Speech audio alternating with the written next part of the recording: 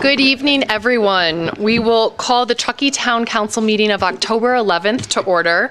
Judy, may I have a roll call, please? Yes, Councilmember Pallavi. Here. Vice Mayor Romack. Here.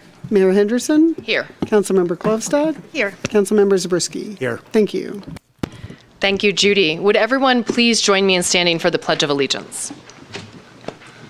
I pledge allegiance to the flag of the United States of America and to the republic for which it stands, one nation, under God, indivisible, with liberty and justice for all.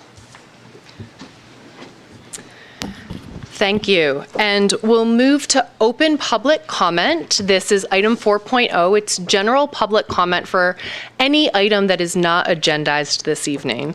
If you'd like to make a public comment, you can step up here to the podium.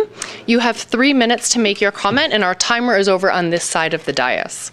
If anyone would like to make a general public comment, you may step up now.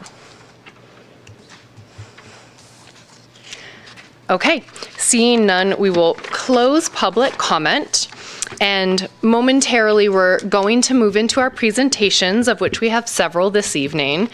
I do want to start by recognizing that yesterday, October 10th, was Indigenous Peoples Day, and I want to take a moment to recognize this day and acknowledge that we're on the ancestral land of the Washoe tribe. We acknowledge the thousands of years that the tribe has stewarded the land on which we sit. We acknowledge the enduring relationship between Indigenous peoples and their traditional territories. And we honor with gratitude and respect the land itself, the Washoe people, and their ancestral heritage. With that, we're going to move into our first presentation this evening, item 5.1. And this is Lynn Saunders, our former Truckee Chamber President and Chief Executive Officer, providing the Truckee Chamber fiscal year 2021-22 recap and introducing Jessica Penman, our new Truckee Chamber President and CEO. And I just, before we turn it over to Lynn, I just want to take a moment to introduce our speakers this evening from the Chamber. As Council is aware, we have a long-standing partnership with the Truckee Chamber, and right now we're in year 3 of a 3-year contract with the Chamber, supporting a variety of programs under 3 areas of community marketing and communications, economic programs, and visitor and transportation information. As part of that contract, the Chamber provides periodic updates to Council on this work. So the first purpose of tonight's presentation is to provide an update to Council on last fiscal year's work and all that they've been busy with. But that's not all, because there's been quite a lot going on behind the scenes with the Chamber. I'm excited that we can also use this as an opportunity to celebrate some of the momentous milestones that our Chamber is experiencing right now. So we'll be hearing from and honoring the Chamber's outgoing President and CEO, Lynn Saunders, welcoming new President and CEO Jessica Penman, and getting a sneak preview at the work of the Chamber has been doing behind the scenes on updating their strategic plan. So with that, I'm very excited to introduce outgoing President and CEO Lynn Saunders and Board President Emily Vitus. Thank you all very much for my final presentation to Town Council. Do you have the slides that you want to put up, Hillary? I knew I was forgetting something. You knew there was something more you were supposed to do, and since I have no clicker, I'm at your mercy. Okay, next one. As Hillary said, the contract, this is a town contract, not necessarily a chamber presentation. Contract is divided into 3 sections: community, economic, and visitor and transportation services. Starting with community marketing and communications. With the huge influx of new residents that we've had over the last couple years, this program, and specifically it addresses helping all of our residents make Truckee their base camp for a big life.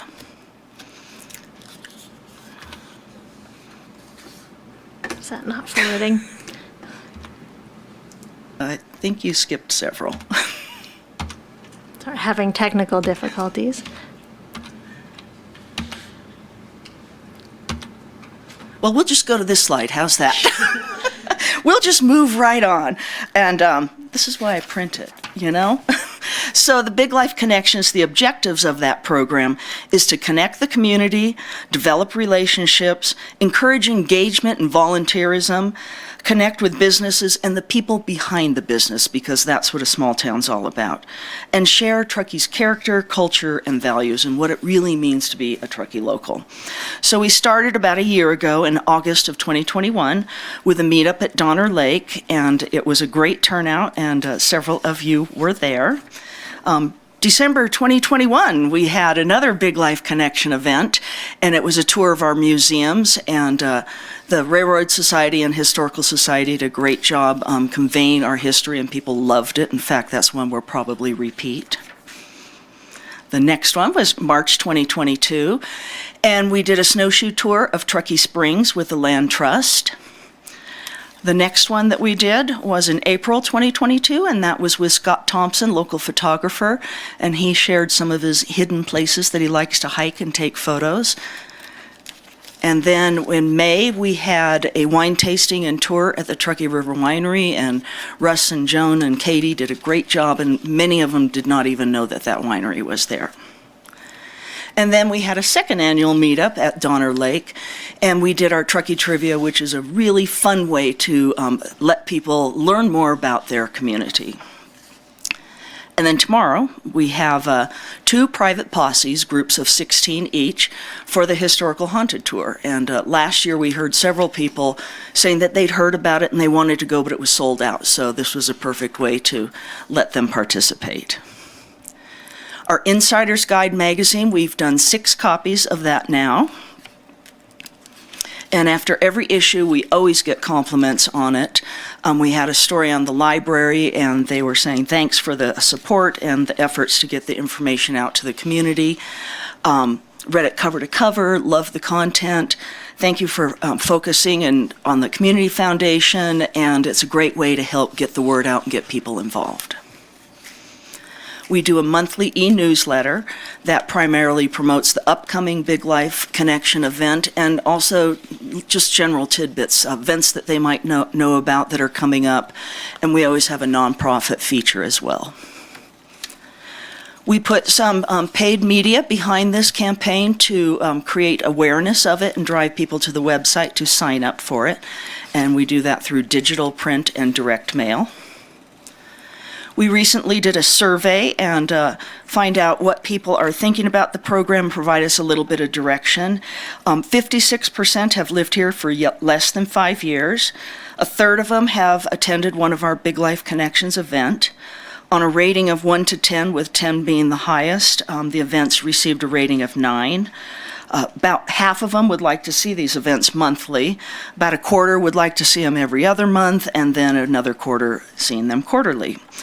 The e-newsletter received a rating of 8, as did the magazine. And as a result of the program, 35% have learned of new businesses in town, and another 37 have learned of new places to go and things to do. And 78% feel more engaged and integrated into the community as a result of the program. Reminder that in July of 2021, we redesigned the Truckee.com website, keeping this program in mind to bring community and business information to the forefront. Cultural District, as one of the partners, we remain very committed to this. We had a booth at Truckee Thursdays, and we featured a different artist each week, and we've done that for the last couple years. Core Values Fund, the application period is open right now. Those are small grants of $500 to $2,000. They're primarily for our nonprofit organizations that tend to draw a local crowd, but really add to the color and character of our community. We're always promoting and supporting our local businesses and encouraging others to do that with our Be Local 365 program. And we are constantly promoting the Visit Truckee Tahoe sustainable gift card that now has 50 different merchants, local merchants that are on that.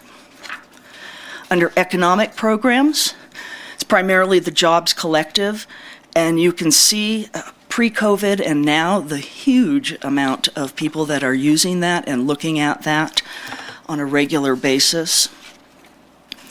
We always get very complimentary comments from the employers that are very appreciative that the program exists and the help that Melissa Williams, our liaison, provides.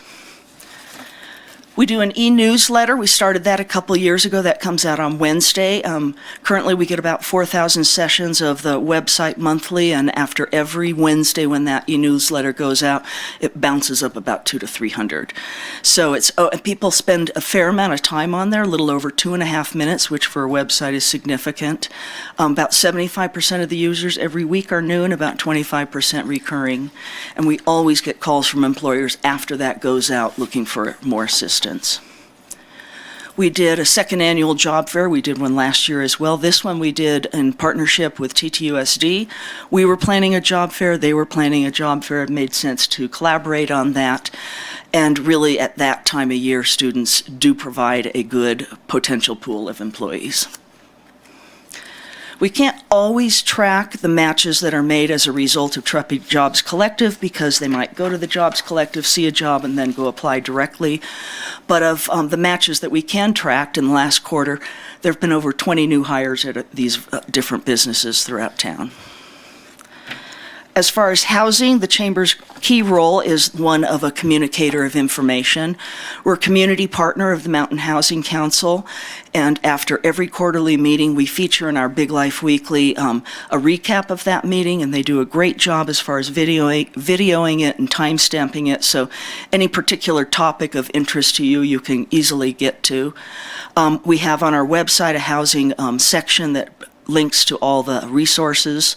And then we also feature housing in a Good Morning Truckee every year. Facts and stats, we gather those on an annual basis and put together a two-sided facts page, and that's on our website as well. It has basic demographics, and it has sales tax, TOT, property tax, things like that. And then, of course, we have our annual awards event that brings the community together. It celebrates Truckee and excellence in our business community. Under Visitor and Transportation Services, that is the California Welcome Center that provides information not only about Truckee, but the region and the state. And with personal interactions with the travelers, it allows us to gather insight and information to help improve services. All the Welcome Centers reopened by 2022 and a couple new ones open. There's 21 in total now. The Welcome Center managers do get together on a quarterly basis 2 times in person. It allows them to be in tune with what Visit California is doing, but also learn about new ways that they can be operating their Welcome Center and share ideas. I'll now turn it over to Chair of the Chamber Board, Emily Vitus, to talk about where we're headed. Thanks, Lynn. Before I move into this, can we just give Lynn a round of applause? Today is that was her final career presentation. Yeah, so you get to sleep in tomorrow, Lynn. And I'm excited to welcome Jessica this evening as well, and we'll get there in just a moment. Good evening, Mayor Henderson and council members. Happy to be here. While Lynn is kind of looking back at what we've done over the last year, I am looking forward at what we're going to be doing as we kind of blaze a new path for the Chamber with Jessica Penman at the helm. So tonight I'm going to present just a kind of a behind-the-scenes sneak peek at our draft strategic framework. We are at about 85% on the strategic framework, and so what we're sharing with you tonight is a very internal document, but we wanted you all to see kind of where we're going with our focus areas. So we'll get there in just a moment. So first, a bit of background. So in late 2019, the board participated in a full-day board retreat that started the wheels turning around a new model for the Chamber.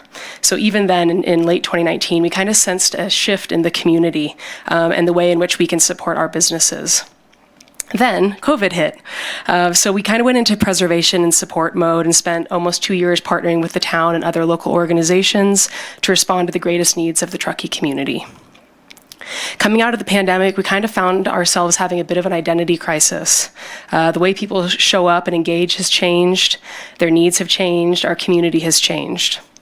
So this led to another retreat. In March, we brought Carl Robato back. He was the consultant that worked with us in 2019 and discussed the outcomes of that 2019 retreat, how the landscape in our community has changed, how we can best show up for the Truckee business community. We referenced recent member surveys, met with community members and businesses, and had some uncomfortable, challenging conversations as we discussed, who do we want to be and how do we best support the Truckee community. So we worked together to develop a robust strategic plan recommendation that led to the creation of 5 focus areas that I'm going to be sharing with you this evening. And that is where we stand today. As I mentioned, we're about 85%. We are kind of moving on the path of this process and then realized that we needed to enter into the process of bringing in a new CEO. And we wanted to pause that strategic planning process so this new CEO could have kind of play a role in finalizing and then be able to feel like they can own the execution of what the strategic plan and the new path for the chamber will be. So let's take a look at the 5 focus areas on the next slide. As I mentioned, this is kind of a chamber internal document we wanted to be able to share with you today what those areas of focus look like. So we will likely refer to these 5 areas internally, but when we communicate with our community, we'll be looking at them in a bit of a different way. So as operational efficiency for us is a foundational exercise or activity, it's not necessarily something that we need to fully advertise to you all or the community. And so when we bring this back to you in the new year, you will see a bit of a different strategic framework that we will go out with publicly. So when I'm thinking about these 4 areas, and I'll get into each of them for you, I'm really starting to think about 4 main words, or we are thinking about 4 main words: advocacy, economy, education, and engagement. So kind of an overarching as we're talking about these 4 or 5 focus areas. So the first, advocacy. Our businesses are asking for the chamber to be their voice. Through surveys, data, strong relationships, and convenings, we can advocate for businesses in the way that they need us to. We can be the data gatherer for the town and our regional partners. We can gather the information needed to make informed decisions around measures, candidacies, community initiatives, etc. We can stand in front of you all and speak for our businesses using the data that we gather directly from them. Moving on to economic and workforce development. Our community is asking for support, workforce development and business retention and growth. We can be an economic development partner for the town. We will work with partners to help educate and inform around the needs of our businesses, and we have discussed the creation of an economic development task force, a business retention and expansion program to provide the support our businesses are asking for. We are very excited about the town's economic development role, the current open role right now that the town is hoping to hire for, and know that this is going to be a crucial relationship for us to hold and cultivate. Moving on to the third, membership. We are going to work with our membership base to best represent our business community, have a broader reach, and ensure ongoing vitality and success of our businesses. We'll do this through staff capacity, a membership committee, increased communications, engagement, and education opportunities, the development of a formal recruitment and retention process for membership, and more. We want to cultivate relationships with all of these new businesses that have come to our community while continuing to support our longtime member base in the way that it needs. And then jumping actually to the last one, and then we'll talk about operational efficiencies. This final focus area, visitor and transportation services, is really tied to our days as a tourism-based chamber, but also to our current contract with the town.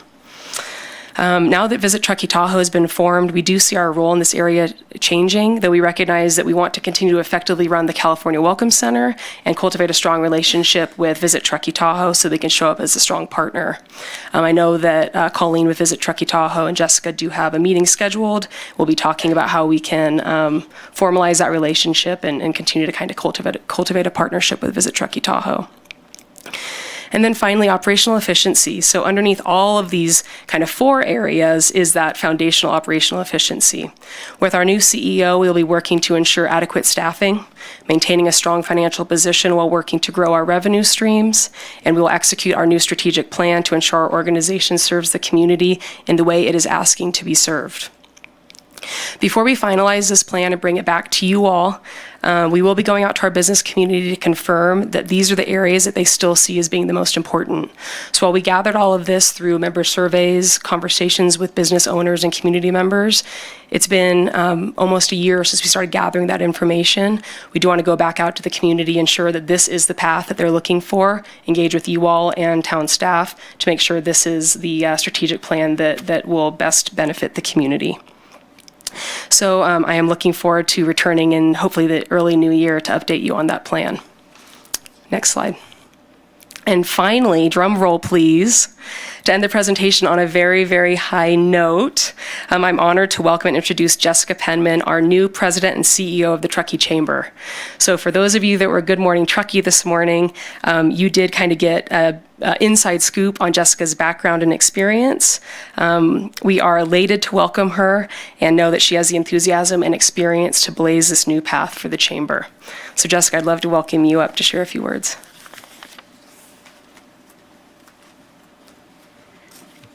Thank you, Emily. Good afternoon or evening, Mayor and Council. I'm so excited to be taking over this position and look forward to connecting with each of you. Chambers of Commerce are at the intersection of business and community. Over the last 5 years, I've had the privilege to work at the Yountville Chamber of Commerce and take it from a sleepy, not doing very much chamber to the chamber of choice in Napa County.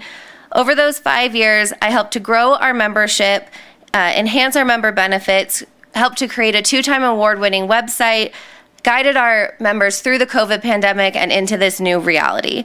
I love this community. It's been part of my world since I was 10 years old, and I can't wait to be an integral part of its future. Thank you.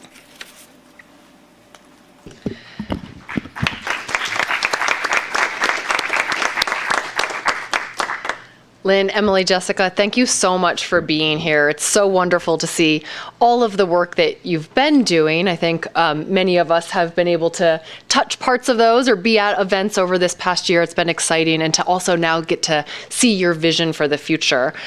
It was sort of a meaty presentation, so I'd just like to ask my fellow council members if you have any questions about anything that was discussed tonight. Questions or comments? Go ahead, Councilmember Palovay. I just quickly wanted to take an opportunity to thank Lynn for all of your service. It's been 20 plus years. I've known you for about 23 of those, I think, and just wanted to point out two really large successes, in my opinion, that I believe you drove. One was the leadership program. Lynn in the Truckee Chamber, one of the founding members of the North Lake Tahoe Truckee Leadership Program, which continues today. And I think I just got an email, little PSA, that applications are open for that, should anybody so wish to apply.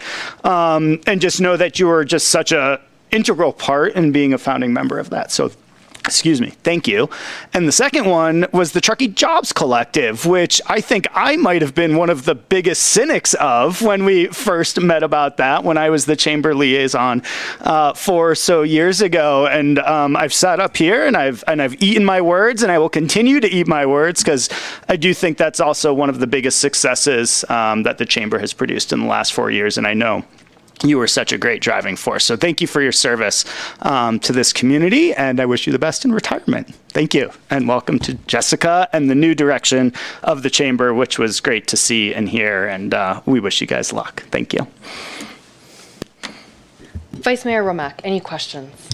No questions, but do just want to say thanks, Lynn, for your service to this community. I've had the pleasure of working with you in a few different hats and capacities, and you always have a smile and you make things happen. And so really thank you. I'm a graduate of the leadership program, as I think some of my fellow council members are. So thank you for that. That helped me proceed a little bit more in my, involvement in the community. So thank you for that and everything else. And Jessica, look forward to talking with you soon.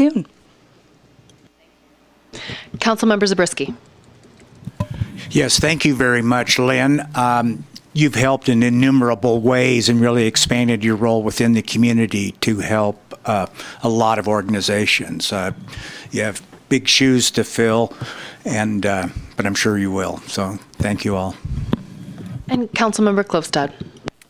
I will hold a few comments for 5.2 and just welcome Jessica to our community and to our chamber. Thank you, Councilmember Klofstad. Well, that is a great lead-in. I think we will move right into 5.2 to formally recognize Lynn Saunders for her service to the community with a proclamation. And I will just say, before we actually do the proclamation and Lynn joins me up at the podium, I think there are probably several folks here tonight who would like to say some nice words for Lynn as well. So I will be opening public comment after 5.2. Lynn, join me at the podium, please.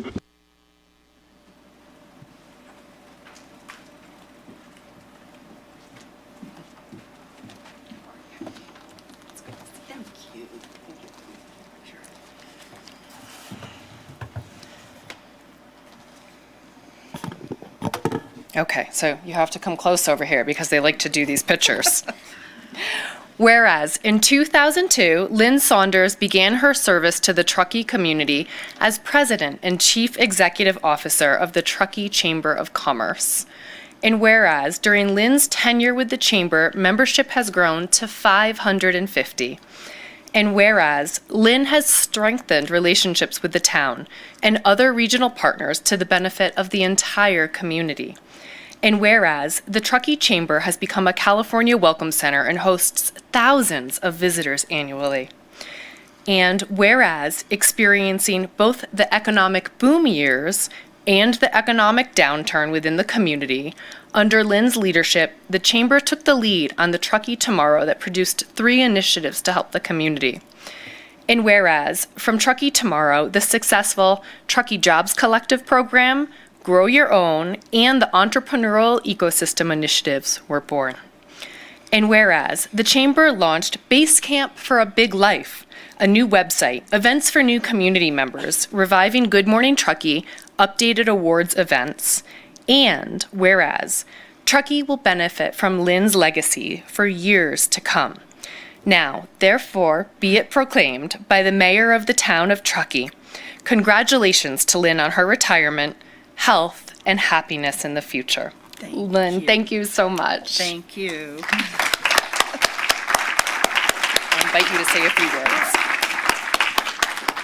Thank you so much. You say 20 years and, yeah, that was a long time. It's a long time. I was looking through some old chamber photos the other day, and it's just amazing how many community members we've brought together over the years. Through mixers, ribbon cuttings, business expo, golf tournaments, you name it. And the thing that I saw in all those pictures was a big smile. We care about each other, we like getting together, we like working together, and that has really been the most rewarding and what I will miss the most. I said it at our awards event, and there's no other job that would have been more perfect for me in Truckee. So I look forward to passing the baton to the next generation of leaders and moving on to the next chapter of my life. So thank you so much. It's been a pleasure and a joy to work with all of you.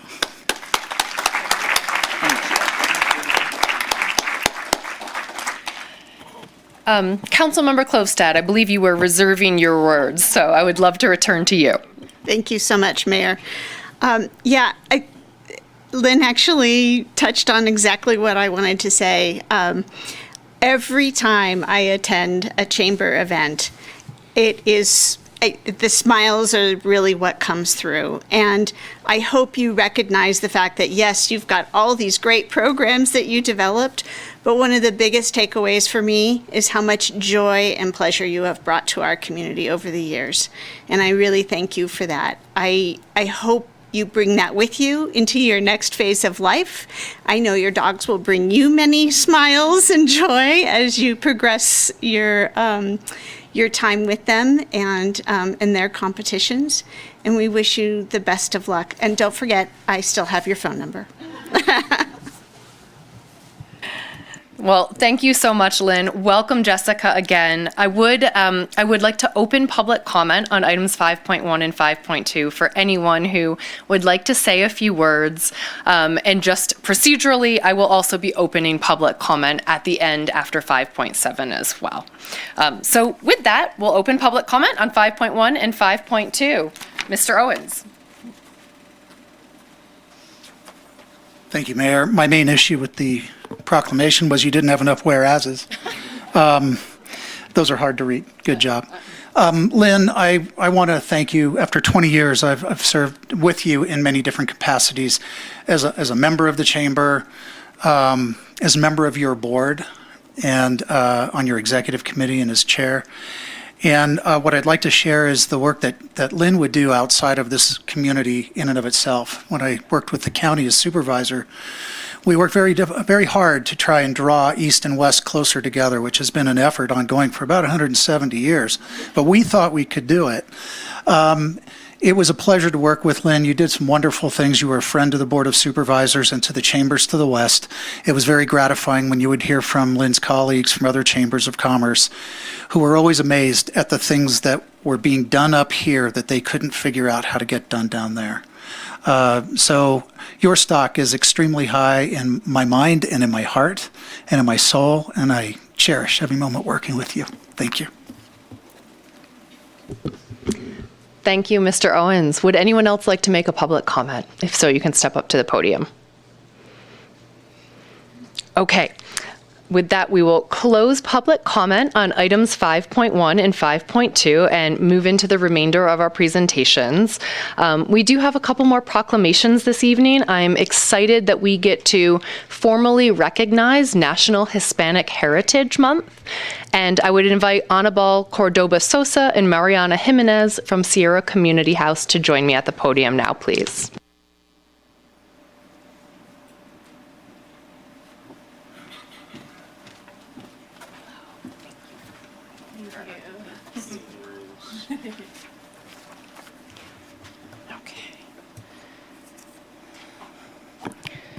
All right, well, this one's a little bit longer even, so here, you can come right on.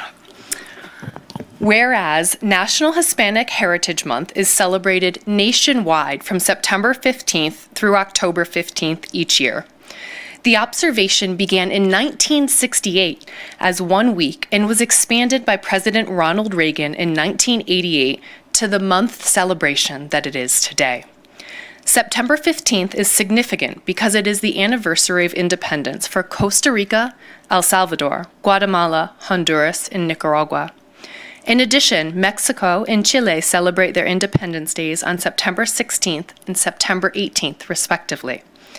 And whereas this month highlights and celebrates the rich histories, cultures, arts, food, music, and traditions of people whose ancestors came from Spain, Mexico, the Caribbean, and Central and South American countries. While also recognizing that these nations are not monogamous, and this month celebrates, honors, and pays tribute to all. And whereas Latinos are individuals that are descendants from Latin American countries and may speak a variety of different languages. Hispanics are individuals that speak Spanish and are descendants from Spanish-speaking countries, including Spain. Latinx is a gender-neutral or non-binary term for people of Latin American descent. And whereas recognizing the Hispanic population is 13% of our population and plays a vital role in our Truckee community, workforce, and our economy. And whereas the town honors and recognizes the significant contributions of the Promotora program, a group of Latina women who provide education, outreach, and peer support to families in Truckee and the Tahoe region. The Promotoras are invaluable leaders in our community who strengthen our connections. And whereas the town of Truckee is committed to recognizing Hispanic, Latino, and Latinx culture and heritage as an important part of the town and its strong, inclusive community. Now, therefore, be it proclaimed by the mayor of the town of Truckee, we hereby proclaim September 15th to October 15th as National Hispanic Heritage Month and call its observance to all of our residents. Let me give this to you, and I would invite you to say a few words as well, and I think you might want a picture, so I can tell.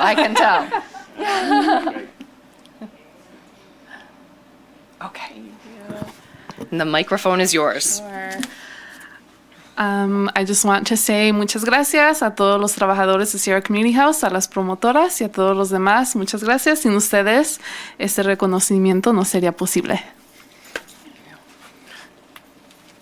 Just to add that we feel honored for the invitation to receive this proclamation, and just I would like to bring here the spirit of one of our founders, Chris Bain, who 30 years ago started working relentlessly to provide a voice and visibility to the Latino community, the Hispanic culture, and its wonderful contribution to our community. So thank you. Please join me in a round of applause. Thank you.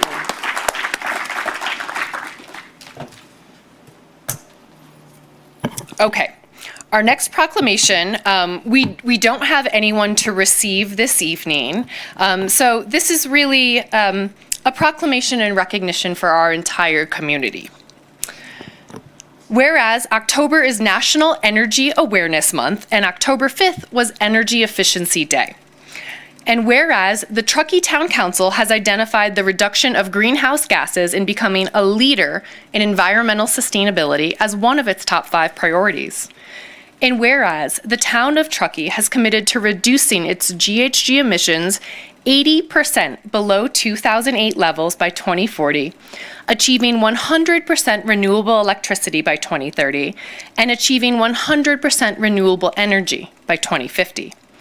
And whereas 59% of Truckee's GHG emissions, according to the 2016 GHG emission inventory, are a product of building energy use. And whereas the town has launched a municipal emissions tracking dashboard in partnership with N0 to track and reduce emissions from Truckee's municipal operations. And whereas the town is exploring a building reach code in addition to enhanced energy efficiency incentives and education opportunities to improve building energy efficiency. And whereas the town of Truckee is partnering with the Truckee-Donner Public Utility District to expand existing home weatherization and energy efficiency incentives to all TDPUD customers. Now, therefore, be it proclaimed by the mayor of the town of Truckee that October is National Energy Awareness Month. And thank you to everyone in our community who is focused on reducing their emissions. All right, I think we still need a round of applause for our community.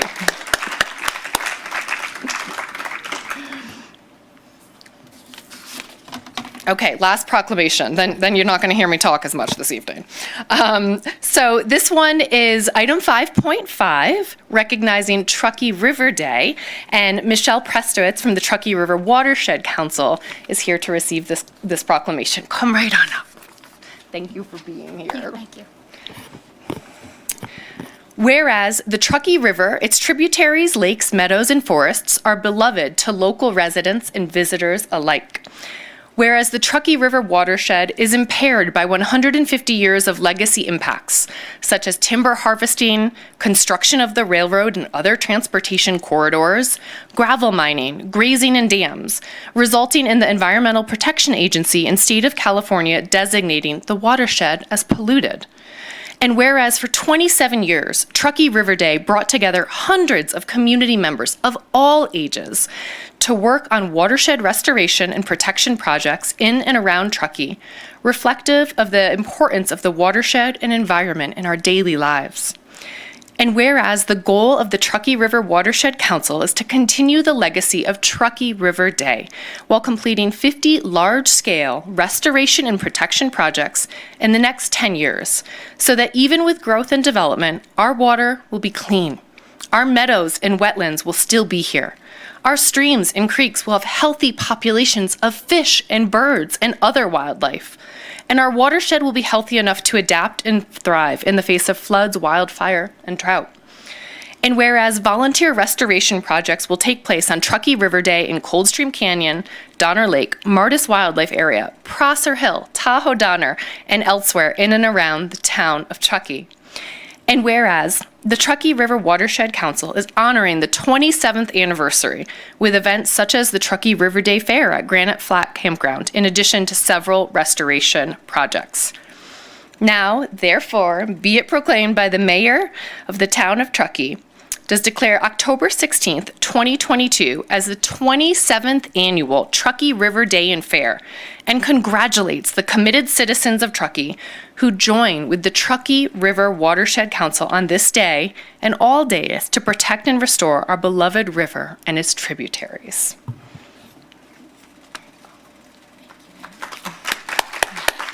And I'll invite you to say a few words if you would like.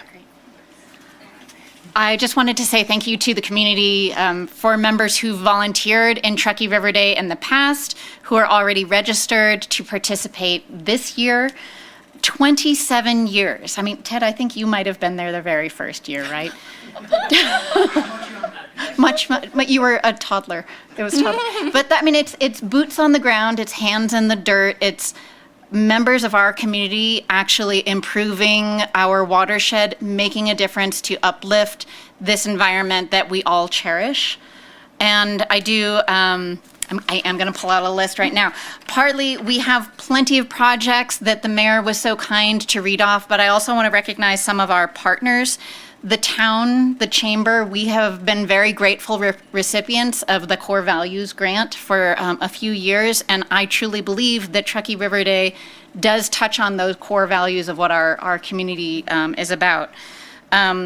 We have projects this year working in partnership with California State Parks, Tahoe Donner Association, Trout Unlimited, Friends of Squaw Creek. I don't know, they might be renaming hopefully at their next board meeting, Friends of Washishu Creek, the Truckee Donner Land Trust, Trust for Public Land, the U.S. Army Corps of Engineers, North Star Community Services District, and the U.S. Forest Service. This fabric and this interconnectedness, it is something that I think really speaks to our community. I think, Lynn also spoke about it in terms of the interconnectedness and the fabric of our community. And just want to say thank you very much to all of you for participating and supporting Truckee River Day.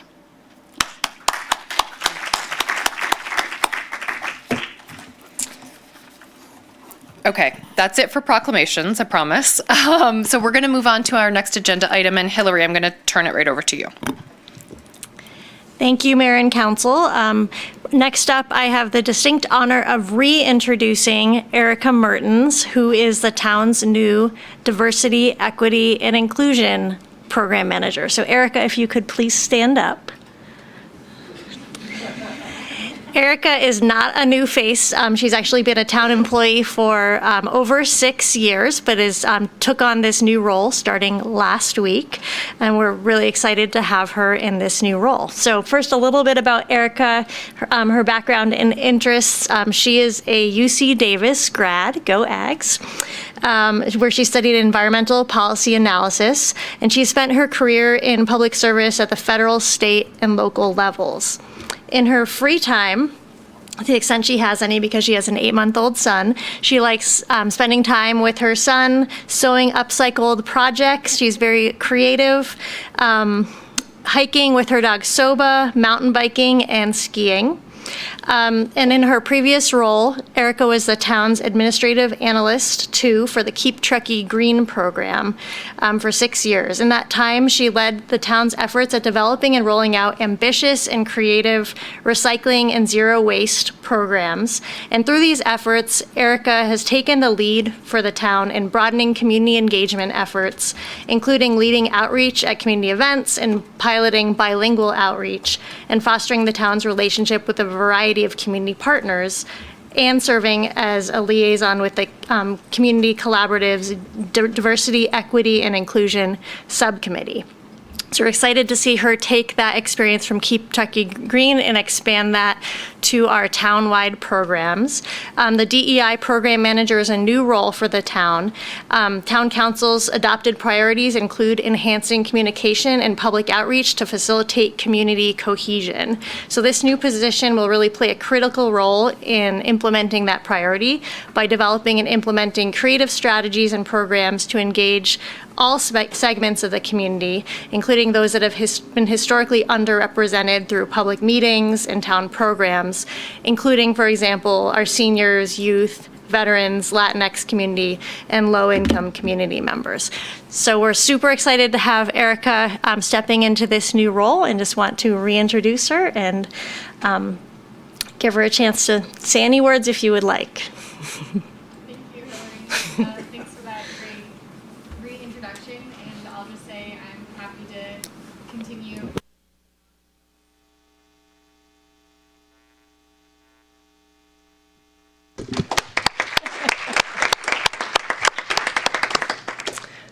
Thank you, Hillary. Congratulations, Erica.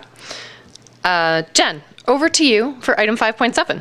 Great, thank you. I do have a couple announcements tonight. So first, we are super excited to announce our first ever Name Our Snowplows competition. We want to encourage our Truckee students. The competition is only open to Truckee students to submit their creative ideas for a chance to be chosen as one of the 4 main plows in the town of Truckee winter fleet. We'll display the names on the snowplows all winter long, so it's just a little fun for our students to get involved with. Submissions are open until October 28th. That's a Friday. And you can get all the details and submit your name recommendations at the town's website, townoftruckee.com/name-our-snowplows. And then also very excited about the return of Big Truck Day. This is October 22nd, so that's coming up in a couple weeks at the town courtyard from 11 to 2. It's a free event. Bring out your kids. There's going to be some big trucks on display. You can explore our courtyard, which I think is the first time the public's really been able to get out there and explore that. Smokey the Bear will be present and a number of fun activities for the whole family. We also have our Fix-It Clinic. That's on October 17th at the Roundhouse. If you have things that are in need of repair, we encourage you to challenge our Fix-It coaches and bring them all, and they will help you repair those and help keep that out of our landfill. And then lastly, tomorrow is the last and final litter core of the season. So we'll be cleaning up Gateway.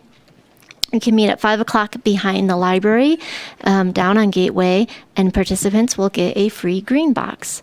And that's all I have tonight. Thank you. Thank you, Jen. I appreciate that. So with that, I would ask my fellow council members if you have any questions or comments that you would like to make on items 5.3 to 5.7. Anything on this side? No. Anything on this side? I would like to give a quick shout out to Truckee River Day. For anybody out there that isn't already signed up, I really highly encourage you to do this. It is one of the most fulfilling volunteer opportunities in our community. As many of you know, I pick up trash regularly and it always comes back.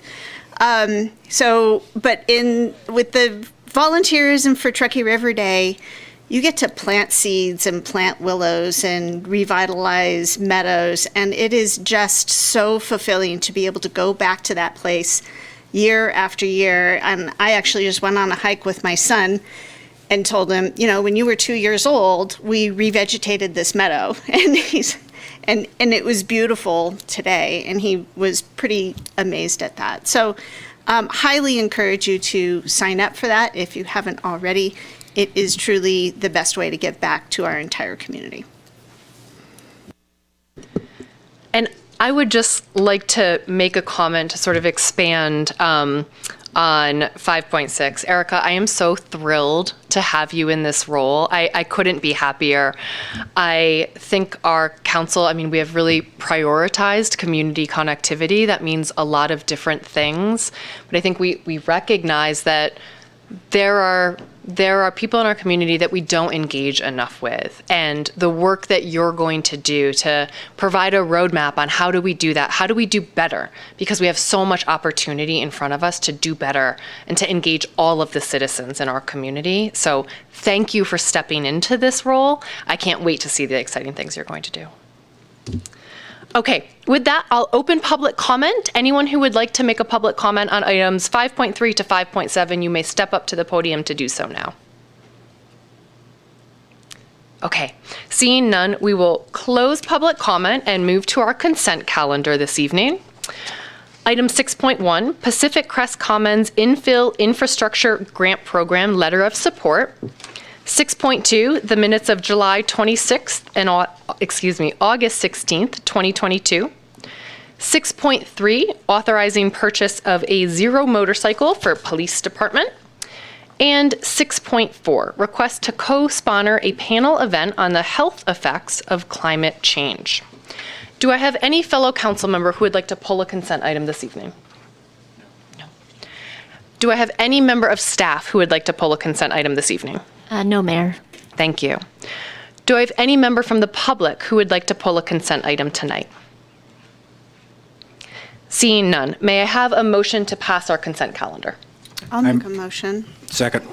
I would actually like to just add to that our consent calendar is usually quite boring, but this was a very exciting set of initiatives. So, yeah, thank you, staff. This was an exciting one. So I have Councilmember Klostad makes the motion and Councilmember Zabriskie seconds. All in favor? Aye. Any opposed? Wonderful, thank you. Consent calendar passes unanimously. Moving on to our first discussion item for the evening, item 7.1, which is a review of the summer 2022 microtransit program and approval of the winter 22-23 microtransit pilot program. Alfred, I will turn it over to you for our staff presentation before we move into council questions. Thank you, Your Honor. Members of council, Alfred Knotts, a transit manager with the town. Back before you to give an update on the Summer Tart Connect and then also discuss winter pilot and associated actions should the council desire to move forward. So we will start with the summer pilot program. One thing we did want to kind of get back to everybody also is kind of this 101, what is microtransit? I know there's been a lot of discussion in the community and we don't want to assume that everybody knows what we've been talking about. There's been it's been a fast moving train, put it that way. So we wanted to kind of reinform everybody kind of what microtransit is. We are going to move forward, kind of referring to it as Tart Connect because that is the brand, that's what it is. But in terms of the model and what it is in the transit world, it's a scalable on-demand transit service. It's typically provided through an app. It's convenient and responsive, so it's not on a fixed route. It does come as a rider dispatches a vehicle. It can be shared rides also, typically smaller vehicles, hence the term microtransit, but also in terms of the scalability within neighborhoods and things like that as well. And why are we even looking at this also? So Truckee and Transit's been kind of static over the last decade or so. So we're kind of looking at different models as how to be able to better provide service in a more cost-effective manner, also more convenient, more reliable even, and really tap into also markets that don't typically use transit, so non-dependent transit folks, but also making sure that we include our transit-dependent folks and make it really accessible to everybody. So there's opportunities to reduce costs. We're still kind of evaluating that. So, you kind of think of the feedback loop of the continuous feedback. It's the plan, do, act, check. Well, that's kind of on this RPM cycle right now. That's super fast. So just to keep that in mind. So that's really what this pilot was intended to do, but we'll kind of talk about the specifics of that. Better level of service. And again, that's kind of a baseline against what we provide right now, which is hour headways only from 6:30 in the morning until 6:30 at night. So not very high levels of service as of right now. A lot of that obviously is constrained by our funding that we do have available to us through state and federal partners. Better customer service experience. Again, we have data and touch points where we try to validate that. Again, but these are one of the reasons why we, again, embarked on this endeavor. An environmental benefit, and there is a question mark there. I know council and the community and even the industry ask, does this really reduce VMT and GHG? Some of that will be hopefully somewhat moot in the future if vehicles are electric and those types of things that can come into the evolving disruptive market that is known as microtransit. So something to keep in mind also. So how do we measure this success? So there are these efficiencies, and you'll see that mentioned in the staff report about productivity, and that's really a transit term that's both within the industry and also we use to report to our funding partners also, how are we using these monies? Are we moving people, and how many people are we moving per hour, per mile, cost per passenger? And we'll walk through a little bit of that. We measure success through shared rides too. So again, this summer that we'll talk about real quick, did provide a baseline. A lot of the things that we moved forward were kind of based on assumptions. Best guess scenario, but did use kind of our peer communities on the North Shore as well as our kind of our best representative sample in our backyard, but also look at other resort communities that are operating this system, and even the South Shore has embarked on this system also, and they're starting to see some data as well. VMT and GHG reduction again. Something that a lot of these, the verdict's still out, but something we'll report back on in terms of that analysis also.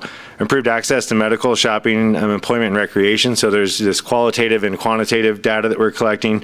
We did a rather robust survey effort, both through the app and then also an email as a follow-up, and then also a general public survey. So there is an attachment with the staff report that kind of gives a summer analysis of the, and again, we stopped on September 5th. So again, this feedback loop is and the train's actually moving pretty fast, no pun intended.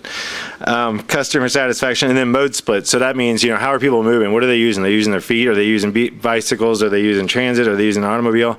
Our mode split is very, very low. And you'll find that, just even in the most transit friendly communities, a 10 to 20% is a really good number, honestly. If you have a New York or San Francisco, you're looking at a 30 to 40% based on a lot of different factors, such as parking availability and cost of even parking a car.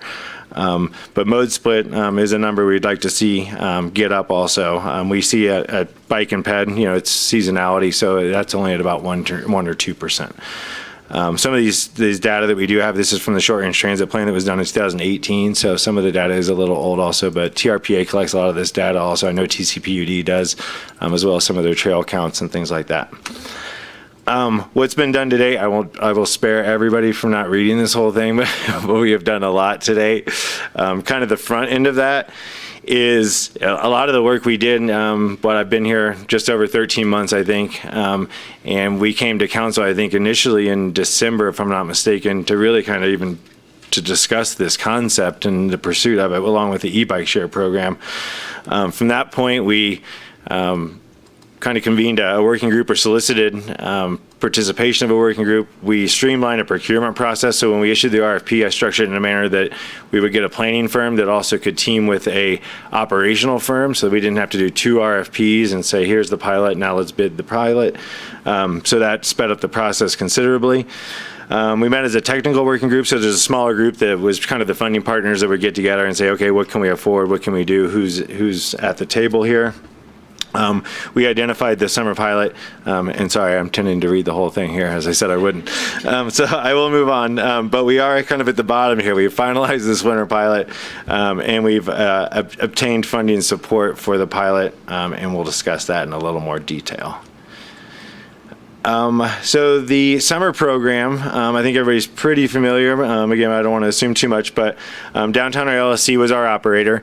We continue to operate. I want to be clear that we continue to operate our transit service, our Truckee Local, our Dial-A-Ride, and our ADA paratransit. So those customers, I mean, we had a lot of transit options this summer, including our event shuttles as well, that operated during Truckee Thursdays and also 4th of July. So we probably had more transit options than we've ever had in this town, and we got to see a lot of response. So I think we did move the needle on this.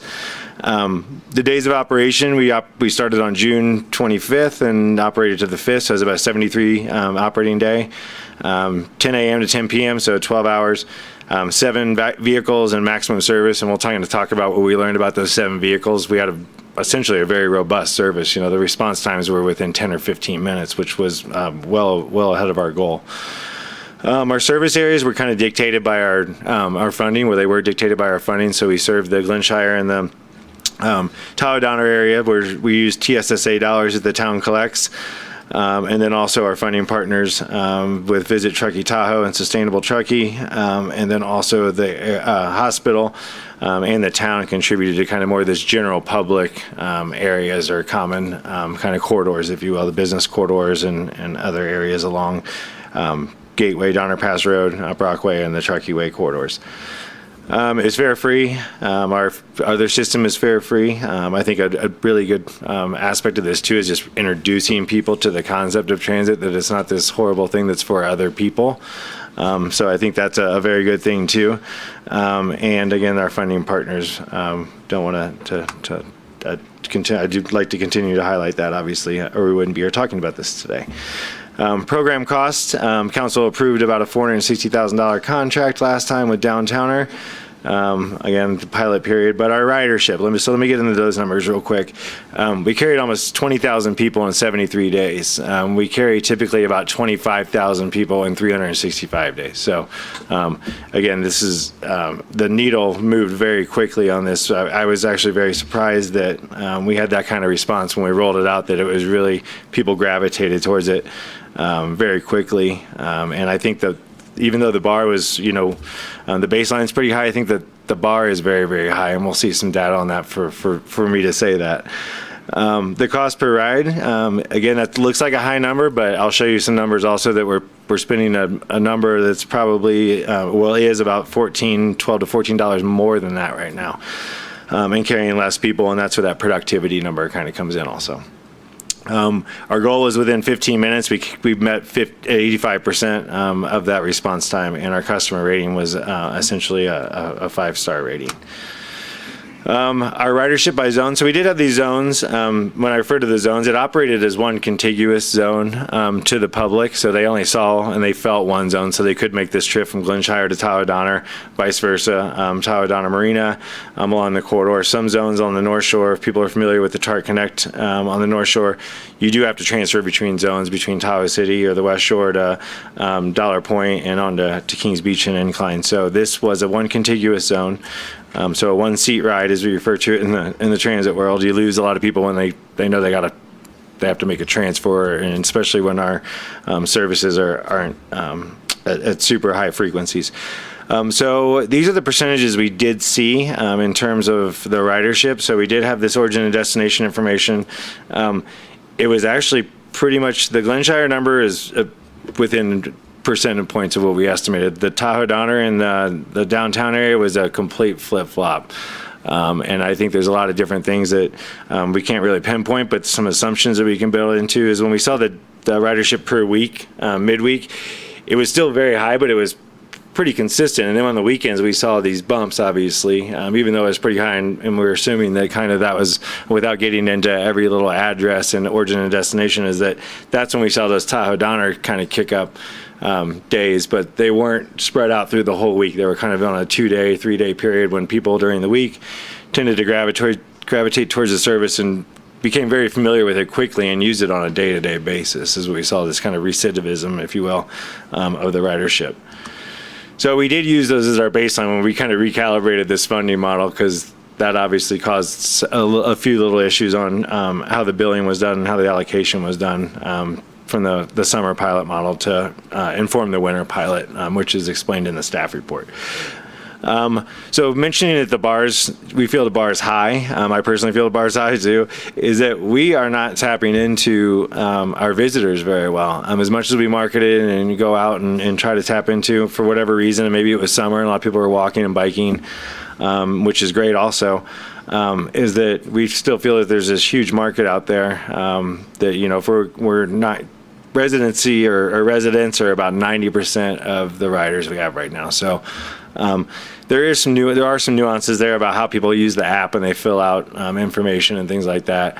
I know for myself, my daughter and a lot of her friends, they used my app or they had my account and everything, and I'm sure they aren't filling out any surveys, or how they might, or the parent would get the survey and they probably, after they filled it out once, may or may not fill it out. So we are going to try to drill down on this a little bit more, but that's why we did do the app survey. We did an email survey, and then we also did a general public survey to kind of reach out to the broader community about who maybe didn't get those surveys because they didn't use the service. So this is the feedback we did get. The trip purposes, work, school, and appointments, so those were kind of rolled together as one, and then there's kind of on the flip side of that is these discretionary trips that people would use, which in a visitor community and economy is very important. Those tend to be very, very high trips.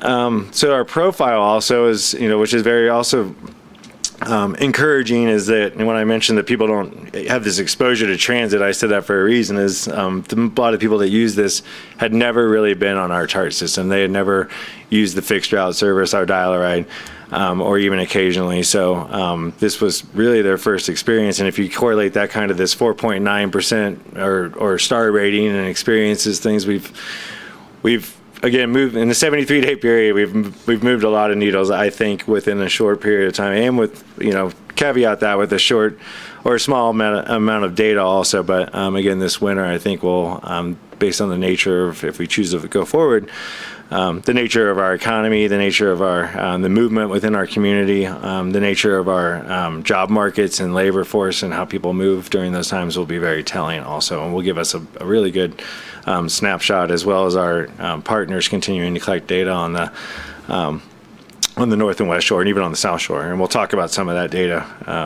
and then I will try to get, I know you guys have a long evening tonight, so one of the things we did ask too, and again, a lot of this is baseline information, but we did have about 800 answers here, so it's a pretty good sample. Majority of people would have driven alone, or they would have driven with others, and then these other modes. It'd be interesting to see how many people would have walked in the winter. Probably not a lot, but again, we kind of can at least evaluate this against this summer and a baseline. So a lot of people, which I found interesting too, is would not have taken the trip. So in an economic sense, we've kind of, people have gravitated to, hey, this service is super easy. I'm going to go downtown, or I'm going to go on a hike, or I'm going to go do things. I think one of the surveys that I put in there too, that in your staff report, or my staff report, referred to or referenced that people, the reason they used it was not to pay for parking or have to look for parking. And I think that is something to kind of, I'll just leave it at that. But parking drive is a big factor on why people choose to take transit. It's not something that's unique to Truckee by any means. But again, cost, availability, if people don't want to look for it, they want to get dropped off at the door, they want to go to dinner, they want to do what they want to do, especially if they're on vacation. So I did find that to be interesting. Some of the others where I think I mentioned this last time, a lot of people we did see had used it to access the depot and to Amtrak. So we had that kind of multimodal connection, which was super encouraging and enlightening as well. So it'd be interesting to see how these, if we again should go forward, what they look like when we collect additional information. Age, so I did throw this in there because this did, when I went to Tahoe Donner and Glenshire and folks and gave presentations to our partners, this was a question obviously a lot of people had asked. So these are kind of our surveys about what people are using the service, and there's, it pretty much runs the whole gamut, if you will, in the spectrum of demographics, which is always good to see in terms of who's using it. Why are they using it, and correlating kind of this all together as well. So again, probably a lot of people that would not in those demographics not get on our TART fixed route system for whatever reason. So real quick on these. So these, I'll just stick to the visual on this. So you'll see, when we came online, and again, let me caveat the June number there, our chart is essentially about a 6-day period, but within that 6-day period, we carried more people in that 6 days than we carried almost in the whole month. And then what is very interesting too is throughout the whole period of the pilot up to the very, very end, we saw average daily ridership continue to increase. And I think I felt that from my phone ringing after the day we stopped the service too, as people were wondering when it was coming back.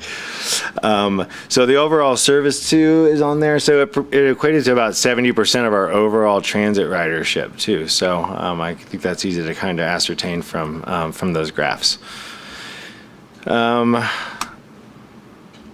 So TART Connect versus TART, and this isn't a competition, but again, it's kind of a, to give you some comparative analysis here about what they look like. And I only used July and August because those are the full captured months there versus kind of that week and bookend periods of July and, or June and August, or September, sorry. So this is kind of what I was referring to a second ago too, is our productivity continue to go up. Again, that June is, take it for what it's worth. It's a small number, but again, even the September was as well. But our productivity based on just those average days continued to go up, which was very, very encouraging. And a lot of times, this was after the peak of the summer had kind of ended, school had gone back into session and a lot of things like that too. So to me, it was very surprising and encouraging also. So what I put together here too is a quick comparative is just the cost here. So the one on the left is the number of the cost per passenger with the TARC Connect. The one in the middle is our TARC or our overall system. It is high, and again, the reason I use the 19 on the right is that was pre-COVID, so that was more of a baseline of what our typical would be. The one in the middle right now is even higher right now because we're still seeing the ridership rebound, but we're still spending the same amount of money essentially. So the cost per passenger is still is higher at this point, but. It does show that we can be more efficient, potentially more attractive, and reduce costs to the taxpayer and to well, it's fair. It's fare free, so not to the passenger. But trip distance, quickly, I would just refer to kind of what our partners are doing on the North Shore. This, I think, is at least something that gives us in our backyard. Our average passenger trip distance in miles. So our passenger trip is about 5 miles. So people are taking pretty long trips here, and so they wouldn't necessarily walk or ride a bike in some of these, especially when you add in the topography of, say, a Tahoe Donner area. But so it's on the scale here. The trip lengths are very, very encouraging also. Passenger revenue hours per average passengers per vehicle revenue hour. So the revenue hours when it's in service. So there is this term called deadhead. Buses will drive until they get to their route, and then they come on their revenue hour. So that's not so big for us, but at Cabin Creek in Placer County, some of their buses have to drive all the way to Tahoe City or Kings Beach before they kick into that revenue hour. So again, our comparative here, we are the orange here. Again, not the hugest data set, but something to give some comparative analysis to. Our revenue hours is kind of seen in a different format here. Shared rides, I know this came up and this was in a question. So this is our average. We did, at the end of the pilot period, we had about 38%, but over the whole span of it, we had about 27. So it started off in the high teens, and we topped out at 27. And again, the TARC Connect on the North Shore has been operating about 2 years. It is a different geography. It's very linear there, so people can kind of get out to the main line a little bit more and pick up rides versus our town is honestly not very conducive to transit. So we look at ways to increase this shared ride, which is always kind of the goal, to reduce costs and to reduce environmental impact also. Wait times, we kind of already went through this also, but I did want to give it a comparative. Our wait times, and this does feed into our pilot too, of why we would request or recommend 5 vehicles versus 7. I know there was times when I booked it, the thing was too quick, honestly. I wasn't ready to be picked up yet. So real quick too, I know you've seen a lot of this already, but what I wanted to compare to is at the bottom there, you see more urban areas. So RTC is the Regional Transportation Commission of Washoe County. So on an urban area, our numbers are still pretty high. And urban in some of these areas is relatively, is relative in terms of Somerset and Spanish Springs in those areas. But even West Sacramento, who's been running microtransit for quite some time, our numbers are still very, very favorable. So I will get into the winter pilot real quick. So through the winter pilot we did, or summer pilot, at the very end of this. So we did do the estimation versus the actuals, and I mentioned that on the left there's an estimate and then the actual, and then those billings were kind of allocated out about how the cost allocation plan was. The commercial core area saw essentially a deficit there. So what we did is I reconciled this by taking or proposing to amend the budget by using the parking fund dollars that were allocated within the 22-23 budget, and also use the Tahoe Forest Hospital contribution, which fit within that zone. It came in a little late, so it wasn't in that funding model when the summer was proposed. So to bring down that 76,000. And then the additional funding that goes from those other funding sources that had a surplus, if you will, got rolled into the next winter pilot, and that was presented to both of these HOA groups that help kind of inform the use of these dollars, and was supported. I know in the staff report it does identify that Glenshire was still pending. They had a special meeting last night and did approve that funding at that level that you see in that, and did include that 6145. They approved another 50,000, so in addition to that. So those would be rolled over. So that's in that funding model. And this is the funding model that everything had been put together. So we rolled over those dollars you just saw from TSSA 1 and went to Tahoe Donner for support of an additional $18,500. They supported that. So that's that number combined. The T-bid is, we put sources down here, not necessarily entities, but that is the Visit Truckee Tahoe group, and they allocated an additional $88,000. That $106,000 is the remainder of the $153 that was budgeted in the parking. I know this can be confusing, so less that $46 that made up the difference. I believe it was $46. It made up the difference of the reduction there. The Tahoe Forest, again, group is very kind in contributing $40,000 to this next pilot as well. And then the Truckee Tahoe Airport District, and I'd just like to clarify what these funds are. So looking at my transit budget, the Tahoe Truckee Airport contributes to our night service right now and also to the Truckee Thursday shuttles. So we approached them, and I approached the Nevada Transportation Commission, who controls or allocates our Transportation Development Act dollars, our state funding, that we would reallocate these dollars to this service and fund those other services with our Transportation Development Act funds, which they are eligible for, but they would not be eligible to fund microtransit because they're not in our short-range transit plan. This is very bureaucratic, but this is the world I live in. Would free up those dollars, and everybody was supportive, so we did get concurrence, and we will submit a formal letter and all that, but I do have emails and correspondence of that to support that shift in funding. So we still provide all the services what everybody cared about. So we still already perform the Truckee Thursday shuttle. At the end of the year, we would just show that as being billed to our TDA funding, to our state funding, and then use the airport dollars for the microtransit, which they saw to be very successful, and we're very encouraged of this service. So that essentially, I know there's a few numbers here that might be off at this 72. There was a lot of rounding on the back end of here in decimals that rolled up into the 72. So we use this dollar figure essentially for a baseline service. So if we had no additional funding, and I'm here before you tonight to say this is what we could do, and it would be a 10 a.m. to 7 p.m.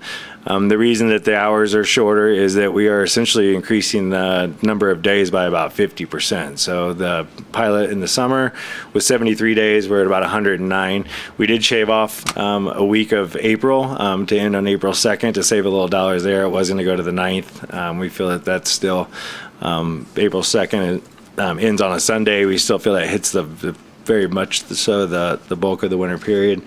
We would start on the 15th, which is when our winter service commences on the rest of the service, as well as Placer County's TART service, so that all coincides. And it would be 7 days a week. B is a little bit more of a tweak in terms of it starting at 10 a.m.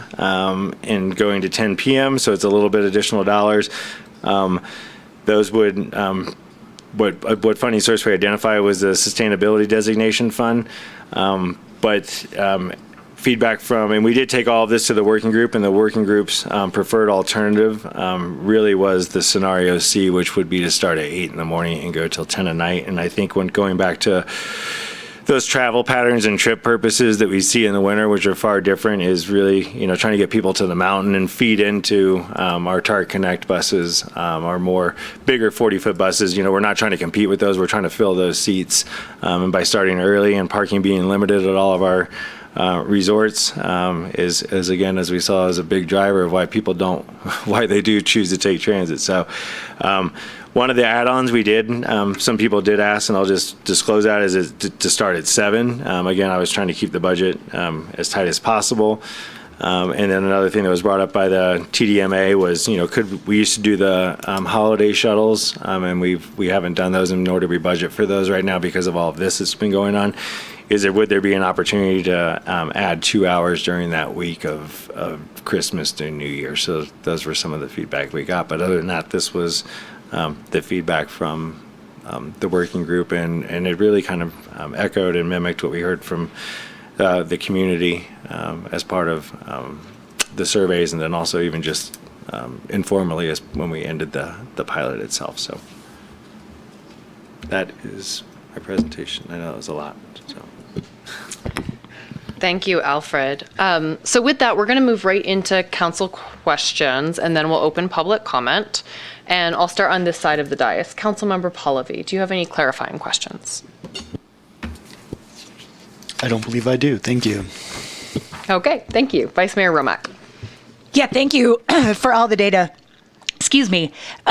Just a question of if looking at expanding the zones to cover more neighborhoods was considered. I mean, I was on the working group, so I know we didn't really talk about it, but maybe if you could speak to that a little bit, since I know we did hear from residents about Prosser, Sierra Meadows, or Donner Lake. So we did, and we discussed it a little internally and looked at some of those numbers and what it would take. It essentially would take another vehicle to maintain kind of this level of service, and a vehicle kind of in a round number is about $90,000 to add another vehicle. So we did try to, as much as we wanted to be more broader in the community or expand out, we kind of felt that this was the model we used before, and it was kind of, we kind of tried to stick to the funding and the nexus, and the partners had understood it as the summer pilot, just to be more reflective of the winter pilot also. So that number would be, yes, I did have a back of the envelope number here, and it would be to add a vehicle to make sure that we kind of maintain the expectations of the other partners and not siphon away the resources of now it's a 30 to 40 minute wait. That's not really what I signed up for. It would be about $90,000. Thank you. That's it. Councilmember Klostad. No, I just want to thank staff for providing answers to the questions that I had about the sustainability fund balance. So thank you for that. Okay. Thank you. Councilmember Zabriskie. There would be a slight expansion in the winter for service, ACMS, I thought, and maybe one other. Yes, thank you for that, because I did omit to, or neglect to say that. So one thing we did talk about, because during those time of day and hours is, when Alder Creek Middle School gets out, and we did see a lot of kids, and we got a lot of feedback from parents, and when it ended is now I have to leave work to go get my kid to take it to the rec center. And there's your 4 or 5 trips just to move kids around, and this is right after school started, is that we could add Alder Creek Middle School without adding a vehicle and without jeopardizing or compromising any time. It's just because during that 2 to 4 o'clock period, there's capacity in the system, if you will. So the other one was Donner Creek Mobile Park, and to go down West River and to finish that kind of triangle, rectangle, if you will, to bring in more non-transit dependent or transit dependent folks. But also, I just saw a lot of the vans using West River during the summer as a quicker route, and why not serve it? So, and then we also got some feedback about some of the automobile shops there and automotive and service that people could use it as well. So it really doesn't, we looked at it, it doesn't add any issue, and most of those trips will be done by 5 o'clock also within the West River area, and the school would be also. So thank you, Councilman. Okay. And then in the working group was one of the reasons for the 8 a.m. Start for medical appointments. I believe we heard there were a lot of people were using them for medical appointments. Do I remember correctly? Yes. Okay. Yes. And then in the evening, there was suggestion that could be a safety issue if we went to 10 p.m. It could alleviate a safety issue, essentially people drinking. Yes. And needing a ride home. Yes. Okay. Yep. Thank you. Those are all my questions. Thank you. Alfred, I have just one. Some of the qualitative survey feedback that we got, which I thought was just wonderful from our community, was how much they've come to rely on the service. Can they really want to see the service continued? And of course, the summer program was simply a pilot, and the winter program will also be a pilot.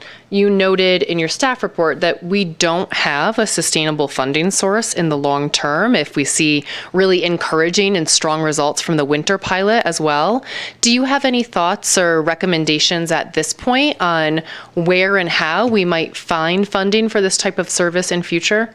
I'm going to jump in here, Mayor, and just offer that that's going to be a conversation you're going to have late winter, early spring. We'll come back and have that discussion. There's probably a couple different options, including supplanting some of our current transit funding and offering this. But I think that's a broader conversation than tonight. Perfect. I look forward to having it.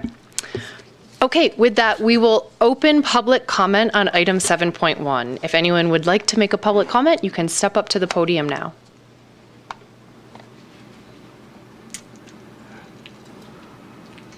So as you step up, just a reminder, you have 3 minutes to make your public comment. Please state your name for the record, and there's a 3-minute timer on this side of the dais. And just make sure your mic is on. I just had a question. If I got it right, you said the winter program starts at 10. Is that right? A.m.? There is an alternative to start at 8 or 10, but the recommended is to start at 8. Yeah, because I was thinking if you're looking at getting people who want to go to a ski area and people who work in town and so forth, that it's going to miss that whole group, which seems like be a time when there's a lot of potential demand for it, which then also makes me wonder, like school buses run, they have split timing, right? They run in the mornings and then they run in afternoon kind of thing. Is that, in terms of efficiency, would that make some sense to have a earlier morning section that runs from 7 to 10 or something like that, and then start it up again in the afternoon when school's out and people are getting off work and coming home from skiing and all that? That the middle part of the day there would probably have less demand. Anyway, just some thoughts. Thank you. Thank you, sir, for your public comments on this one. Would anyone else like to make a public comment on this agenda item tonight? Seeing none, I will close public comment and we'll move into council deliberation. Councilmember Pallavi, I will start back with you, sir. Sure. Thank you. I missed the ACMS add-on and West River add-on, so those are both awesome. Thank you for that. I think those will be used, and I agree that they could fill some voids in that midday corridor. I know my daughter really used it a ton and enjoyed it, and I know lots of other parents who also enjoyed it for the same reasons. I do support scenario C. I think it's going to be the most effective. The 8 a.m. is important to me, both as a business owner, for my staff. I think to Mr. Godon's comments, it makes a lot more sense. 10 a.m. is really nice leisure time, and I think we could hit our visitors really nicely. But 8 a.m., if we're looking to serve a broader population, also in the winter, I think would be much more effective. And linking this in with other microtransit projects, there's some microtransit happening to some of our outdoor recreation areas. There's bus transit to some of the ski areas, obviously. So it kind of makes sense to me to move it up a little bit. And I would also just add that Visit Truckee Tahoe is an exciting funding source. We're an excited organization that's happy to contribute to this really valuable service. And I think as it pertains to that visitor base, you can count on Visit Truckee Tahoe also to start to help get the word out and make sure our lodging partners are on board as well, so that we do make sure our visitors actually know about it. So that's all I have to say. Thank you. Thank you, Councilmember Pallavi. Vice Mayor Romack. Yeah, thank you, Alfred, so much for the presentation. And this is really exciting. We had almost 20,000 passengers in, summertime versus 25,000 passengers in a whole year on our regular transit route. So this is a transit service that people are using. And in our conversations about the general plan and mobility updates, we've all said we need to do better. Once an hour service doesn't meet the needs of our community. So this is really exciting that we're trying this out. I'm in full support of scenario C. What Councilmember Pallavi said about getting people out to where they're going in the winter is important. We heard from the hospital at the working group that, lots of people going to appointments. So, we're moving people around. I also know I've talked with some business owners in downtown Truckee, restaurant and bar owners, and they definitely would want it going at least till 10, if not later, so that way they can keep their patrons there and get them home safely. So full support of that, and support utilizing the Sustainability Designation Fund. Mayor, you mentioned earlier that, our buildings produce a lot of greenhouse gas emissions. We know that number 2 on that list is our transportation. So this is a way, again, that we can combat some of those issues. I think it's great. We can expand on West River Street and Alder Creek Middle School. I was at the Placer County Unmet Transit Needs Workshop last week, and there was a worker from the Kids Zone Museum, and she talked about how there's a lot of mothers of young kids that want to get their kids to the Kids Zone Museum, and when we're not servicing all of Truckee, we're missing out. So while we're not still servicing all of Truckee, we're hitting a few more people, so I think that's great. And then I also wanted to mention at the Truckee North Tahoe Transportation Management Association meeting that Alfred presented at last week, Placer County presented on their TART Connect as well, and their ridership summer over summer was up, I think, close to 80%. And their shared rides went way up. They said it was similar. In their first summer, they saw a lower shared ride percentage, and then it's gone up a lot. So now you can see it's around 46%, but they said over the summer it was even higher. So I think it's, great to see what's happening at the lake and to see what will happen here. So this is an exciting time to continue to try out this pilot. Definitely look forward to the funding conversation, because I do think it'd be great to expand to all of our neighborhoods. That's definitely something we heard and saw in the surveys, and potentially look at, expanding hours based on the seasons of when people are traveling. So needless to say, very supportive and excited for a winter pilot. Thank you so much, Vice Mayor Romack. Councilmember Klofstad. I appreciate that great summary. I echo all that you said, Vice Mayor Romack, and appreciate your insights from your other perspectives.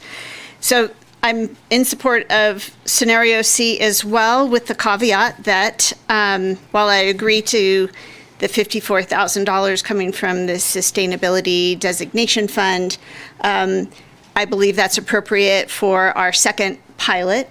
I do not believe that that fund is an appropriate designation for the ongoing program. So I too look forward to that discussion. But with that caveat, I am willing to move forward with this. And then I'll just say one other thing about the use of the app. And this is mostly for our audience. I know when I used it, I'm a resident, but I used it 90% of the time with between 2 and 5 visitors that were staying with me. And so make that comment, because I didn't. And now looking at the statistics, I realize that probably changes some of the information that could have been shared if I would have been specific that, yes, there's 2 residents, but 5 visitors on this ride. So help us gather really good information so that we can continue this program, hopefully expand this program both geographically and in time, so that we can cover more times of the year. That's it. Thank you. Councilmember Zabriskie. I agree with scenario C as well, for the reasons already stated. There's a need early in the morning, there's a need at night. A few years ago, I was meeting with a number of service worker families, and I remember hearing them say they needed more parking spaces at our apartments because both parents worked at different places and the 2 older children worked at different places. They all needed a car to get to work. They needed parking for 4 places. This kind of transportation could go a long way to reduce our parking demand. Another reason that wasn't alluded to is there's a lot of concern about increasing housing density on Donner Pass Road because of the anticipated parking and traffic increase, to the effect that the 2 are directly linked. And I think we need to keep testing the alternative transportation, the microtransit and other modes of transportation to determine whether people will in fact take other modes of transportation and actually reduce traffic and parking along Donner Pass Road. So that's something I would like to see. So I'm in favor of scenario C. Thank you. And are you also in favor of using the sustainability fund for the $54,000? I agree with Councilmember Klovstad. That's a caveat because I think transit serves many more goals than just sustainability. And so we need to look at it through that lens. Wonderful. Thank you. So the downside of going last is that you've already made all of the wonderful points, and I agree with all of the aforementioned points. So I will keep my comments very brief and simply say that I also support scenario C. I am comfortable with using the sustainability fund for the $54,000 for this specific winter pilot and having the funding conversation in the future. And I'm very grateful to our community who's really embracing this service, who's excited about this service, who is demonstrating all of this enthusiasm around it. And I also am looking forward to very robust data collection and results for the winter pilot similar to the summer pilot. So with that, I think we are at a place where I would entertain a motion. And Vice Mayor Romack, I know that transportation is near and dear to your heart. Would you like to make the motion? I'd be happy to. So I make a motion that we approve the TART Connect Winter Pilot Program Scenario C and approve the town funding plan and associated budget amendment and approve the corresponding contract amendment with Downtowner LLC. And I'll second. All in favor? Aye. Any opposed? And it passes unanimously. Alfred, thank you so much for all of your hard work on this one. Thank you. Okay, with that, we are going to move into our joint council and commission meeting. Before we do that, we're going to take a brief recess. This is probably going to be 10 to 15 minutes because we need to reset all of the mics and audio. So I just want to set that expectation for everyone. We have a packed house here and also for our listeners. It's 5:40 now, so we'll come back somewhere between 5:50 and 5:55. Thank you.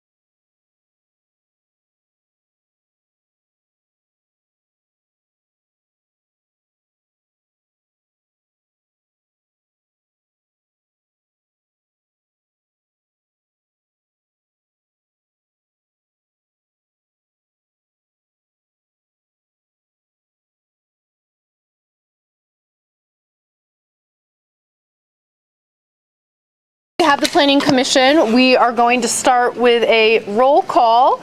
Judy, when you are ready. Thank you. Yes. Planning Commissioner Riley. Commissioner Riley. Here. Thank you. Planning Commissioner Freeman. Here. And Vice Chair Tornay. Here. Thank you. I'll note Chair Gove is absent this evening. Thank you, Judy. So, as with our other joint sessions, we're going to start with a presentation from Danielle. The goal tonight is to continue our discussions on the direction of the draft 2040 general plan, and we'll be discussing 6 specific topics, which Danielle is going to move us into. As with the other joint sessions, we're also going to have 2 opportunities for public comment instead of 1 opportunity. So we'll have one early on, and then we'll have one at the end, which I realize might be late in the evening for many of us, but for an opportunity for the public to make any additional comments based on what you hear up at the dais here this evening.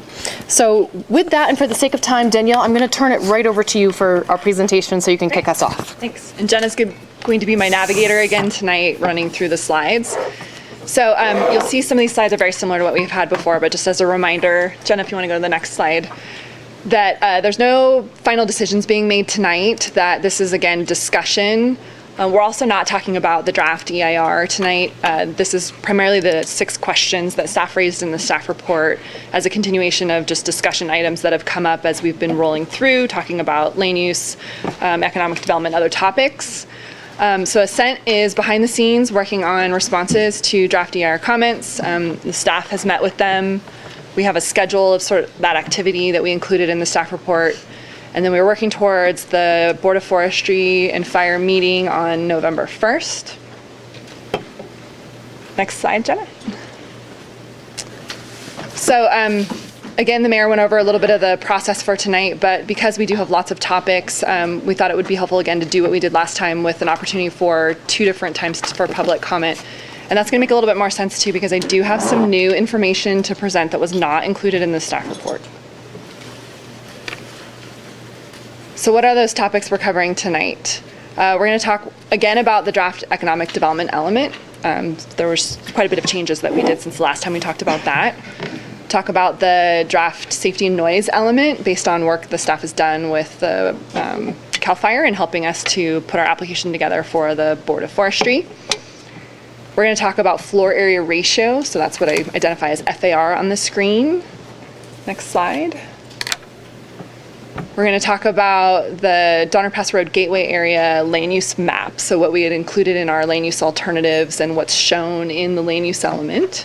We'll talk about West River Street one more time, sort of the riverfront mixed use designation, the policies and goals encompassed in that.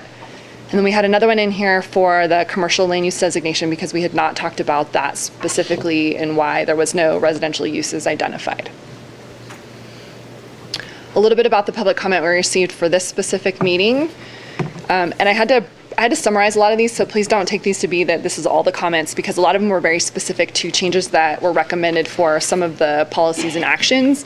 And so I did read through those, but I wasn't able to kind of capture them on the screen in a way that would be very helpful for the council or commission. But just know that we're going through those continuously and looking at those. So these are a summary. We did receive another letter from Tahoe Forest Hospital District asking to revise the draft general plan and EIR to include their specific plan. Some comments about some of our economic development policies that we have for sustainable tourism and tourist attractions. And those were pretty specific, just talking about visitors. I think the general flavor I got in reading through a lot of them is that we are a community here that does attract a lot of tourists, and so some of our policies that we have didn't totally kind of talk about tourism and how to talk about even like wildfire evacuation or things like that. So kind of putting that lens on and taking another look at what we have in there. Next slide. Talking about workforce housing needs when we talk about living wage employment, because we didn't have that included in that policy under economic development. talking about in our safety noise element how we're addressing evacuation, kind of our planning for evacuation, and also our education. So again, going back to our tourists, and also bringing in some discussion about businesses, because we don't have that. We talk about public as a very broad term and being encompassing, but do we want to get more specific and talk about businesses on their own? Some comments about the increased floor area ratio, which we'll talk about a little bit later. And then some comments about the gateway density being the lowest possible because of density bonus law. And let's see what else. I'm losing my slides here, but we'll go off that one. We also received a letter from Stoll Reeves regarding gas stations, which I didn't have on my slides because that one came in after I had prepared the presentation, but I do want to acknowledge that we received that. And it's similar to some of the other comments that we've had just about the prohibition. And then I think that's kind of the summary. So with that, I think we're going to do public comment first, and then I'll go into sort of the next part of the staff presentation. Great, thank you, Danielle. So with that, we will open public comment on the items that are included for this joint session council meeting this evening. The podium we had to relocate to the back of the room, so if you'd like to make a public comment, you can queue up right now. As always, it's a 3-minute public comment. Please state your name for the record, and your timer will now be up here behind me.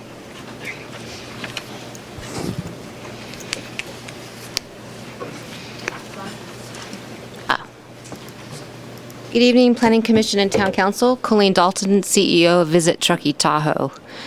Just wanted to read to you a little bit more clarity in the economic development area that we thought would, the nuances are rather, oh, sorry. Can you hear me now? I can. Maybe just, So in the room, it's going to be challenging because of the setup we have here. Okay. Talking an outside voice, but know that the video is capturing your voice. Gotcha, thanks Judy. All right, can we start over or? Yeah, go ahead. Thank you. Colleen Dalton, CEO of Visit Truckee Tahoe. I'd just like to read the exact verbiage that Visit Truckee Tahoe recommends for the economic development area. At 3.A specifically, sustainable management of tourism. I'm not going to read the current language, but I'll just give you a sharing of how we'd like to suggest that this be phrased moving forward. Sustainable management of tourism. Support and work with partners, in example, Visit Truckee Tahoe, to develop a sustainable Truckee destination stewardship plan that balances responsible economic growth with infrastructure capacity, protects highly used and popular environmental areas, mitigates wildfire risk, and preserves resident quality of life. On ED3B, management of tourist attractions to reduce greenhouse gas emissions. We propose the language as within town limits and by working with multiple stakeholders, assess high use impacts for popular Truckee experiences, such as Donner Lake, scenic paved paths, to ensure equitable access for all, safety, cleanliness, and environmental protection. Seek opportunities to reduce greenhouse gas emissions. And then just some minor edits to ED34, Destination Stewardship Plan and Workforce Housing. Invest a portion of TOT revenues in workforce housing and a Sustainable Truckee Destination Stewardship Plan, defined as a multi-stakeholder citizen input approach to maintaining Truckee's community well-being, inclusiveness, those are the new words, cultural, environmental, economic, new words, mountain town authenticity, and aesthetic integrity. Thank you. Thank you, Ms. Dalton. If anyone else would like to make a public comment, you can, again, queue up along the back of the room and go right ahead. Hi, my name is Kathy Eccles, community member. First, I want to start by sharing with you my appreciation for all the time and effort and expertise that you all have put into this process, as well as all the other decisions that you've made during this time. Please listen to the community, your constituents, and make decisions to protect our natural environment, our quality of life, and our town character. The community does not want an overcrowded base camp for tourists. We want an authentic town where the day-to-day lives of people in the community are valued. I submitted more written comments, but in my 3 minutes, I would like to address. Floor area ratio. I do not support higher FARs. Please use your expertise to keep FARs equivalent to the 0.2 FAR of the 2025 plan. Gateway density. I appreciate the staff acknowledging the impacts of the state bonus density laws. Because of these laws, this area should be zoned at the lowest possible density. If the area is zoned high density, especially when density bonuses are applied, the result will create extreme negative effects on crowding, town character, and view sheds. It's not an appropriate place for high density. I do not support increased density in Upper MacIver. The area was originally open space and was redesignated as part of a quickly decided upon plan because of arena compliance issue. The hospital master plan needs to be considered and the density of their property needs to be lowered. The hospital held several master plan Zoom meetings, and the comments from the community were for lower density and a smaller hospital campus. Many community members supported off-site medical offices. Gateway area can't support a large metropolitan-type medical facility for all surrounding communities.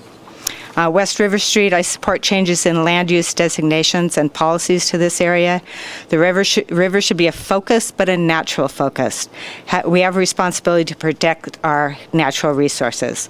Public access to the river is utmost importance. Public parks and bike trails are more appropriate than commercial and residential uses. But if zoned for housing and commercial, the density on the south side of West River should be lower than proposed. It should be housing less than 6 to 18 dwelling units per acre, a lower FAR for commercial, and a 2-story height limit. These are my opinions, of course. I agree with moving industrial off the river. There needs to be stronger programs to help industrial business owners move their businesses.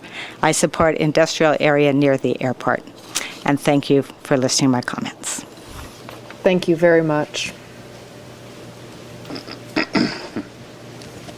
Hi, good evening. My name is Allison Smith. I'm with the law firm Stoll Reeves. I'm here with Ben Dhaliwal with Dhaliwal Investment. We were here a couple of weeks ago to talk with you about the extension of the moratorium of the temporary prohibition on new gas stations, and wanted to offer some general comments on the more longer-term proposed prohibition in the general plan. An idea I wanted to bring forward to the commission and the council tonight is, what if your most green choice is not just outright banning all gas stations in any zone in the city? What if the more sustainable, greener action for the town to take is to have certain kinds of gas stations, hybrid gas and EV charging stations, in the right place with the right environmental protections?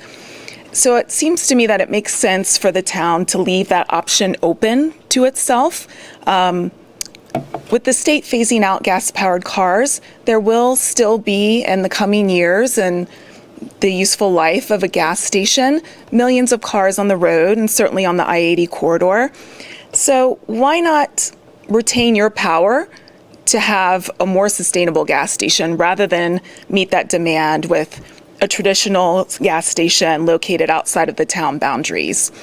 If you have a gas station that's only by conditional use, or a land use policy that requires any proposed gas station that offers gas and diesel to also offer EV charging stations of a sufficient kind and number, with a plan that's in writing, that's part of the approval and the conditional use permit for a transition to only EV charging, an electric fuel station, as you can imagine. If the demand for gas does fade with time, why not leave yourselves that option to actually have a better gas station, a better fueling site to meet the demands of visitors, of your local residents, so we don't have an inadvertent consequence of gas stations retiring as demand fails, not having on site the ability to put in EV charging stations at perhaps size limited parcels where current gas stations are, and not being able to meet that demand and that transition out from gas-powered cars to EV cars and plug-in hybrid cars, which will require some gasoline fuel. And be a leader in having a different kind of gas station, different kind of fueling station. Instead of having the potential inadvertent consequence of increasing VMTs as people need to go outside of the town boundaries to find a lower cost option station or just to find an available station if all those within the town have retired. Thanks for your time. Thank you.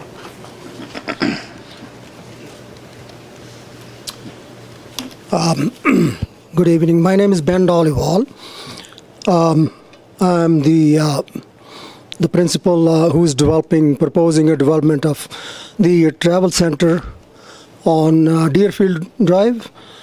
I want to tell you a little bit about my project that I'm planning to propose here. It's not a gas station, just a gas station. It's a travel center. It has restaurants, it has a convenience store, it has gas also as a part of it. We are starting with about 8 EV chargers to begin with. Then Allison has submitted a letter today to the council which has a plan over 10 years, 20 years, 30 years plan, converting into a fully EV charge station as demand requires. So just outright saying no to gas station, just please take a look at what my project is, what I'm trying to propose here. This might be the way to go in the future. There'll still be gas cars, so we can serve both purposes, gas as well as the EV chargers. The environmental, some of you might have environmental concern about, for today's technology, the underground storage tank and all that is the state-of-the-art technology today. It's literally impossible to even have a leak a fuel leak into the ground. These tanks are coming in a double wall with the monitoring system, and we will assure that there is no chance of leakage at all into the ground. So take a look at what I'm proposing and make a decision based on what's going to be in the future. Not just a gas station, it's a hybrid travel center, more of a serving locals and the travelers. Also, I'm bringing the lowest price leader in the industry, which is ARCO station. Any one of you can go anywhere and take a look in the intersection where you see the ARCO station will be the lowest price leader in the gas industry. I see there's a lot of high prices in gas up here. I don't know what the reason is, but other than price gouging that would be the simple thing to say. But bringing into competition will help the town as well as the travelers. So here again, I would urge you to take a look at it in detail, please. And thank you so much. Thank you. Would anyone else like to make a public comment this evening? And again, for the sake of time, because we have a packed agenda, if you'd queue up along the back wall if you want to make a public comment tonight, I think we'd all appreciate it. Thank you. Good evening, Town Council, Planning Commissioners, and Town staff. Sophia Heydrich with Mountain Area Preservation. Thank you for the opportunity to speak tonight on the Truckee 2040 study session, and specifically thank you for the reconsideration of density in the Gateway area.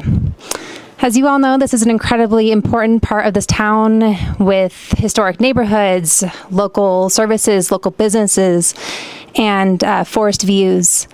I know that there are a lot of competing interests about what happens in this particular area, but I do think that there are a lot of folks, a large contingency of this population that want to see the character and the charm of this area really preserved. And they don't want to see some of the drastic changes that are potentially on the table with what's currently proposed. There are a lot of unknowns and sort of only a vague understanding of the cumulative impacts that could potentially come down the line for this corridor. Obviously, Tahoe Forest Hospital submitted their master plan proposal last March, and while we don't know what the ultimate outcome will be of that planning process, we do know that they are essentially proposing a full build out of the hospital campus. And that would include development on Donner Pass Road. That would also include a significant amount of parking to support an expanding service population and to support commuting workforce. And you put that on top of the state housing laws and the potential density bonuses, and I think we could have a gateway corridor that looks very different than what it looks like today, with tall buildings, potentially exacerbated traffic impacts, emergency evacuation considerations, just things I think a lot of us don't want to see. I strongly urge you tonight to support a lower density option for the gateway area. MAP supports the continuation of the Truckee 2025 densities that were originally adopted and supported. I think that this would allow us to conserve and protect that character that is so important to this community. And it would also allow us to focus on mitigation of some of the issues that we're already experiencing in this corridor, some of the traffic and other issues, access issues that we're already seeing there. As I understand it, this would not have severe implications for the draft EIR, and it wouldn't delay the planning timeline as it's currently proposed, but it would mean a lot to this community. I also wanted to briefly touch on the floor area ratio discussion for tonight. I know that staff is seeking direction on the combined residential and non-residential standard, essentially looking at whether or not we should be using non-residential and residential square footage to determine the FAR in mixed-use developments. I think that the thing that caught my attention and probably caught most folks' attention when they're reading the staff report is that this combined standard would ultimately result in increased FAR in every single land use designation save one. And so that really means a bigger building footprints. It means more density and intensity across the town. And I just don't think that that reflects what the folks in this community want to see. Thank you.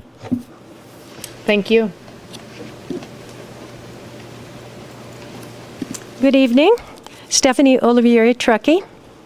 Many of you know I was born and raised here and grew up in Truckee. Been here many years, 79 this year, and I've seen a lot of changes. I want to speak tonight about industrial uses along the river. When I was growing up, Truckee had a lot of interesting industrial areas. We had a mill site. We had junk cars, cars abandoned on the main street that had 4 flat tires and grass growing out of them. They didn't move for years. I always call that an industry. We also had cars that had gone off the summit and were squashed by the people who made junk cars, and that was behind the beacon, and they were about 10 cars high, and they ran the whole length of the parking area behind the beacon. That was another industry. That was in the heart of our town. Fortunately, all these industries passed, but when I was younger, I was asked my mother, how do we get rid of these things? They're so bad. And she says, you have to speak out. You have to speak up about them. Although my father told me that they'll go away after a few well-attended funerals. I think we probably will find that both of those philosophies work. But I wanted to speak tonight about industry on the river. Our goal should be eventually to remove industry from East and West River Street, both the north and south sides, all along the river corridor. It will transform our community and create amazing opportunities. We can develop a new vision for redevelopment of existing industrial areas that does not include continuing to perpetuate industrial uses in the future, as is proposed right now in the 2040 General Plan. We should not allow that. Existing industrial areas should be grandfathered in, of course. Property owners have rights, and help to improve or relocate. But no new industrial uses should be encouraged or be allowed going forward in the river corridors. It is so clear that this is not the place for these uses. They are not compatible with the community's desire for restoring the river corridor. New industrial uses are counterproductive. The commitment must be to move all industry off the river corridor and strong policies must be created around that commitment. It will take time and patience and collaboration. This has been done in towns all over this country, and relocation incentives, private or public purchases with willing sellers, and private and public partnerships make these goals work.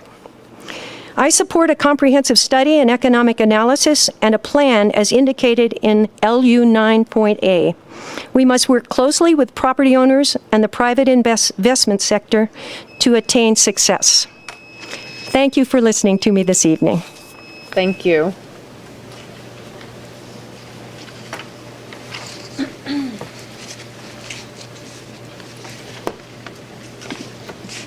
Good evening, Council and Commission. Alexis Aller with Mountain Area Preservation. I just also want to thank the Council for putting the land use alternatives back on the table. I'm not going to repeat what Sophia said with our organization, but this was a critical piece of the land use alternatives, and there's been multiple processes to look at it. There's been Truckee 2040, the numerous General Plan Advisory Committee meetings and Zooms that happened to look at this land use alternative. There was the Innovate Gateway process also has happened in the virtual setting. I think maybe some of us have forgotten all of the things that have happened, as well as the Tahoe Forest Hospital Master Plan. We had 3 different Zooms for the hospital master plan, as well as a notice of preparation Zoom for the hospital master plan. These were all opportunities that the public had to speak up about the Gateway, a very significant area, historical neighborhoods. Some of you may remember 6 hearings for grocery outlet, and it wasn't because people didn't want grocery outlet, it was because of the use, it was because of the constraints. And so this is back before you, and I really hope tonight you can look and think about all the public comments that have come forward. It's not people against the hospital. It's not people against housing. It's about looking at the constraints and what is actually realistic when we look at this corridor without degrading it to some urbanized community that the community doesn't want. We don't want 5-6-story tall buildings. We don't want the tunneling effect down Donner Pass Road. We want to maintain that character, those tree stands at Upper McIver. And so there's an opportunity to work with the hospital, because I understand the hospital wants to be heard as well, as they should be. They're a property owner. But there's also an opportunity to do the right thing with density and look at creating incentives to get the land uses that we want. If we want local workforce housing, how are we going to get that? Just by upping the zoning doesn't get us what we want. And so tonight, if you could look back at those opportunities, look at the 2025 density, as well as the FAR that the Planning Commission supported. You had 3 commissioners that all supported maintaining the 2025 density and an FAR of 0.35. That is amenable to that corridor without it overextending it. And I think that that's the big concern: public safety, evacuation, traffic, greenhouse gas emissions. So there's an opportunity tonight to make some changes that I think this community would really love to see, as well as go back to a land use alternative that's more in line with your planning commissioners and their expertise, as well as the community members that have participated. Thank you. Thank you. Would anyone else like to make a public comment this evening?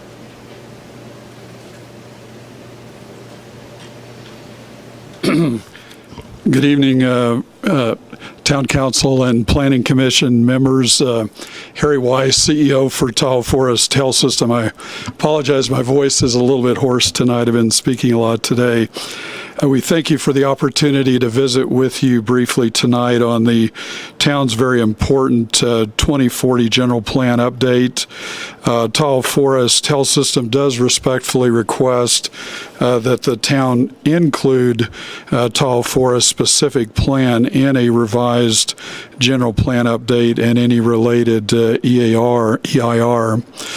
Shaped by tremendous lack of health care back in 1949, Tahoe Forest Health System was formed by a very united community and at least one significant avoidable health tragedy. And that really drove the formation of health care. what has happened in the last many years is Tall Forest Health System today serves major portions of 5 counties, and this represents at least a population of at least 50,000 people and at least 3,500 square miles. So planning decisions made by the town of Truckee really have a significant impact on health care for many communities and many counties that rely on health care today. Health care is rapidly expanding, and I want to share that our health system is not creating the demand. We are responding to that demand, and we do have a significant untimely access to health care because of that demand. So based on significant work, we have come forward with a specific plan, and this plan really calls for a unified public facilities zone that also includes developmental regulations. It allows for increased density to offer really a thoughtful and efficient land use plan.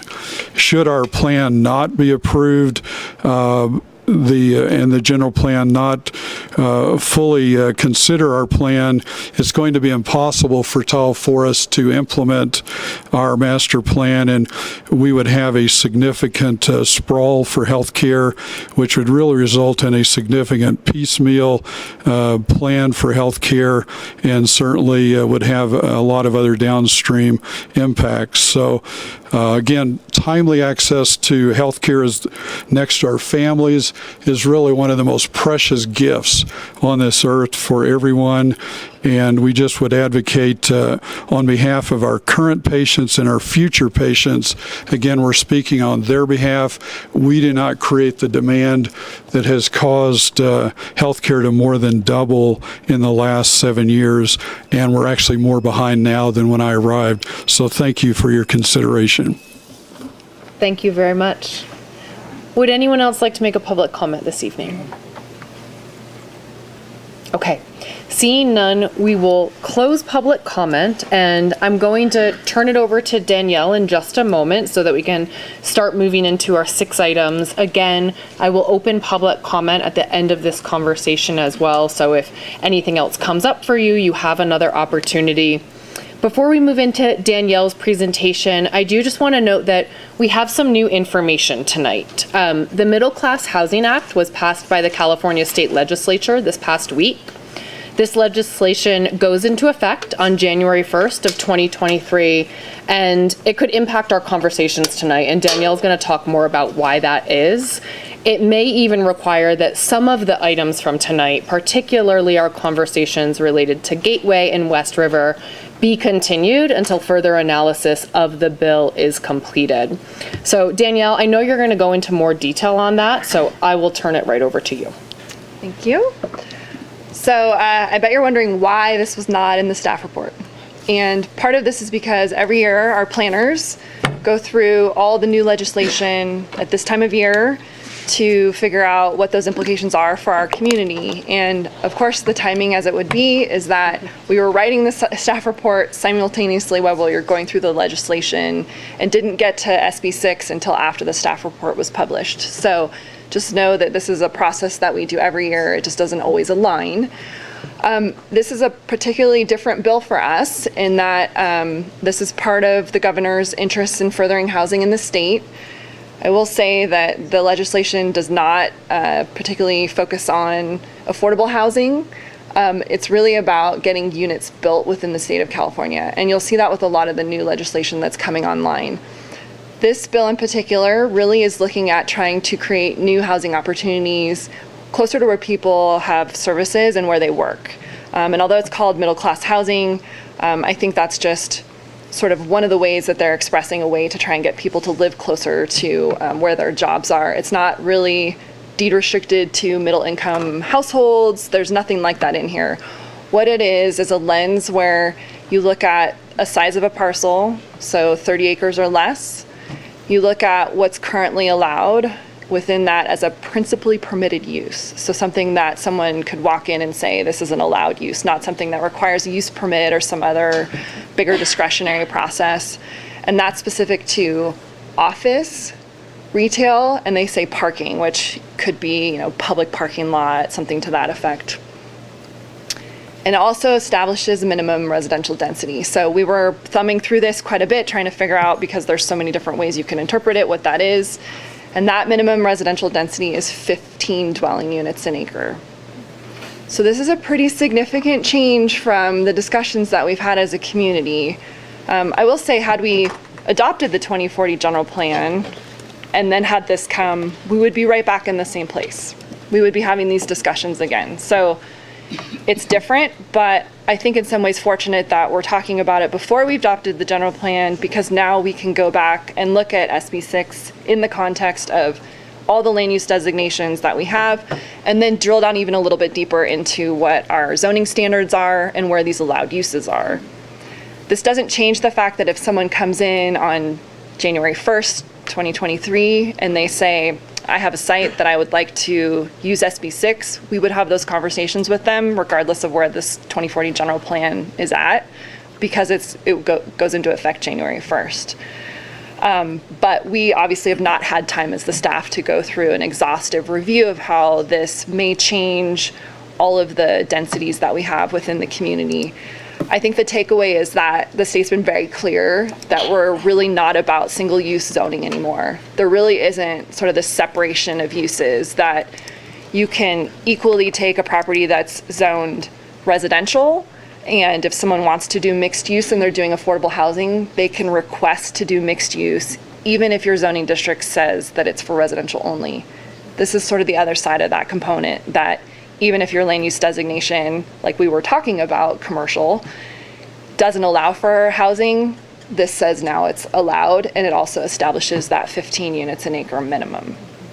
So I know it's a lot to absorb in the context of what we're talking about, but it will factor into when I talk about FAR, and then when we get to sort of the other two discussion points. So just keep that sort of the back of your mind. We're going to pause that a little bit so that we can talk about the things that we do have some influence on tonight, and we need some very clear direction on, which are the draft economic development element and then the safety element. So Jenna's already pulled up our first policy question, which this is based on when we last talked about this as a group, that there was really just a lot of wording that we carried over from the 2025 general plan and our draft economic development element that wasn't applicable. And so we took that to heart. We went back and reread and rewrote and tried to kind of pull out the things that were most important that we wanted to convey for the next 20 years about what the economy is in Truckee, who we are, how we support businesses, how we diversify, all of that. So this is the only slide I have for this first policy question, because I think you really had to get into reading all of the policies and actions to be able to kind of look at that change that we made. But that's our first question for you tonight. And Danielle, I'll just add, I think it was extremely helpful to have the modifications and edits incorporated as one of the appendices. So if it is helpful to flip to that appendix right now on the draft economic development element, that may help facilitate the conversation.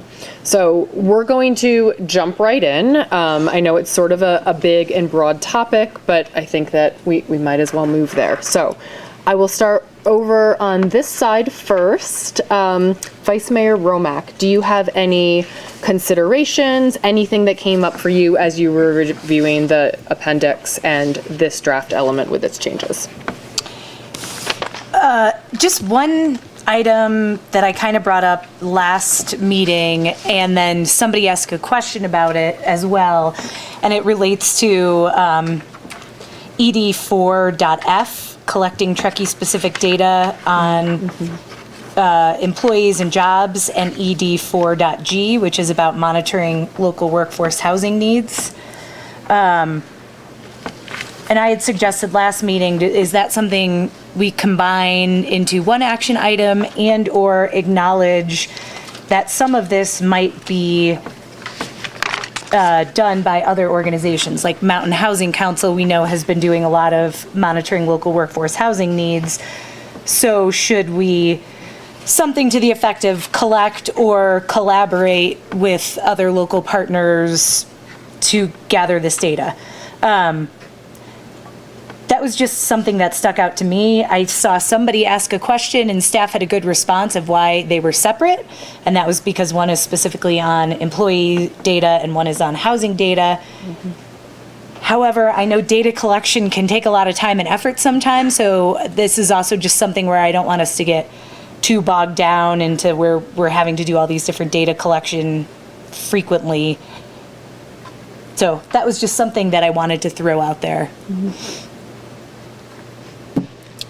Do you want me to get into anything else? If you have any other items that you think should be incorporated in the final draft economic development element, then yes. So the other piece, thank you. The other piece, I really appreciated Colleen's edits on destination stewardship. I thought, and now I can't find them. What numbers were those again?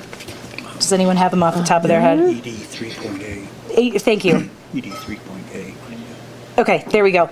I thought I appreciated a lot of the changes. I didn't know in one suggestion, I think Colleen gave was work and support effort. I guess the one thing I was struggling with here is Visit Truckee Tahoe is doing an excellent job leading this charge. So should the town be supporting their efforts? Just kind of semantics in the way we use the support word rather than I don't know if it even matters, but that kind of stuck out because the way it was phrased made it sound like maybe the town's leading the effort. And I see that more of a Visit Truckee Tahoe effort. We support where needed. So those were my two things. And that's it. Great. Thank you, Vice Mayor Romack. Councilmember Zabriskie. By coincidence, those are two things I was going to mention. The first on the Visit Tahoe Truckee's suggestions. Depending on what other people say, I'm in favor of the first one. The second one, I think, gives too short a shrift to greenhouse gases. I would stick with what we have right now. And I'm very happy on the third one for seeing Visit Truckee Tahoe suggest that. That's where we were talking about economic, environmental, a couple other cultural integrity, and I don't know what that means. And I tried to look it up, and what I found was cultural integrity has to do with the Maharishi and transcendental meditation is reaching some state of belief, and then economic integrity had its own kind of coined usage, and I'm much happier to see the word authenticity. To me, that makes much more sense. So I go yes, no, yes. Subject to what other people have to say. On the second item, I'm responsible for one of the proposed changes, and that is collecting wage information from businesses for purposes of better aligning our housing needs with the income of our workers. And there's another item in the proposal that's collecting wage information based on the wage earners rather than what the employers are offering. If you can appreciate the distinction for purposes of designing higher paying jobs. Collection of the data should be combined just because it's more efficient, but I agree with Council Member Romack. They're addressing two different issues, housing and then job creation. That's it. Okay. Thank you, Councilmember Zabriskie. Yeah. Councilmember Klövstad. I don't have anything of significance to add after those two. I did appreciate the Visit Truckee Tahoe's adjustments. I am happy with them as is, but we can massage that further later. I'm just curious to see if we're going to have any further discussion on some of the question and answers that we presented and staff commented back on. I think there were a lot of great ideas in there, but I'm recognizing that they all add tasks. And I want to make sure that if we're going to add any tasks, tasks like on the streamlined process action item, exploring the idea of checklists and things like that, that gets identified as a separate task item to be considered separately, not as part of what we're already doing here. That would be my only recommendation. I'm supportive of it. I just don't want it to be muddled in this process. I think that's a great point. Councilmember Pallavi. Okay. I'll try to hit on where we started and what everybody said, and then I'll add a few of my own. So I think what Vice Mayor Romack was getting to, I think I read about a study at least 50 times in this document. So we are going to do a lot of studying, which is fantastic, but we need to find a different way to do those studies, because a 100-page study isn't going to get us the information we need in a robust, reflective, dynamic way. And I think as we're talking specifically about the economic development element, basically our entire economy is reflecting on the issues at hand. So you can't take wage data today and then craft housing policy tomorrow, because wages are a direct result of the cost of living.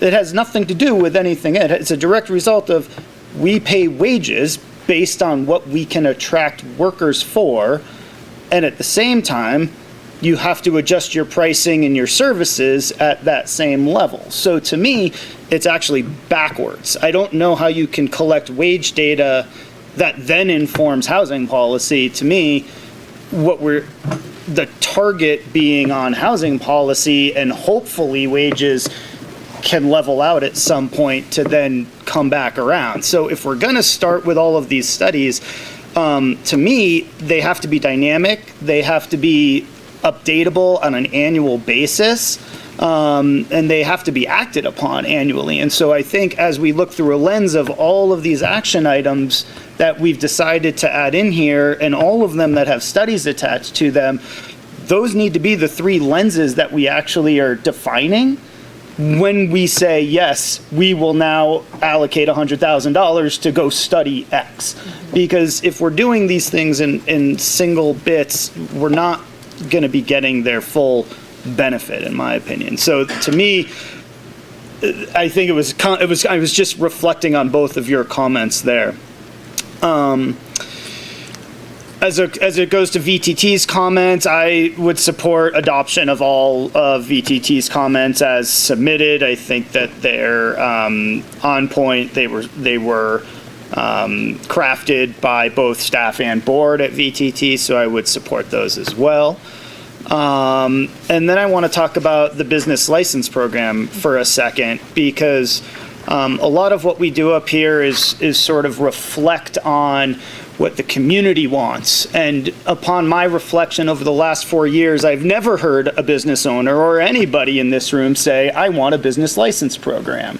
I want another piece of regulation and fees that I'm supposed to pay into something to get something done, because we have to pay fees for signage, we pay fees for temporary use permits, we pay fees for zoning adjustments, we pay fees to at minimum 10 local entities, whether that's a chamber, whether that's our other nonprofits, plus all of the other costs that it is to do business here. So I first of all think the business license program should be at the minimum a medium-term item and not a short-term item, because I think we have an opportunity that we just heard about tonight, specifically with new chamber leadership and a new chamber strategic plan, to potentially capture the reasons that I've heard only from staff as to why we need a business license program. Okay, so those reasons were so we can count our businesses. Well, great, maybe there's other ways to do that that don't involve a fee or a license. And we should give ourselves the short term to see if there's partners and other opportunities available before we proceed with an official business licensing program that in the text of this says it has to pay for itself, just like other town programs. And so we're just running down a really slippery slope of expenses. If we are going to proceed with that as an action item in here, I agree with what Councilmember Klofstad brought up as it pertains to checklists, because if we have to get a business license fee, then you have to do a separate sign permit, then you're doing a separate zoning amendment in order to have an outdoor display, and then you're putting in your temporary sign permit fees. You guys don't do this. There's so much that goes into just simply opening your door on a daily basis and having another program. I don't see why it's necessary. Nobody has been able to tell me why it's necessary other than so we can communicate better with our business community. Mm-hmm. So let's give an opportunity to our community to do that before we have it as a short-term action item in here. Other than that, I very much appreciate a lot of the sales tax vocabulary being removed. I think you cleaned this document up significantly. I think it's much cleaner, clearer. It does not contradict itself in nearly the same way as it did last time, so I appreciate that. And I think it's a great start for moving forward. Thank you. Thank you, Councilmember Pallavi. I'm going to turn over to this side for clarifying questions, kind of overarching comments, and then we'll come back to more of the discussion and deliberation. Vice Chair Tarnay, I'll start with you.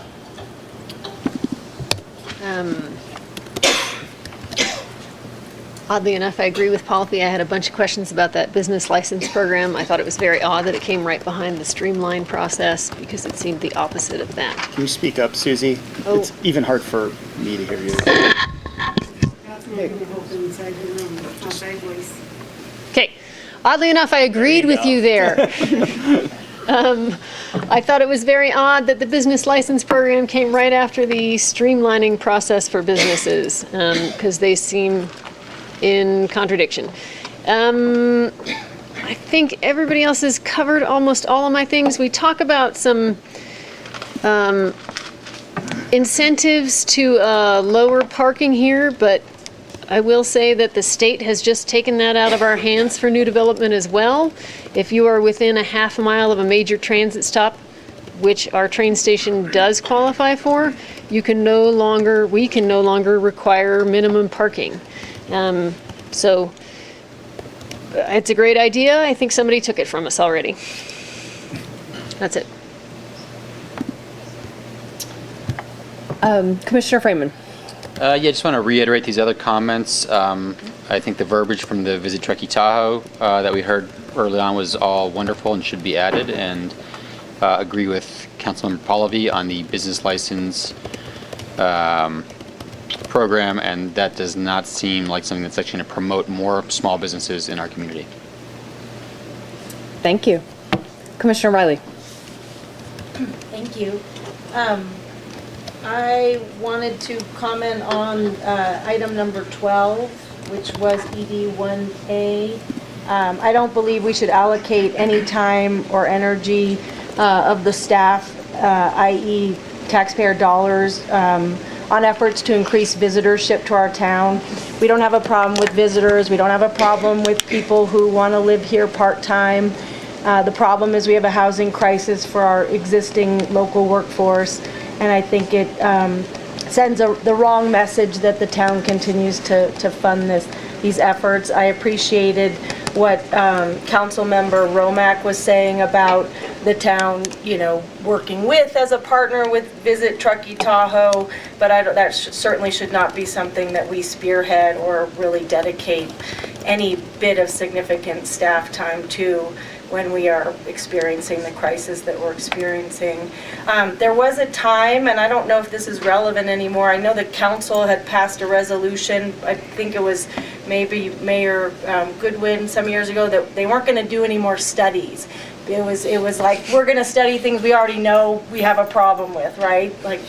So there was a resolution passed. I don't know how that plays in. I do understand kind of some of the premise, but I don't think that's a effort that the town needs to take on. It seems like Mountain Housing Council is very busy doing studies and could be encouraged to maybe address some of the things that were brought up with these policies.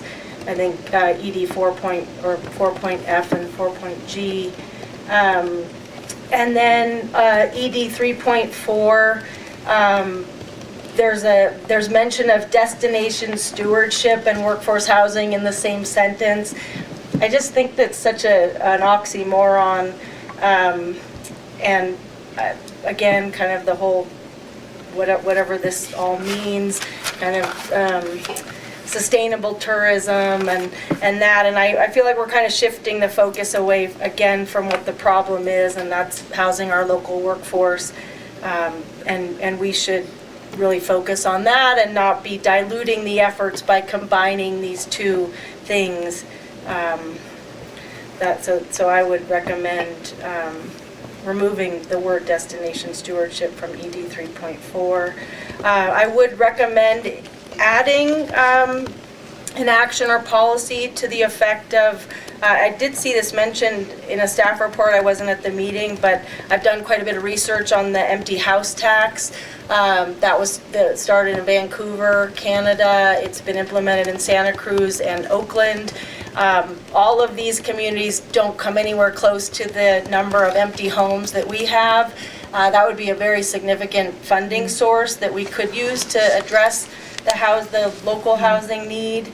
So that seems relevant as something that I think time and money could be spent on to have a revenue source, considering I think Oakland between 2018 and now I think has generated $15 million with their empty house tax.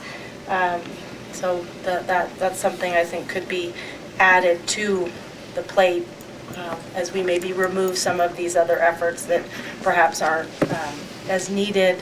I will say I have to leave in 10 minutes, and so I am sensitive to being able to share some thoughts, if that's okay. I just have one main statement to make, because I don't think it's going to come back to me in 10 minutes. Okay, is it related to this item? It's related to the overall conversation, well, specifically around gateway densities. Sure. Let me make a quick comment, and then because you have to leave, we'll give you that opportunity to say what you would like to say. So Danielle, I just want to sort of some of the things that I'm hearing. Generally, I'm hearing sort of some comfort and support with the VTT verbiage. Are you hearing the same thing? Okay. I'm also hearing, and maybe not completely unanimous, but it's really important that we leverage existing data collection efforts, whether that's amongst our partners or others, and to the extent that we can really focus on, and Councilmember Pallavi, tell me if I have this, have this right, sort of quick hit, efficient data collection where it is truly needed, because there are places where we're going to need data and information upon which to make appropriate decisions. But I think the point is very good that we don't want to expend tremendous amounts of taxpayer dollars for study after study after study, particularly when our partners, to Emily's point, right? The Chamber can provide this on our businesses, can provide that. So we want to be able to leverage that. So I was hearing some consensus on those, and then we have some other items. I think also there was some general support with Councilmember Pallavi on the business license program and the challenges with that. And then we had a few other items that were a little bit more one-off. Are you hearing similar things? I got it. Okay. I think you're being a little too generous on consensus. So I didn't, some general support, and we can come back and discuss any of those, but I want to ensure I capture those before I provide Commissioner Riley the opportunity to speak on a different item. Okay. Commissioner Riley, why don't we go to your comments briefly, and then I am going to pull us back to this conversation. Thank you. I appreciate that. I'll keep it really short. My comments pertain primarily to, I think I can combine, I had one comment on safety and noise. I really like the changes that have been made. I appreciate the collaboration. I feel like there could be stronger language on the policy related to working with the airport with regards to safety and noise. I think because the town of Truckee really bears much of the burden of the increased plane traffic over our full-time communities, specifically Olympic Heights and Glenshire. It would be great to have the town really take a more emphatic role, whatever that looks like. I'm not offering wording. But other than that, I liked what I saw with regards to evacuation and having routes mapped for everyone, every neighborhood.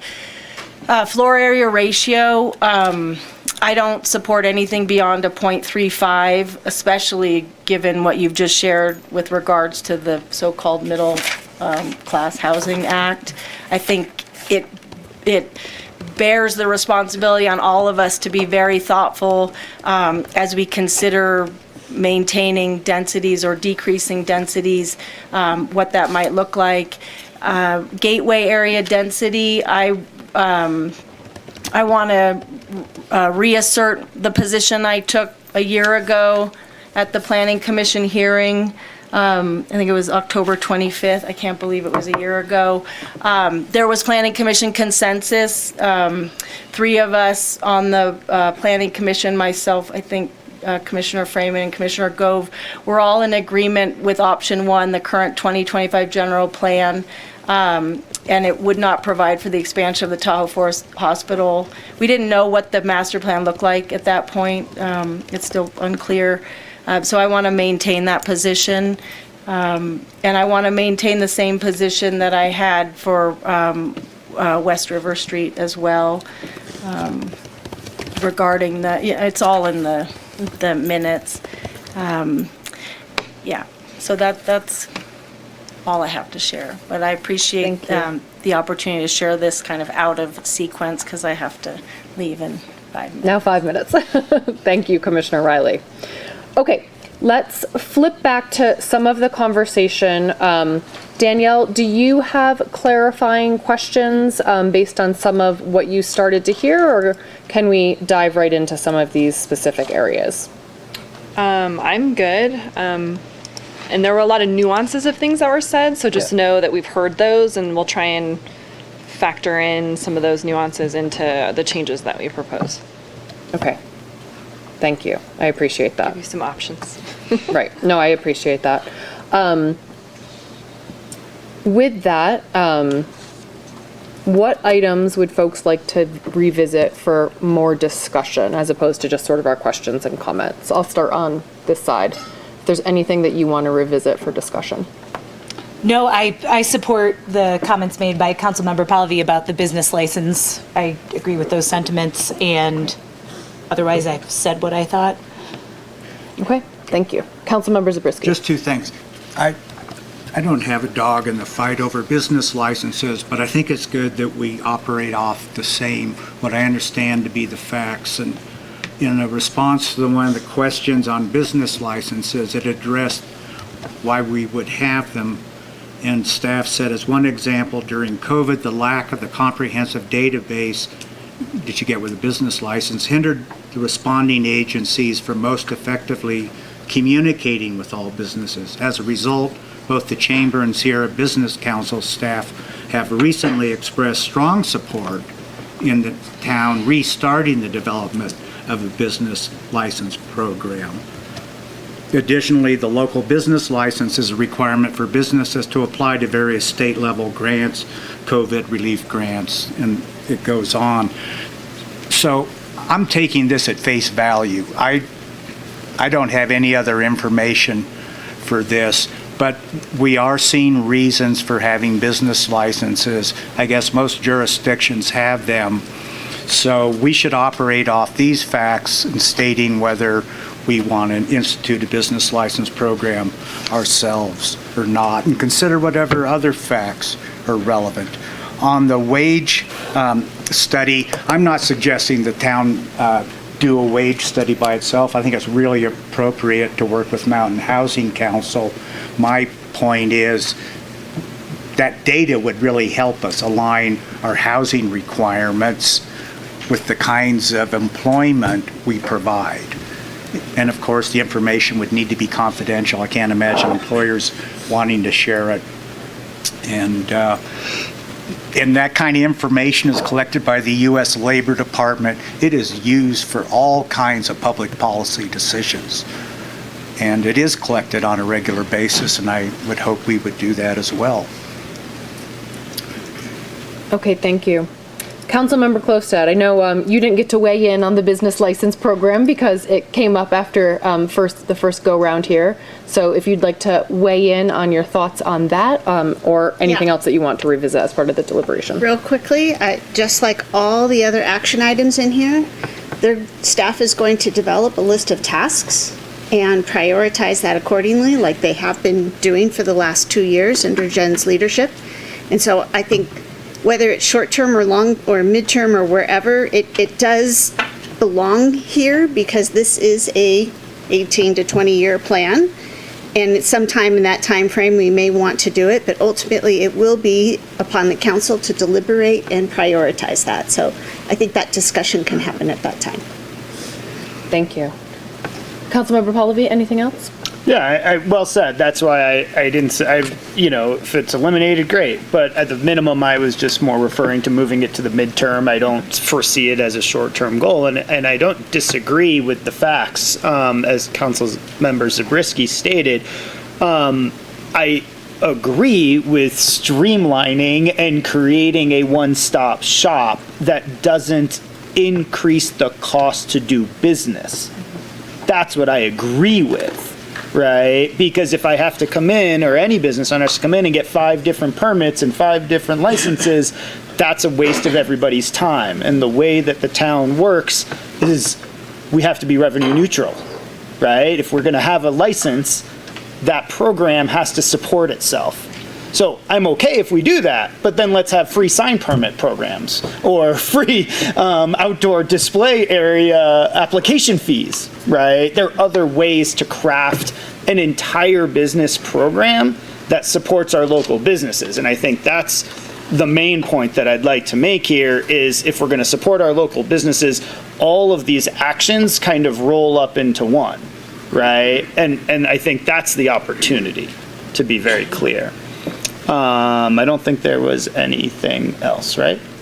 What else did you want feedback on? No, just if there was anything else you wanted to revisit based on what you've heard from the other council members and commissioners. Thank you. Okay, thank you. Anything else over on this side? Vice Chair Attorney?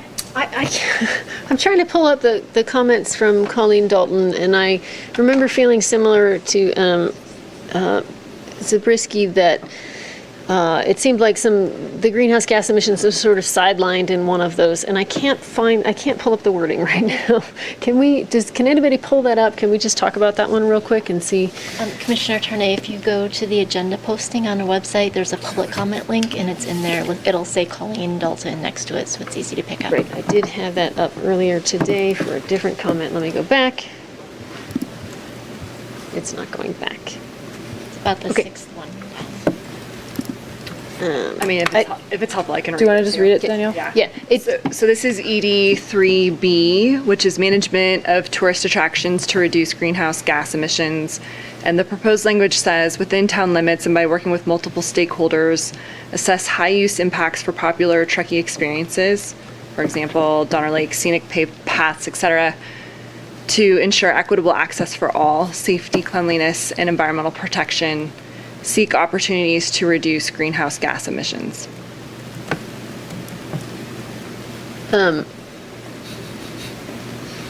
So the original language was different than that. So it is. Yeah. And the original language, the purpose of it is to reduce greenhouse gas emissions. In the second one, the purpose of it is to provide equitable access.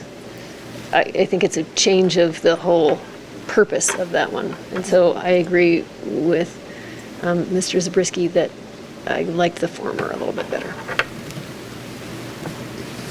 That's all. Thank you. That's all, did you say? That's it. Okay. Okay. Commissioner Freeman. Yeah, this goes back to Councilmember Pallavi's comment about all the studies that are noted in here. I think we should just be cognizant going forward. Where can we actually, I'm going to find some of the verbiage here, support our local businesses and support things in this community versus doing extensive studies. How can we actually support our community versus just doing a bunch of studies that generate a bunch of paperwork and we spend a bunch of taxpayers' dollars to generate a report that nobody really actually reads. Mm-hmm. And so before we dive into costly studies, let's identify what is the goal of that study and then what could that money be used for in other ways, if it is workforce housing or to support local businesses and all those things. Thank you. Okay, so Danielle, do you feel comfortable with some of the direction you've heard this evening? I do, and actually just a comment about the business license program, because there is some interesting communication aspect of it, but I feel like we could probably rework that into more of a business support program along the lines of this one-stop shop option, that to have a staff person dedicated to kind of looking at, well, what are all of the requirements that we have for our businesses to start. Sometimes we don't catch them when they come to town, that they'll sign a lease and open up a business, and that's sort of what a business license does, is helps us catch those people before they've actually signed a lease with someone. But I do think having the ability to be able to combine and say, like, here's your welcome packet, here's the information that you need, whether you're in the historic district, not, whatever it is. And that isn't something that we currently identify in the economic development element. So I think we can rework that one, which would be helpful. And then I think also about the greenhouse gas emissions, because what's missing out of what's proposed with the Visit Truckee Tahoe is, originally was talking about creating strategies or regulations, and that language got left out. So I wonder if there's some way to kind of look at that again in combination with interest in looking at greenhouse gas emissions. So I think we've heard what you said, we can go back and rework that and incorporate the language and try and keep some of the original intent in there. Wonderful. Thank you, Danielle. Okay, so with that, we are going to move to our second policy question. Danielle, I think you're going to pull it up on the screen for us. This is also a one slide question. Just a little bit of context. So the Board of Forestry and Fire has a very interesting process. It's not like what we think of when we do our processes here, that they really get to see sort of our final version of our element.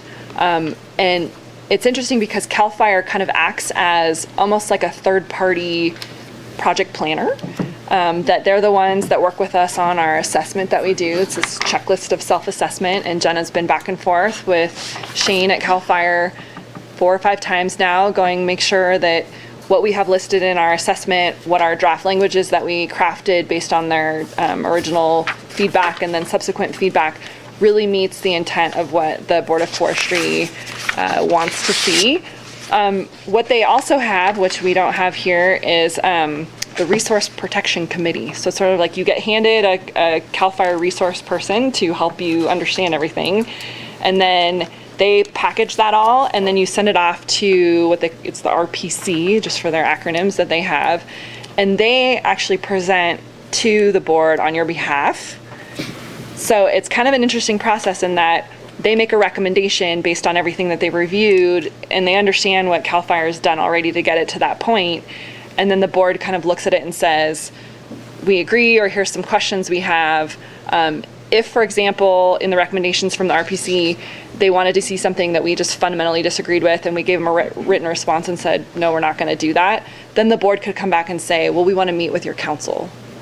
So it's not a typical process that we've been through. I don't think, at least in our understanding, CAL FIRE said like nobody's gotten to that point. Like the board has really never met with any, board of supervisors or local council, but it's not a typical process for us. So just kind of keep that in mind.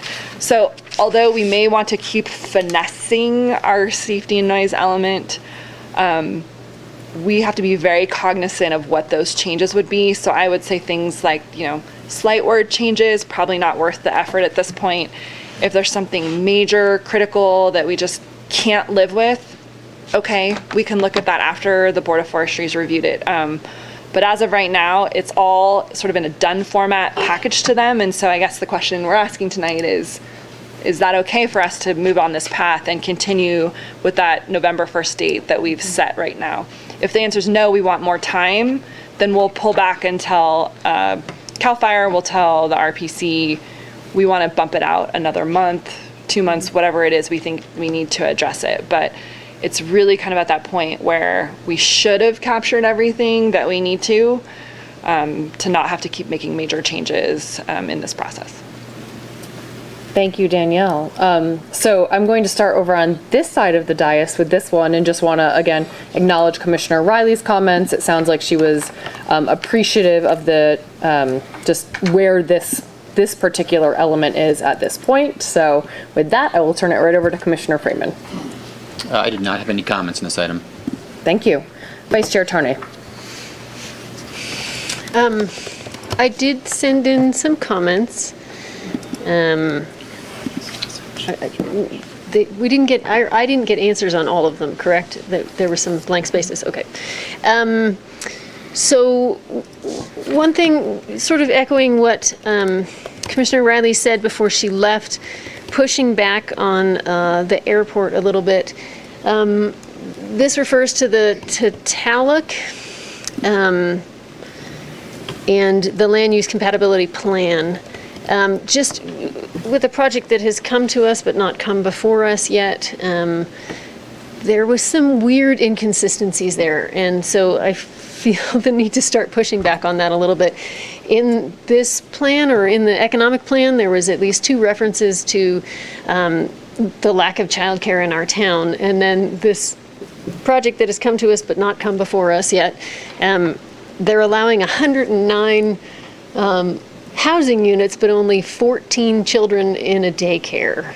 And so that's one of those things where it seems very inconsistent. If that's a safety concern, I don't understand. If you're allowing 109 units, but only 14 children, I just can't wrap my brain around it. So moving on from there, I would like to, hopefully we'll discuss that at some point in greater detail. Then I'm not comfortable with some of these things, talking about reduction of fuels on public land. It said work with the Forest Service and numerous other things to create and maintain fuel breaks to protect developed areas. I'm asking for a definition of what you mean by fuel breaks. Is this clear cutting, or is this removing ladder fuels associated with fire spread? If we are in a disaster wildfire, sparks and embers travel miles in the wind, and fuel breaks that we're talking about here do little to stop this type of fire, but make our neighborhoods hotter. I'm requesting a wildland-urban interface fuels specialist be consulted before we move forward with fuel breaks. On page 111, there was another bullet that said add language about maintaining adequate vegetation management on both sides of these roads. Again, this is too vague and not necessarily appropriate. We are talking about a street tree policy, and I would like to not eliminate the usefulness of that policy before we even get it implemented. So that's most of my stuff with that. Thank you. Okay, thank you. Over to this side, Councilmember Klostad, would you like to kick it off on this side? Yeah, I appreciate Commissioner Tarnay's comments. I'm interested in understanding the fuel breaks. I think we have defined our roadway vegetation management program. And the only other thing is I would echo the comments that we received earlier when we were reviewing all of our group comments about the visual aid of the airport land use capability and noise figures, and additionally the it's the same graphic. It's a very challenging graphic. If there's maybe it needs to be 2. And is that a huge change that would then impact this trajectory and this timeline? Yeah, I think it's referencing the land use compatibility plan. So I think it was a direct copy out of that. Okay. It is maybe a little more clear in theirs, but I mean, it's not something that we've generated. So it wouldn't be like a project Ascent could take on and do because it wasn't within their scope or something that they originally created. Okay, and forgive me, but I don't see the reference to that other document, so maybe that would be the only edit, is to reference that document so that we could look at that more. Yeah, the source. The source, and be able to understand that graphic a little better for those of us who are interested. But I am, in general, I want to be very protective of the trajectory and the timing of this, and I want to be cautious about whatever any other changes or amendments that we would make that would impact that. Thank you. Councilmember Pallavi. I don't have any additional comments. Thank you. Okay, thank you. Councilmember Zabriskie. I thought all the noisy airplanes flew over Prosser Lakeview. Turns out they go over Glenshire. And Donner Lake. Really? And Sierra Meadows. I think that's all of them. Not Tahoe Donner. Okay, We get them too. Oh, there too. On the safety element, first of all, what a vast improvement over what we're working with now. And then just on some finer points, reducing fuel breaks and the fuel reduction, I think, is added reason to be focusing on also beginning some reforestation or revegetation of really open lands that historically were forested with sugar pines and Jeffrey pines. There is language now in the draft plan to do that. And so it's slightly related to safety, but I think of it as a single program where we're headed for healthy forests. Even that's a phrase coined by a prior federal administration. Is a good way of describing we're trying to improve our forests, sequester carbon, and reduce the risk of wildfires. They're of a piece, and part of that piece is for future generations recreating big trees or getting them started. That's all. Thank you. I'm just making a pitch for it. Vice Mayor Romack. There's one little thing that's not worth changing anything we're sending to moving it on, but just something for us to think about. SN 2.12, wildfire smoke education. It's just about educating residents about the health impacts. And I think it should be educate on the health impacts and ways to alleviate those impacts. I think that's really important. And, I was even thinking, schools, community centers, daycares, again, we don't need to change anything, but something for us to think about, like as we're having more smoky days, educating and maybe working with some of these groups where more vulnerable populations would be throughout the day that, we could encourage some changes. So that's one thing to think about. And then I was just going to highlight again, happy to leave it in, the SN 2.9, the wildfire mitigation fee. That was just something, being conscious of the cost to build, and it doesn't explicitly, it says looking at mitigation impact fee for future development that would fund additional fire protection operations. I guess I just want to ensure, we don't add another fee that would prohibit something that's really important, like affordable housing, to be built. So just a consideration. Again, I'm fine leaving it in. Councilmember Klövstad, you made a good point earlier. All this would still have to come back to council. So again, okay, leaving it in, but just something for us to think about. So that way we don't toss on another huge fee and prevent something from being built that is important for our community. That's it. Otherwise, I appreciate all the changes. Okay. And Danielle, some of the things that you've heard tonight, do you feel like those constitute major changes? Or, because I think that's the other question to Councilmember Klövstad's comment about being, protective of our timeline on this and moving it forward. I think what we would do is we would run them past CAL FIRE first, since they're our resource anyway. Some of them are minor. I think the fuel break one could be a little bit more problematic, just based on our work with all sorts of wildfire issues. So, well, wouldn't they have a definition for that we could include? That it's their definition. So how could they have a problem? We can certainly ask. I mean, I would say an application, it's been applied differently depending on what's surrounding it. I can see that. Yeah. So it just depends on the density and intensity of development that the fuel breaks kind of propose next to. I mean, we have them between, say, like Martis Camp and Sawtooth area. Like, they're just, it depends on what it is. And some of them don't have a significant impact visually because they're already in an area where it's been thinned or other things like that. But, way back when we were talking about the Canyon Springs project, the discussion was about a 600-foot buffer with no trees, which that wasn't anything the community wanted.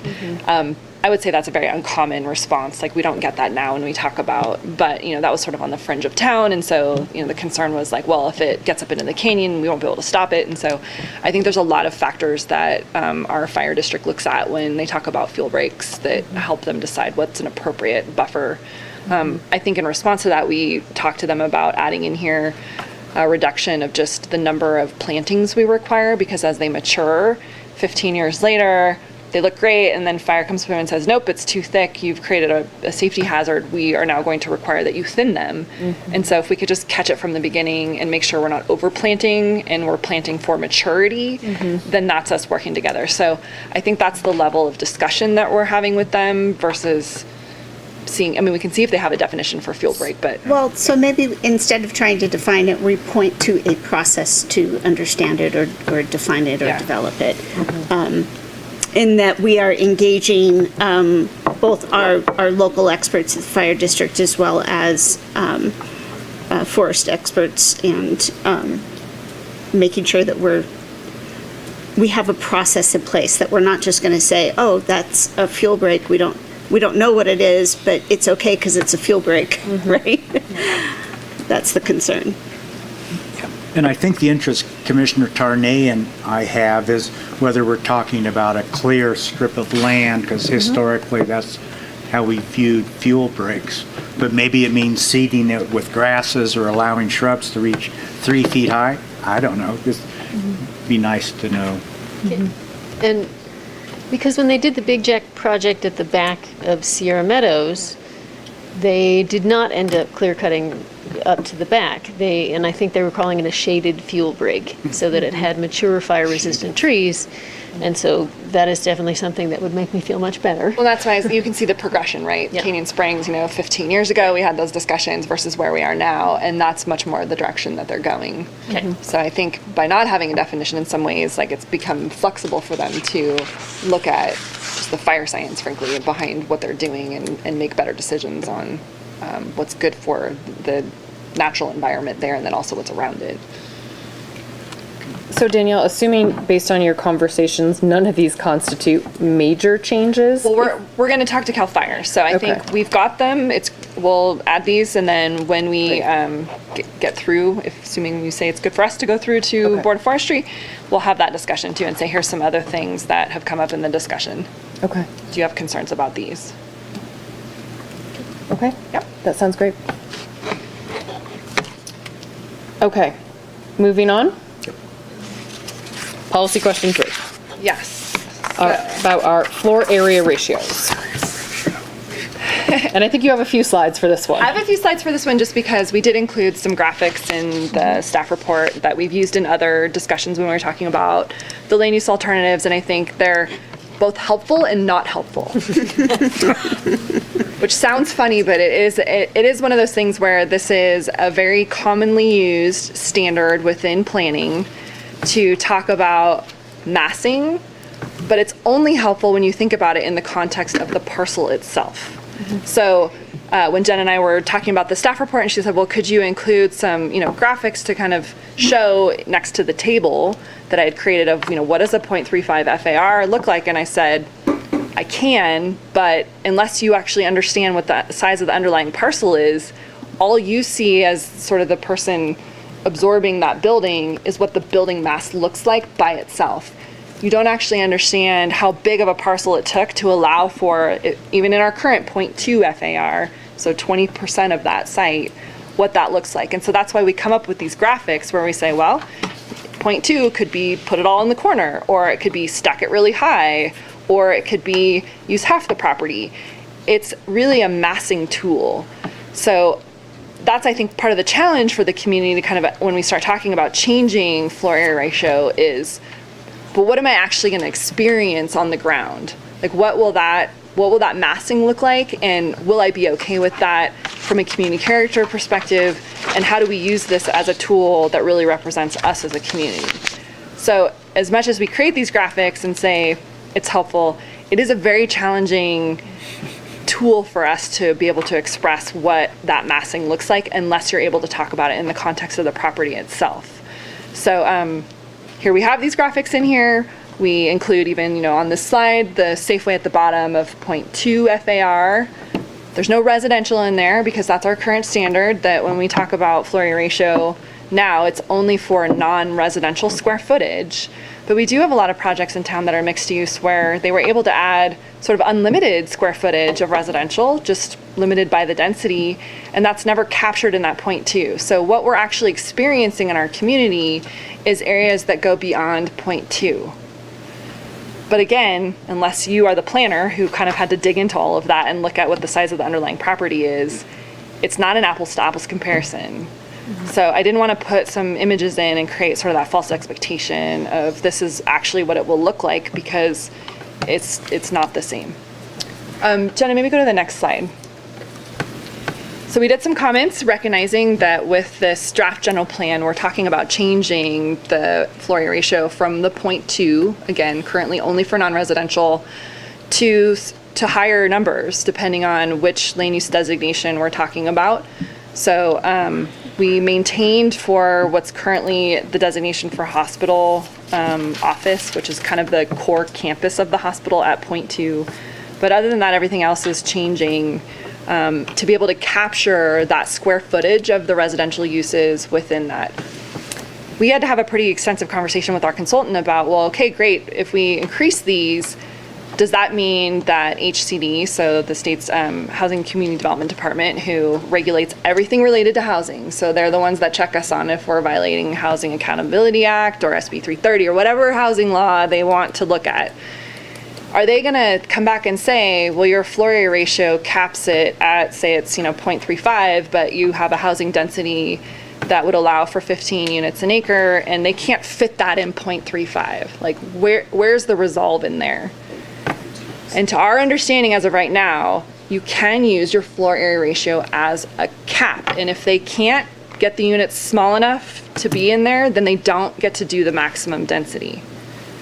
So funny, a week ago when we didn't know about SB 6, we were talking about how like maybe these are high numbers, or maybe we're not sure about these. But I think our current concern is, well, we don't have a combined floor area ratio right now.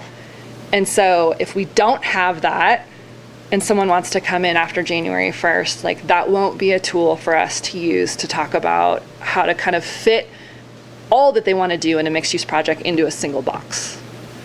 So it's amazing how things turn, after the state creates some new legislation. But what we tried to do in coming up with these numbers is actually model projects. And again, a hard thing to kind of map out, but we took sites just like we did with Innovate Gateway, and we add in, okay, well, if here's a project of this size that we know, and we're going to add in some residential square footage, and we're going to try and meet some of the density requirements, like what does that result in?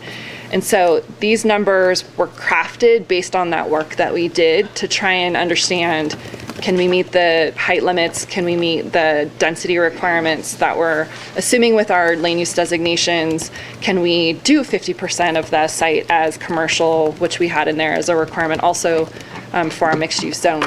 So is it perfect? Maybe not, but we did this to be able to have that combined square footage, which we don't currently have in our general plan. And we think that moving forward with this general plan, given all the new state housing laws, that it's going to be a necessary tool for us to have.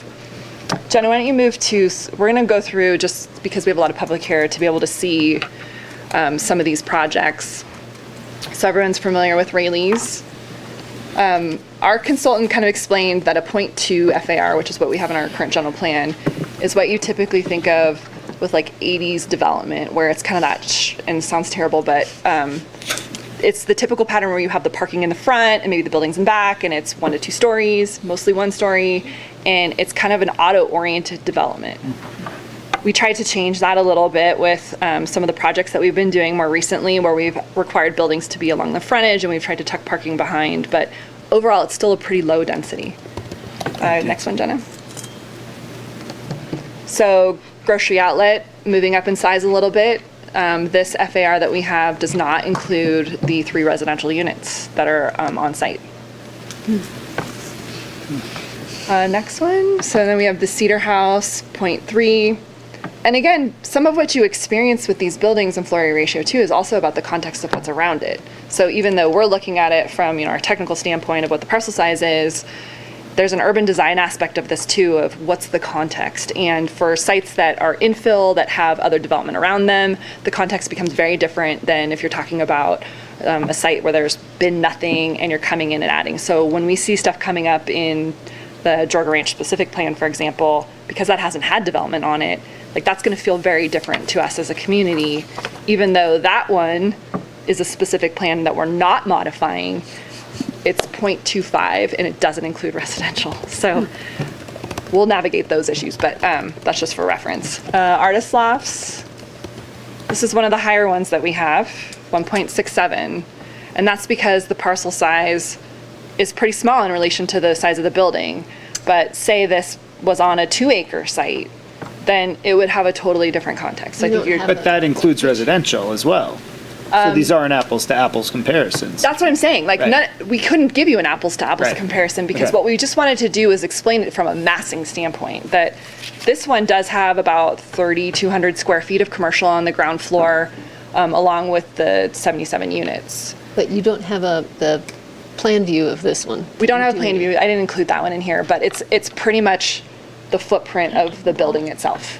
So it's almost from property line to property line. But if I look at all that empty ground around it, I can think it's only a .01 FAR. Can I ask a quick question, Yeah. Mayor Henderson? It's particularly attributed to both of these two projects that you just showed, Artist Lofts and Hospital. What you're also showing is FAR of the built environment without any parking requirements overlaid on any of that, right? So the reason why Artist Lofts could do what they did at 1.67 is because they have a shared parking relationship at the rail yard on that particular parcel. Let's say it was an isolated parcel. There's no FAR limit in the rail yard master plan. There's no FAR limit, but there's a parking requirement. So taking that example of that particular parcel, if they did not have a shared parking opportunity to off-site 90% of their parking, there's no way they would have been able to achieve a 1.67, right? So it could have looked different. They could have done much smaller units. They could have done podium parking, and they could have infilled that area that they have for kind of their common area outside. So it wouldn't have looked the same, no. Okay. Yeah.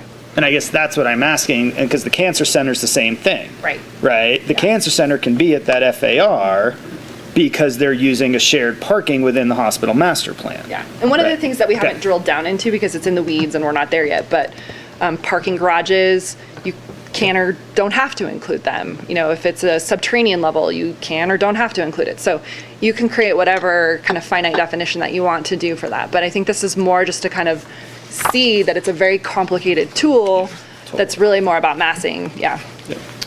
What else do we have, Jenna? The Cancer Center, so we went through that one. The Dixon Realty building. This one has more surface parking. So again, you can kind of see how that changes. We put the plan view in this one. Quality Automotive. So Quality Automotive has two different buildings on this site, but both, like one's 1-story, one's 2-story.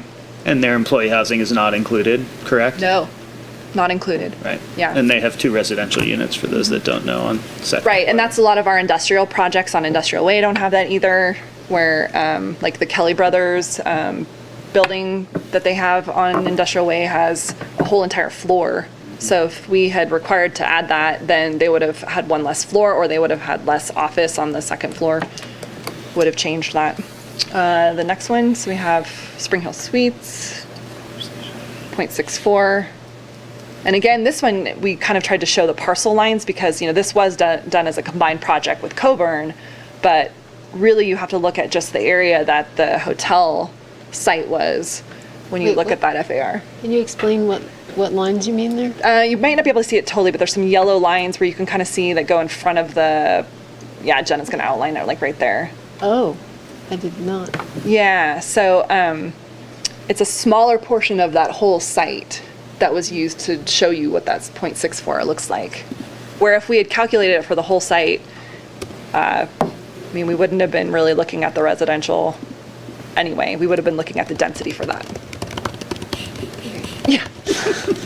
I think we've made our point that it's complicated. There's the rock, 0.35.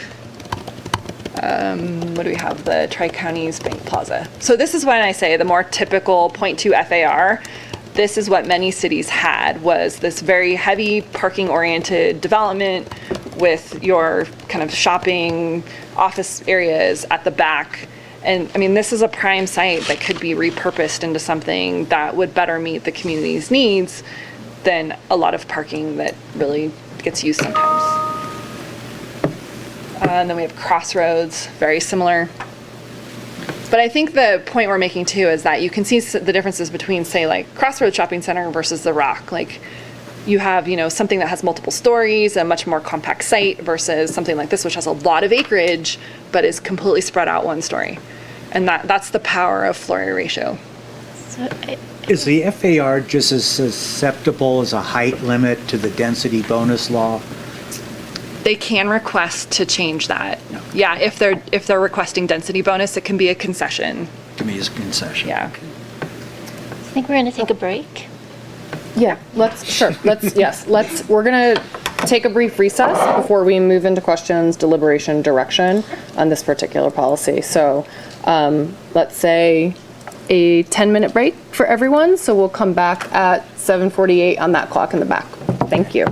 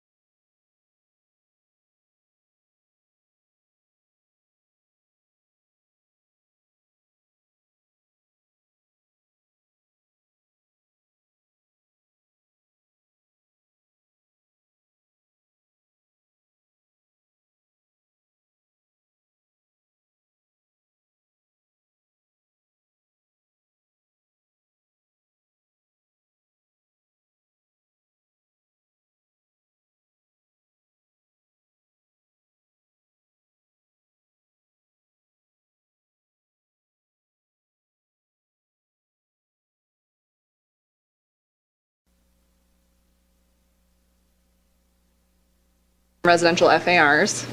Do we want to stick with that? So that also includes the higher floor area ratios that we've identified in that table. All right, we will start on this side. Councilmember Zabriskie. Well, it seems to me that it'd be simpler to have a combined FAR, and if it's mixed, if it's going to be a mixed use, land use anyway, it just gives us a better handle on massing. I mean, we don't get any benefit out of limiting the FAR to the commercial only. We just risk a bigger mass. That's kind of how I look at it. Are we asking questions or are we deliberating? Oh well, question mark. Sure. There we go. Perfect. What do you Questions think? it is. Does that sound right, Danielle? Thanks for the question. Any other questions, Councilmember Zabriskie? That's my only one. All right, we will stick with questions first. Councilmember Klövstad. My question is, how effective can we be in this conversation in this moment without all the rest of the definition, given it, we have this new SB 9 to consider? I just don't want to make a decision tonight and then realize that we hadn't compensated or considered the full impact of that new legislation. Well, I think to my earlier point, having a combined FAR is going to be a tool that we need, and we don't have it right now. So, I mean, I think if you look at someone being able to come in right now and say, oh, well, your FAR is 0.2, but it doesn't include the residential, and they say, great, I'm going to do 15 units an acre, but I want them to all to be 3,000 square foot units. We don't have that massing tool now. So this question is really focused on just, are we willing to, are we okay with combining them? We're not necessarily going through this list and saying those are the appropriate FARs. I mean, it's helpful for us because that's what we've used, but again, it's a hard question to ask you because you're relying on our expertise and that we've done the work to understand what those look like in the context of where they would go. So I think if you have concerns about any of them, identifying that for us would be helpful. Like, oh, this feels high, I'm not sure I understand this one, or this feels low, I'm not sure I understand that one. But these were used as part of our, community character element and being able to talk about what those future development areas look like. Okay. Then, just to keep it really focused on that combined, I think it's absolutely essential that we include the residential square footage into those FARs. I would like to understand, because now most of those up there are going to be impacted by SB 9. Or SB 6, sorry. There's so many of those. It's a 9 upside down. That we can say that's the FAR, but they're still going to be able to modify in ways that this doesn't control. Only generally if it's a density bonus.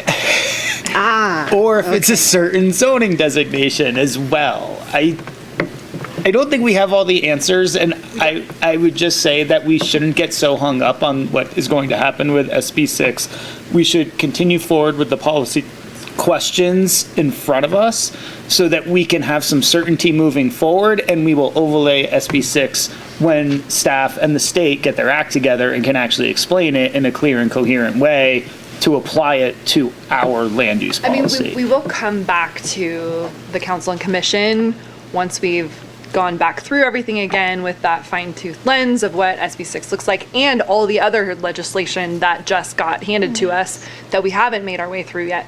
So we're doing that right now. So we need to come back and bring that information to you and say like, oh, we think, we might need to change something based on that. But I think for tonight's discussion, since this was new information, hearing that, yes, the combined we support, and then, the FARs, understand why they're higher because of the combined, and we will just acknowledge that if there's something that needs to change based on this legislation, it'll come back to you. Perfect. And I like maybe that. just ask Danielle to clarify with the EIR and what impacts that could potentially have, if any. Yeah, I mean, if it gets higher, that could be something that we'll have to reassess in the EIR. But if the FAR stay the same or they're less, as long as it's not a substantial change, it shouldn't be an issue. Okay, yes to the combined, yes to this list as it is, based on what you just said, that if there's anything that comes out of the rest of this legislative review that would create pause, that we would want to consider that. But can the state's new legislation really relapse our EIR process? Like they're just saying that this is law now. It's law, yes, but because we're in an active process, we can't ignore it.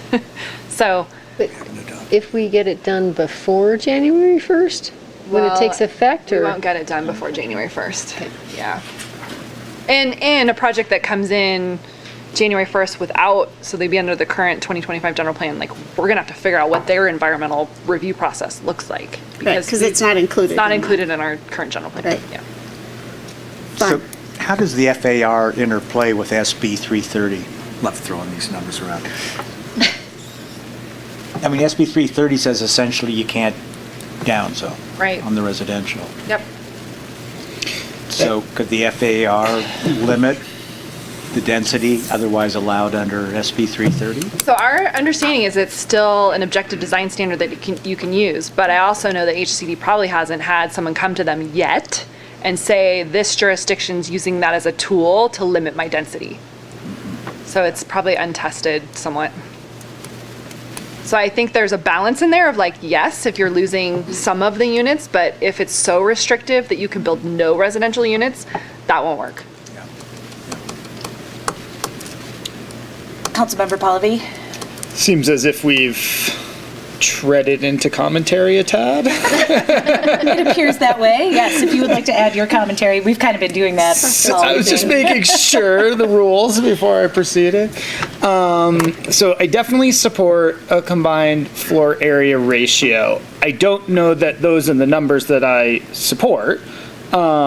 Because I just think floor area ratio as a number in isolation is practically impossible to govern around and write policy around. So my problem with that is I don't want to, for example, exclude something like the artist lofts. If we had an FAR, for example, of 1.0 in that zone and they didn't have shared parking, then we wouldn't get a project like that.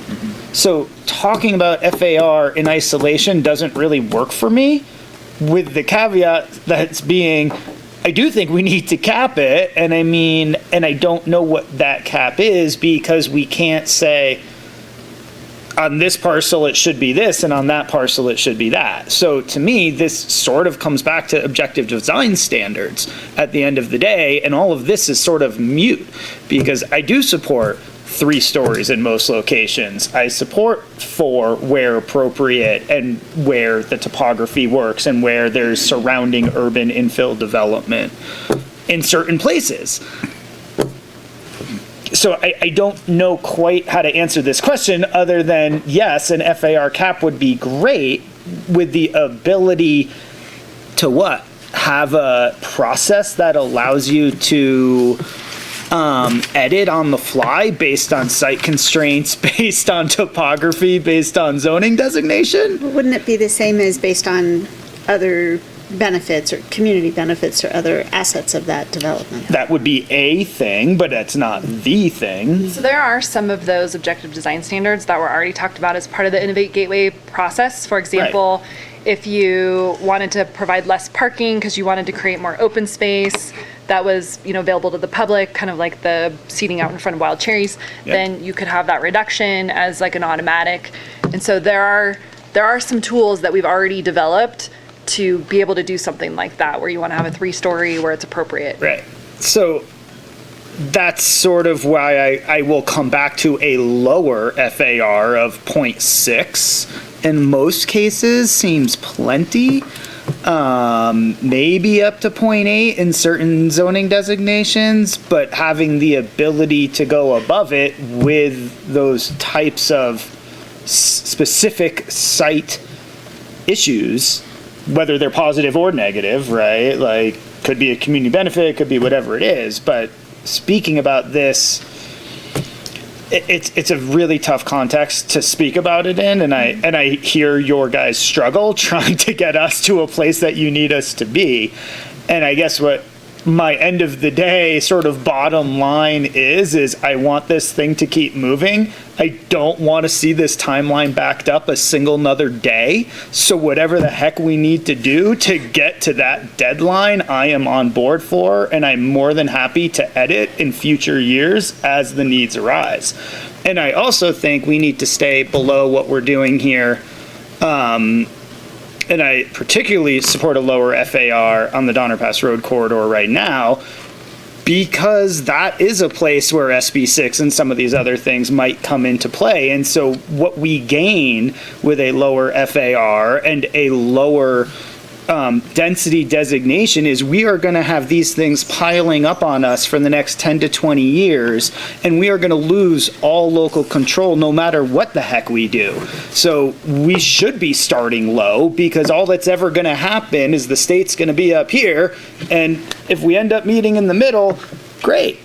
But if we start really high and the state tells us to go higher, then we are going to mess up our community character. And that's the number one issue we have been told from over and over and over and over and over again from every single community member. So to me, we have to maintain our community character in this general plan, potentially by lowering all those things in order to then meet what's going to happen at the state, which we don't have any control over.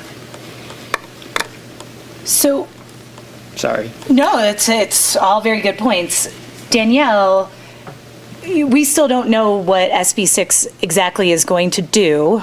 So, Councilmember Pallavi, you're saying we should just push these lower now, not wait to find out what the state's new rules are, rather than, hey, we're kind of comfortable with these, but maybe they should be a little lower, especially if density is going higher, and we should wait and see what the state's doing. I guess I'm trying to get the sense. What I'm basically saying is I support a lower density in Gateway, of which I've talked about for the last 6 months. I support a lower density. So I support either the 2025 general plan alternative for Gateway or option 1. And I know we're not quite there yet, but that's where the question you just asked me is.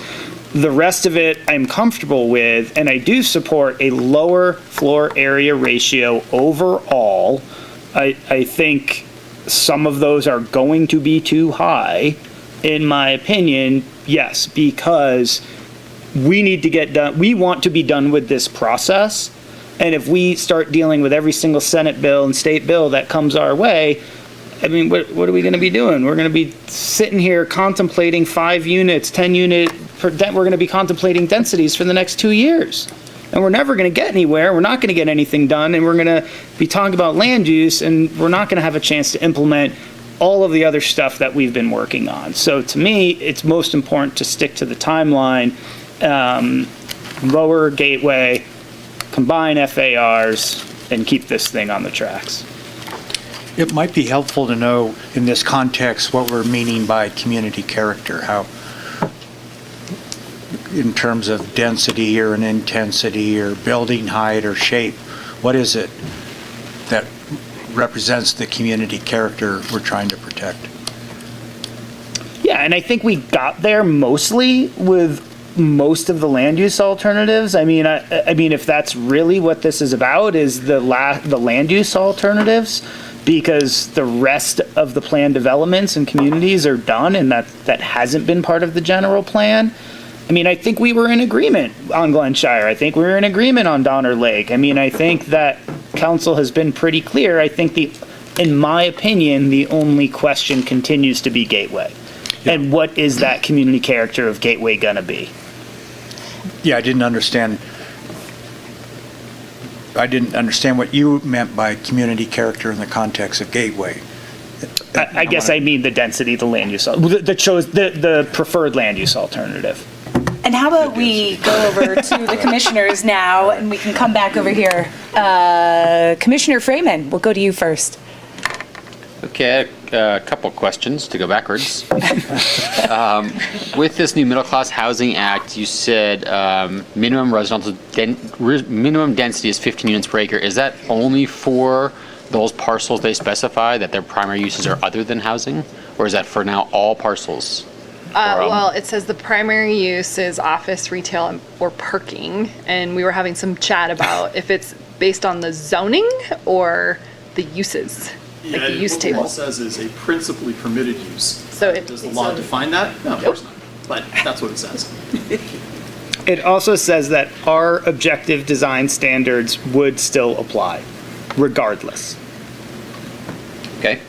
And then I was curious, do we have any kind of coverage analysis to use in conjunction with FAR? Since FAR really doesn't take any kind of coverage actually into account? Like your site coverage? Yeah, I mean, you could do a 2-story building on half your property.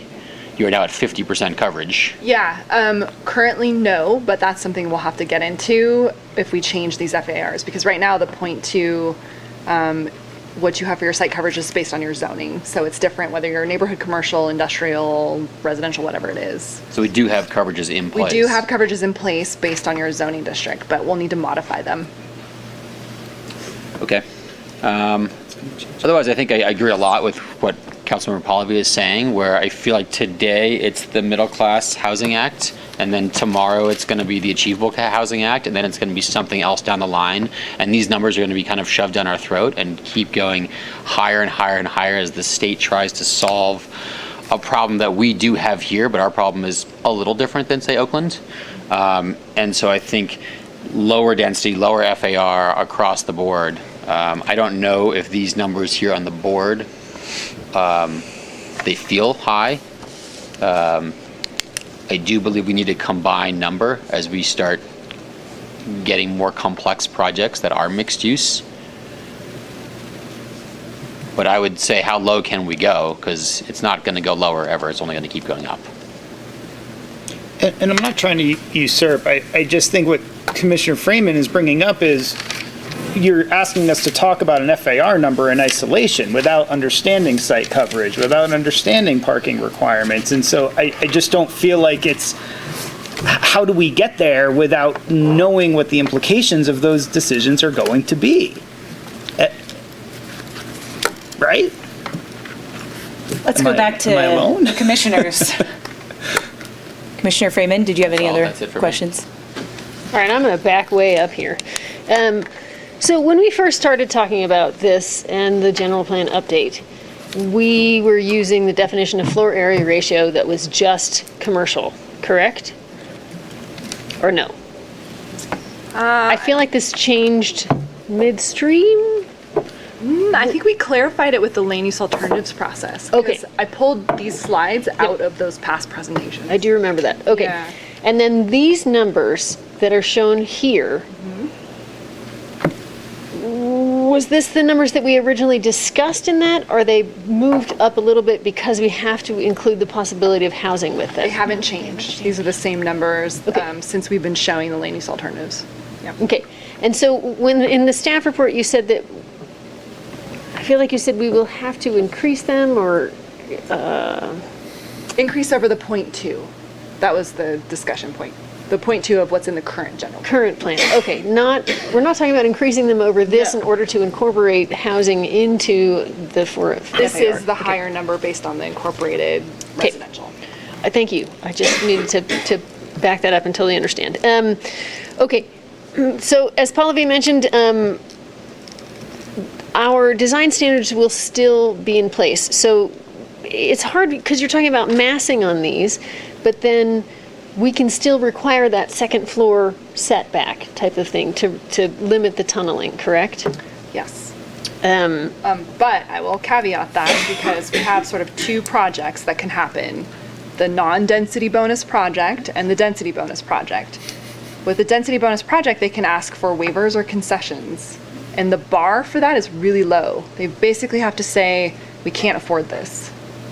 They don't have to give us a performer or anything. And so we're trying to be able to mirror that we've got these two possible types of projects that could come in and have standards in place for the non-density bonus projects, because we think we'll get more of those than we will density bonus, just based on how expensive it is to build here.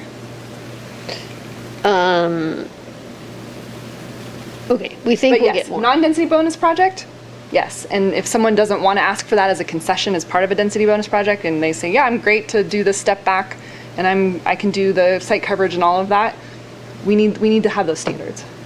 Okay. And one thing that I think is causing me angst is that when we lower that FAR, we don't get open space, we get parking. We get pavement, we get non-pervious area. And I feel like everyone's equating it with community character and somehow saying open space is community character, but this isn't open space, this is parking. I don't think parking equals community character for us. Does that make sense?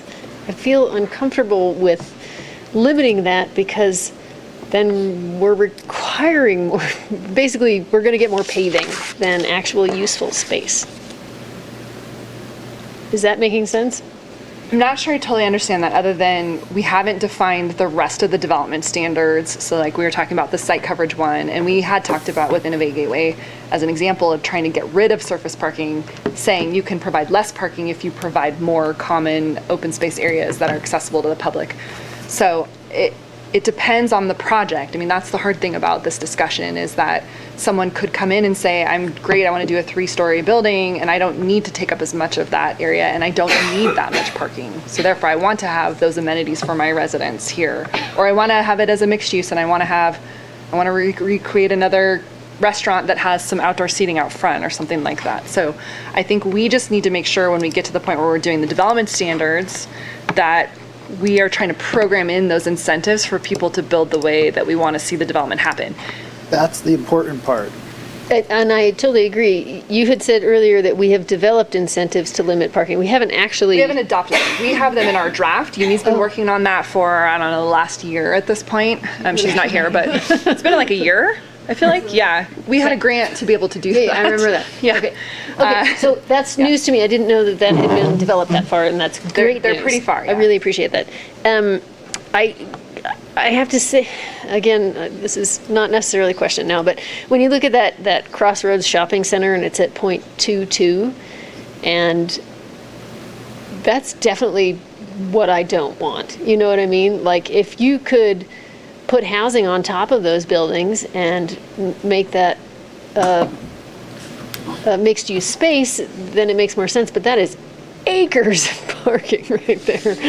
That is just impervious and not terribly useful. Anyway, so I lean more towards yes. I like the numbers that we have. I like that they're increased a little bit. I would like to have slightly higher usefulness and less just for parking. Can I ask a timeline question, since that was brought up by Councilmember Pallavi? And are we getting into that at the end of this presentation? I've lost track, or? We can. I didn't put the whole timeline in here, but I have a slide for it for you to talk about if you want. Well, more just, I think there's, we want to move it forward, but also understanding how this new SB 6 is going to play into it. We can give some direction tonight, maybe with the understanding that after we have more information on SB 6, it could change things potentially and fit in the timeline still.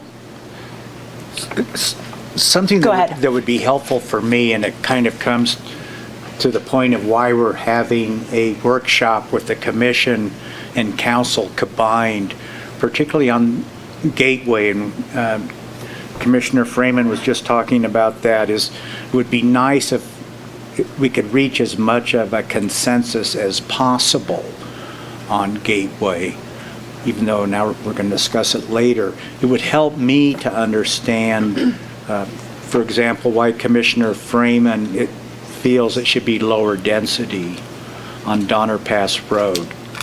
Because it's more the reasoning that matters to me than who or how many people feel one way or another.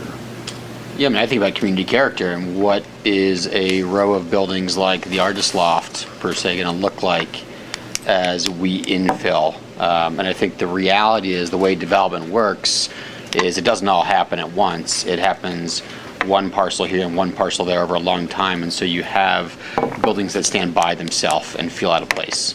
And I worry that that is a path that we could be headed down, because every parcel will never be developed. We will never see that. I think right now we're 70% built out on the 2025 general plan, and I'd be willing to bet you that by 2040 we are not even fully built out on the 2025 plan. Right. And so, but what we will have is we will have outliers. We will have individual projects that don't fit, and you will drive by those, and they will be larger in size and scale and different architecture, and that's the stuff I feel like that's going to be where we may regret down the line. And you don't think we can address that on objective design standards? Well, I think we should take every opportunity we can to address that stuff. But every time we make a loophole, people will find loopholes. And when we have a loophole at the state level, that's one that we don't have any control over it. So let me just bring it back. Do you feel like before you can make your statement on this, you need to hear more on the next topic, Gateway? It was just an opportunity to understand better what his thinking is. Okay. Go ahead, Councilmember Pallavi. I mean, I think we've heard a majority say combine the FARs. I mean, I think this one's been shot to death. I think what we've moved into is it's gateway and character, and commenting on what Commissioner Freeman said and Councilmember Zabriskie is, by starting low, we can create a set of incentives and bonuses that get us to more, should that be the desire we want to go to, through a series of trade-offs and negotiations. So that's option A. Option B, I think the other thing, and I'm straying a little bit to the gateway question as well, is, we've continued to talk about level of service, and we've continued to talk about VMTs, and Donner Pass Road is a congested, crowded corridor already, for example, right? All you have to do is close an exit on I-80 and you can see what happens. I am there every single day. You want to come on drive on Donner Pass Road right now, you don't go anywhere, right? And so yes, we're having multimodal changes, but are we building a third road out of Tahoe Donner yet? No, we kind of keep saying that's just going to increase greenhouse gas emissions. So when we're talking about character also has to do with mobility. It also has to do with that pedestrian interface. It also has to do with all of those things. And so to me, loading up a bunch of cars into a tight zone, that's part of how we govern character, right? You want to be able to walk in a nice place. So I know Gateway's the next one, but we're talking about FAR right now. So, and I know they all go together. So we've heard Councilmember Pallavi, you would want to see these all lowered. Yes. Well, not all of them lowered, but some of them lowered. Some of them lowered. Some of them are pretty low. Councilmember Klofstad, what's your feeling on? I appreciated staff's recommendation to allow them to assess the SB6 and come back and let us know if they felt anything needed to be adjusted. I'm still, and I know this also gets into the discussion on Gateway, I'm still stuck on how many housing units do we need and how many are going to be produced by anything in this corridor, and it's not going to even get us close to satisfying our need.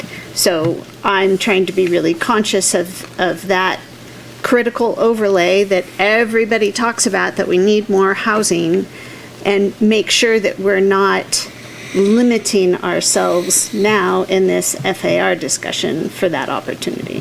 I think one of the things too that we could look at, since Councilmember Pallavi brought it up, is that concession is sort of the incentive option, right? That maybe we look to see if it's possible for us to adjust down slightly, whether it's like 0.2 FAR or something, and you can only get that additional 0.2 if you do the things that we say we want. Like, we want the middle income housing, we want units of, this range of size, we want less surface parking, we want these setbacks. Like, if you agree to do these things, then you can have, which is ironic because we actually have that right now for this same corridor, and it doesn't work because it's too low.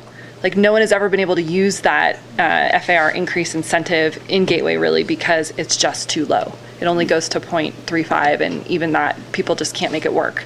So that's good information. So I think very important information for I think this is something that we could look at that might kind of bridge between our interests of, we want to see the right projects happen, and if we can do it through an incentive basis, then let's take a look at that. That I'm very supportive of. But are you that, willing- especially since you've gotten some opportunities already with what we've developed. And yeah, I would say let's let staff move forward and look at this, and I think that could answer a lot of questions.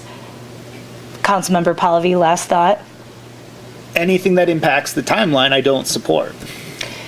It won't. It's part of the work that we're already doing. Okay. Perfect. You heard it there on the record. Because I'll be doing it, so that's what I'm saying. I can say that. All right, I do want to move to Gateway because we were getting into it. Commissioner Tarnay, quick question.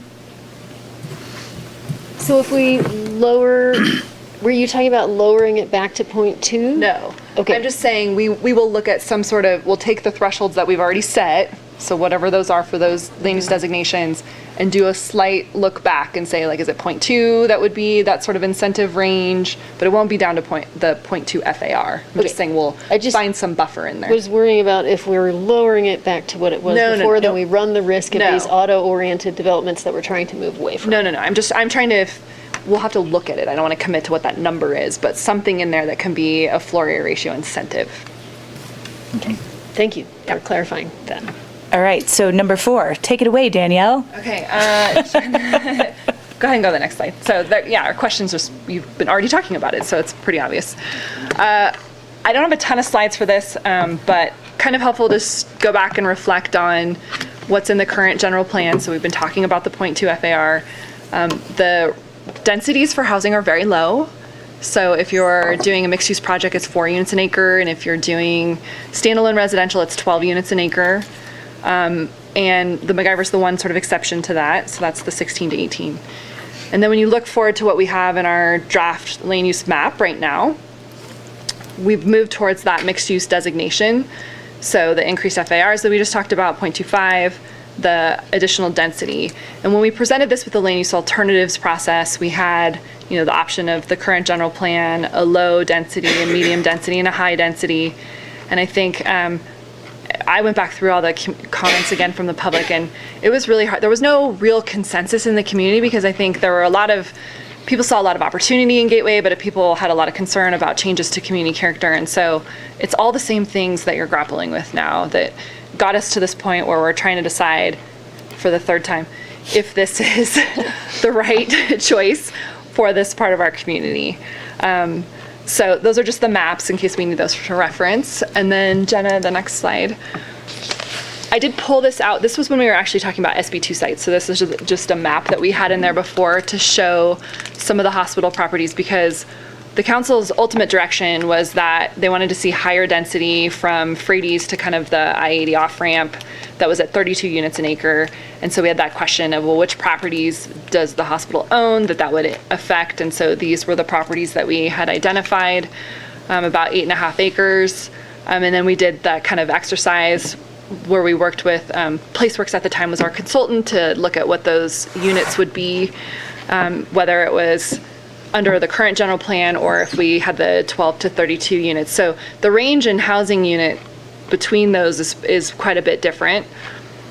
So then we had this discussion of, okay, well, do we want to look at just keeping it even though we know that the hospital is still working on this campus master plan, or do we want to have that discussion again and ratchet it back? So we have a campus master plan that the planning division is working on. So that was submitted to us, but it's still in an early phase for us because we've been focusing on doing the general plan. It's not like a land use application that comes in where we have 30 days to review it and are subject to permit streamlining. It's a legislative process. It has general plan amendments, it has zoning map and zoning text amendments. It's very complicated. And so Laura's been working on that with the hospital district for quite some time, but that was at our recommendation, is to sort of bifurcate these two processes because it's complicated and there's a lot of different components to what would meet the hospital's needs that we want to work with them on. So I just want to kind of put that out there, that I know that we've had requests to, reintegrate this back into our discussion tonight, but we as the staff were working with the hospital from pretty early on to kind of talk about how we can run them in parallel tracks, but it really wasn't working based on the council's original direction to kind of combine those back in. But here we are again, where we're talking about densities that do impact properties that the hospital owns, and so what ultimately do we want to stay with those? I think that's all I had for those slides. I didn't want to get too deep into it because we've tried. This is the third time that we're talking about this. So I think we're asking one more time, just to be clear, because the community has asked, what is appropriate for this area? Do we go ahead and look at those hospital-owned properties again? Do we stay with the 32 units an acre? Is this what we want to move forward with? That's the question. All right, we will go to the commission first. Commissioner Freeman. I'm going to say 32 dwelling units per acre feels way too high for me. Knowing what a 200 unit apartment complex looks like, I am sure that this would not be developed at the bottom end. It would be developed at the high end, at the max density. And to see 400 apartments there, I don't know what the parking looks like.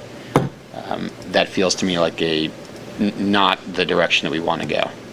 And that would destroy community character, especially being opposite Gateway, a bunch of small single-story houses. So I think we should be sticking with more what's in line with the 2025 plan and what is noted here that we currently have. Commissioner Tarnay. All right, I did some math over here. So one of the options was 6 to 18 dwelling units per acre. If you do an 80% density bonus on there, that gets us to 32 dwelling units per acre. It's hard to picture things, and so I need to do this. This is an example of 32 dwelling units per acre. And this would be completely reasonable there. And it would help us meet this housing need that we have. It depends on those objective design standards. I disagree with what Pallavi is saying, that this is going to ruin our character because it's going to be congested and it's going to bring more cars in. Wherever you put more cars in the town, they will drive here. If you live in town where you don't need a car, you will actually have less cars. And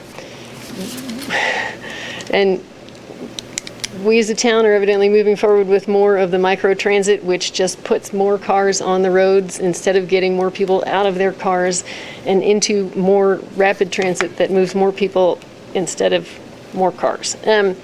So I actually like the 6 to 18 dwelling units per acre, that if it goes all the way up to 32 with a density bonus, that's with a density bonus, that means we're getting 100% affordable housing. Hopefully at the 80% that helps our workforce a little bit better, at least the single member families at 80% is a salary that we do make here. So that's all I have. Thank you. Councilmember Klipstad, go to you first. I'm actually pretty in line with Commissioner Tarnay. I believe, I understand the community's concern about putting that up to 32 dwelling units per acre on the north side. I still would like to find ways to incentivize a higher density on the north side than the south side, because I think it's site appropriate.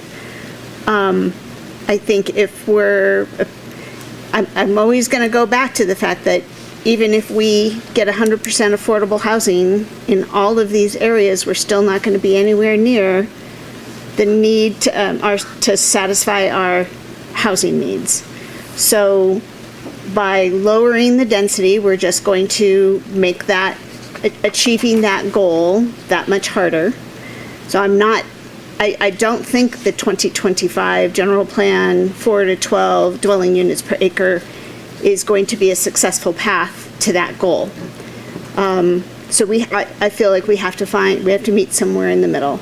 And I think if we could go back to what we just talked about with the floor area ratios, that we provide a suite of density increase options, percent options, or dwelling units per acre based on achieving particular community character and design guidelines, I think that would be the sweet spot. But we're never going to get there. Going back to our 2025 general plan, I think that's been a huge part of why we're doing a general plan update, is recognition that we need to transition to a new way of providing housing and creating housing opportunities in our community. Thank you. Councilmember Pallavi? Yeah, I think the way to do exactly what you just said is to open up all the planned communities, and why aren't we talking about those then? So why are we talking about dumping our incredibly highest density on the roadways that we have already talked about we're willing to let fail, right? So we keep having these conversations when it comes back to the CIP. We just funded a study to look at a third roadway out of Tahoe Donner. That roadway study and all of its surrounding components is based on a failure of our single artery through our community. So by moving to this higher density in the single artery of our community, which already shuts down when an exit off of the interstate closes, to me seems foolish.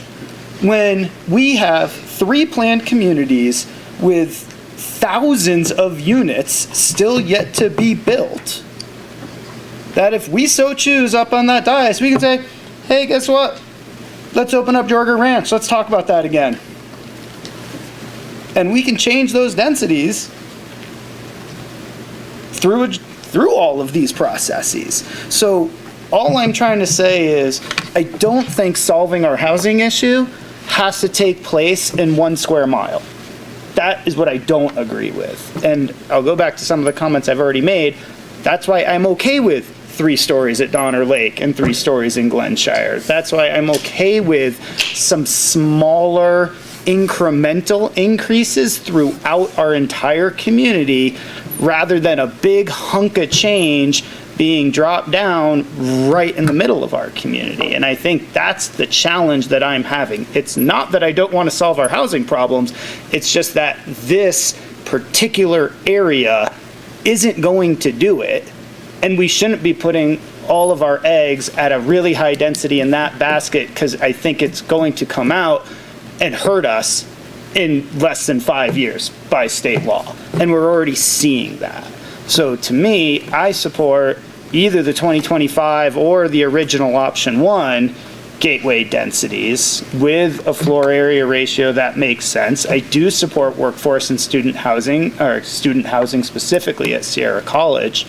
But I think we're too high in our preferred land use alternative. And that's why I feel that way, is because we're trying to stuff too much into too constrained of an area, and then we're going to pile on the hospital on top of all of that, and like we're just creating a mess, in my opinion. And I support, and going back to the hospital specifically, in terms of timelines and the commitments that we've made, I support finishing the general plan.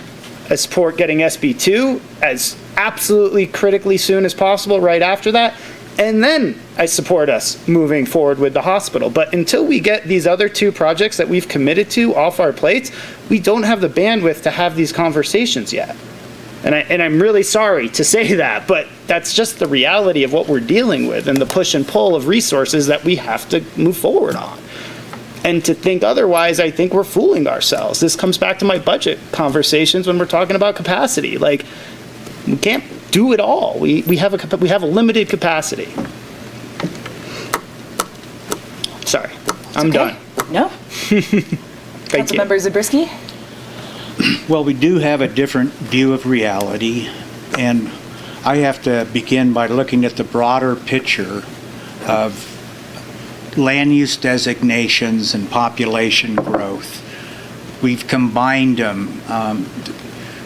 It's sort of like saying 2 dozen apples is 2 times more than a dozen oranges.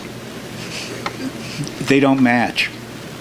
I looked at population projections for the town of Truckee, what the town projects, what the PUD water study projects, and what TTSA projects for wastewater. Because those other 2 agencies have to plan sufficient capacity in delivering water and then hauling the waste or treating the wastewater for the state. So they need to be as accurate as can be. And so PUD projects a population of 24,000 by the year 2040. The wastewater treatment facility projects a 1.5 time increase in the population by 2045, which it also comes out to about 24 or 25,000 people. So when we look at the existing general plan, its build out is about 50,000 people if you just run the math.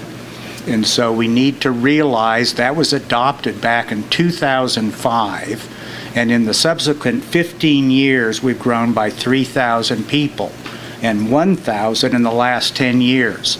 So our existing general plan is not driving population growth. So what is driving population growth? According to the BAE, Berkeley, whatchamajiggy economics, it's jobs, job creation, is availability of jobs, and Truckee has more jobs than it has workers living here. And that's because we don't have adequate workforce housing. According to the Mountain Housing Council, it's in our staff report for tonight, we have a need for over 2,000 additional housing units for our workers. So when I look at Gateway, I am comparing the kind of housing we're proposing there with what we have now in our existing general plan. And the difference resides in the type of housing we're talking about.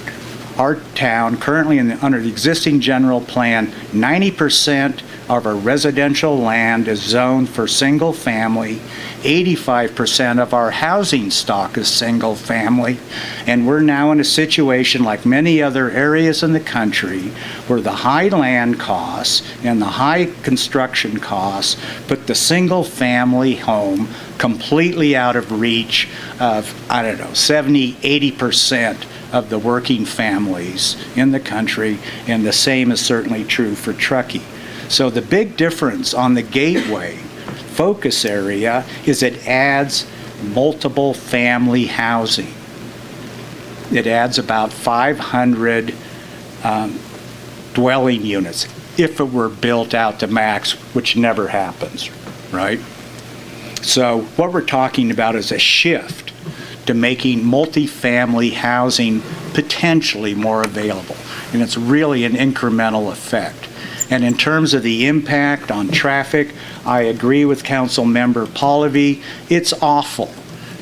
It's awful when we have bad snow conditions, Highway 80 closes, or that's just a big ski weekend. It's bad already. It couldn't get much worse. You're stopped on Donner Pass Road. So the idea we can eliminate it by not allowing any additional housing is incorrect.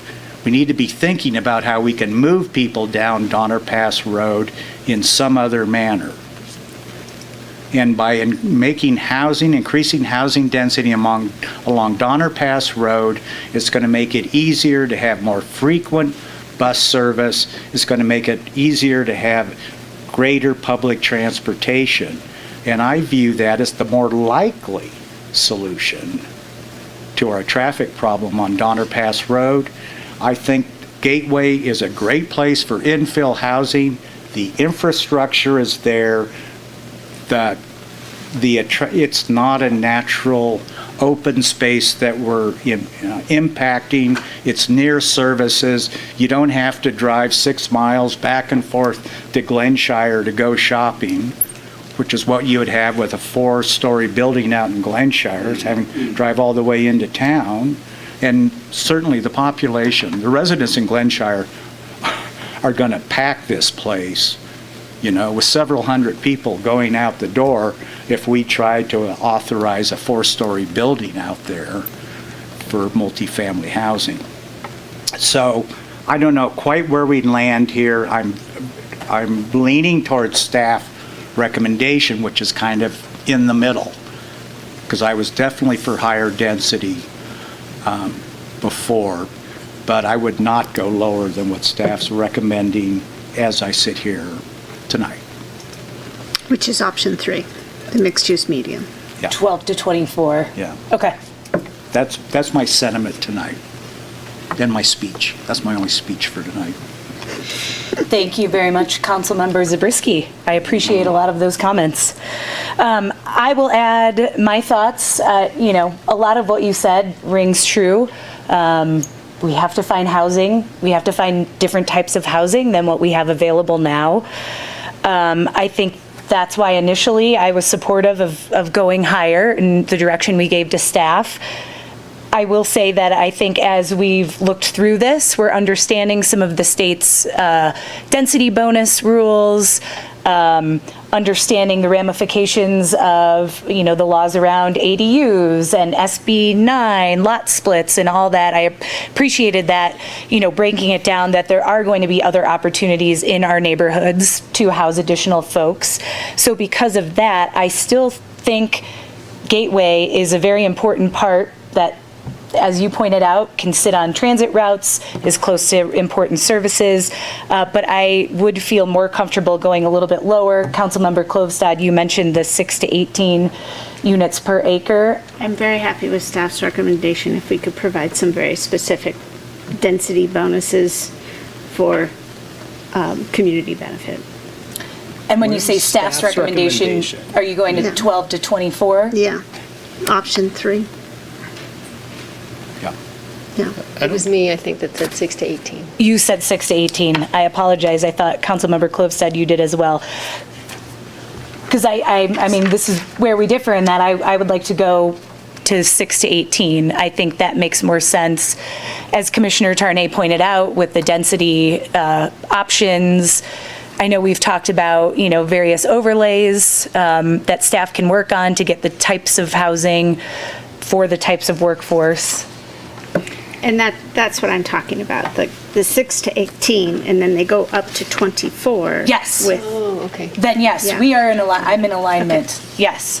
I am comfortable going higher with overlays of, some of the things we've talked about, but, having it at the 6 to 18.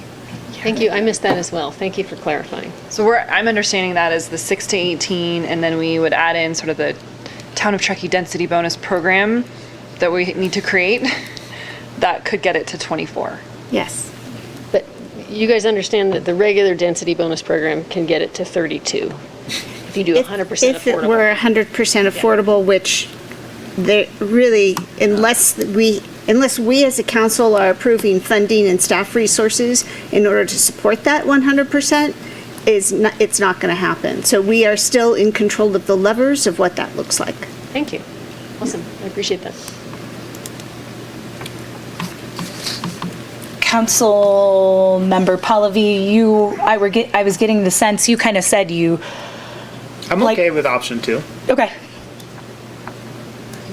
Then it sounds like we have consensus. Councilmember Zabriskie, would you be comfortable with that? With the town density plan, town density bonus plan. All right. Like we have consensus. Great. Yep, you got it. All right. Is that the last time? No. What are you doing next week? Just kidding. I'm hoping that's the last time. Okay, so next question 5 is West River Street. This wasn't exactly asked to talk about at our last meeting, but I did throw it in because we had a lot of public comment.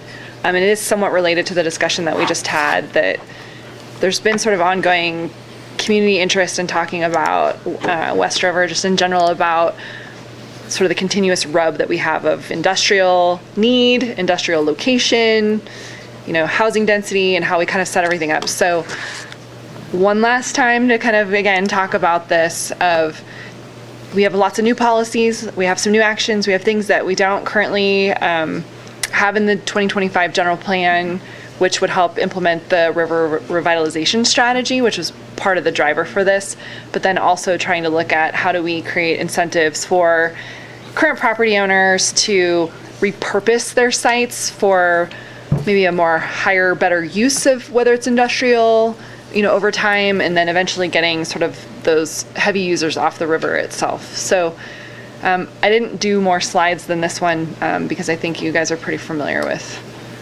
the context of West River and this riverfront mixed-use land use designation, but I just wanted to give you a chance to talk about it one more time. Councilmember Pallavi, we'll start with you. My only question on this one was,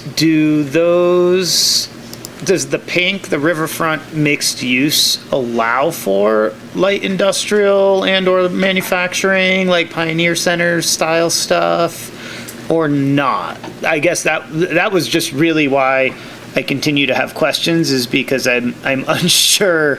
I mean, I know what mixed use means, but I don't know what it means in the context of riverfront mixed use. Yeah, so that's a unique designation that we created based on working with GPAC, public comment that we got to try and allow for some continued industrial to happen, and then essentially if something else came in, it would have to meet different standards.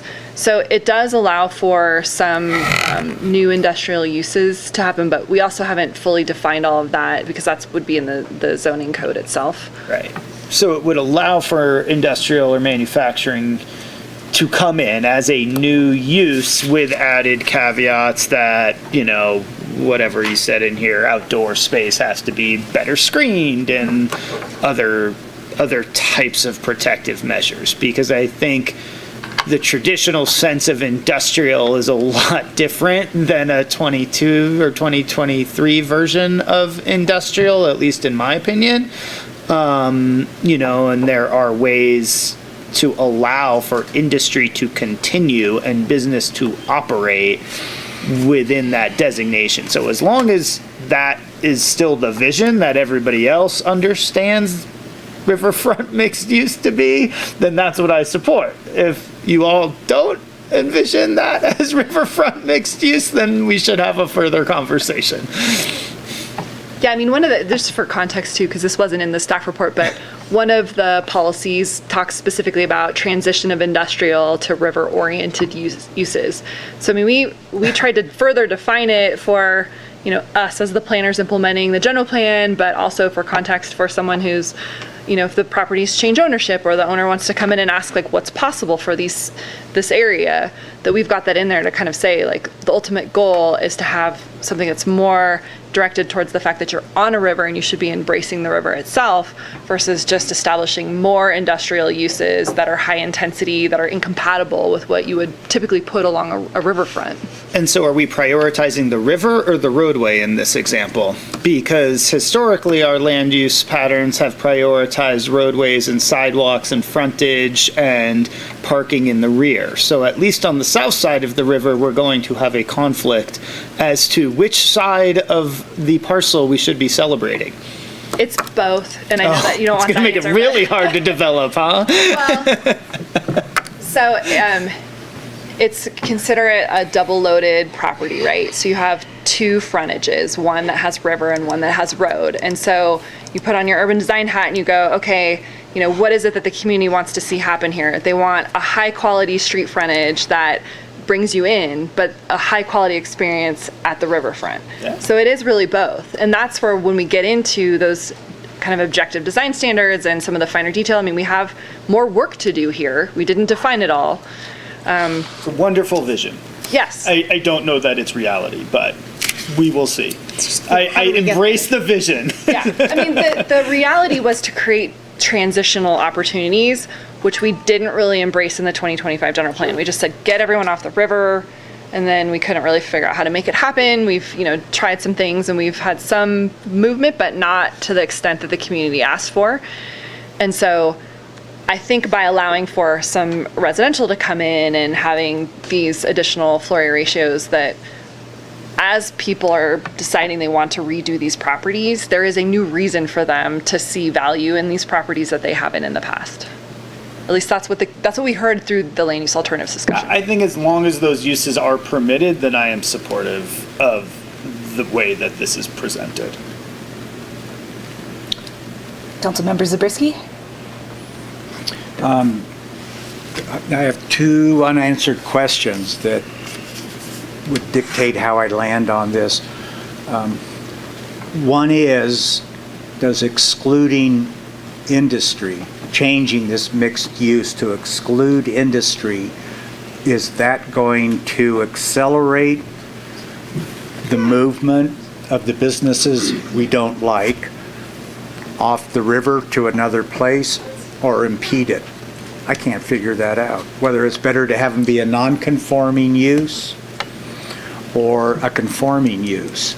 And the second thing is defining what constitutes an industrial use, because I still have trouble understanding that Truckee rents as an industrial use when to me it looks like a retail operation. I just don't, I'm trying to get a better sense of that. And the other businesses on that street are those industrial uses? I'm assuming the vet place here, a pet clinic's not an industrial use, but I don't know about Wesley's Place, and I don't know if Sudden Link is industrial or retail or what. So the definition gives me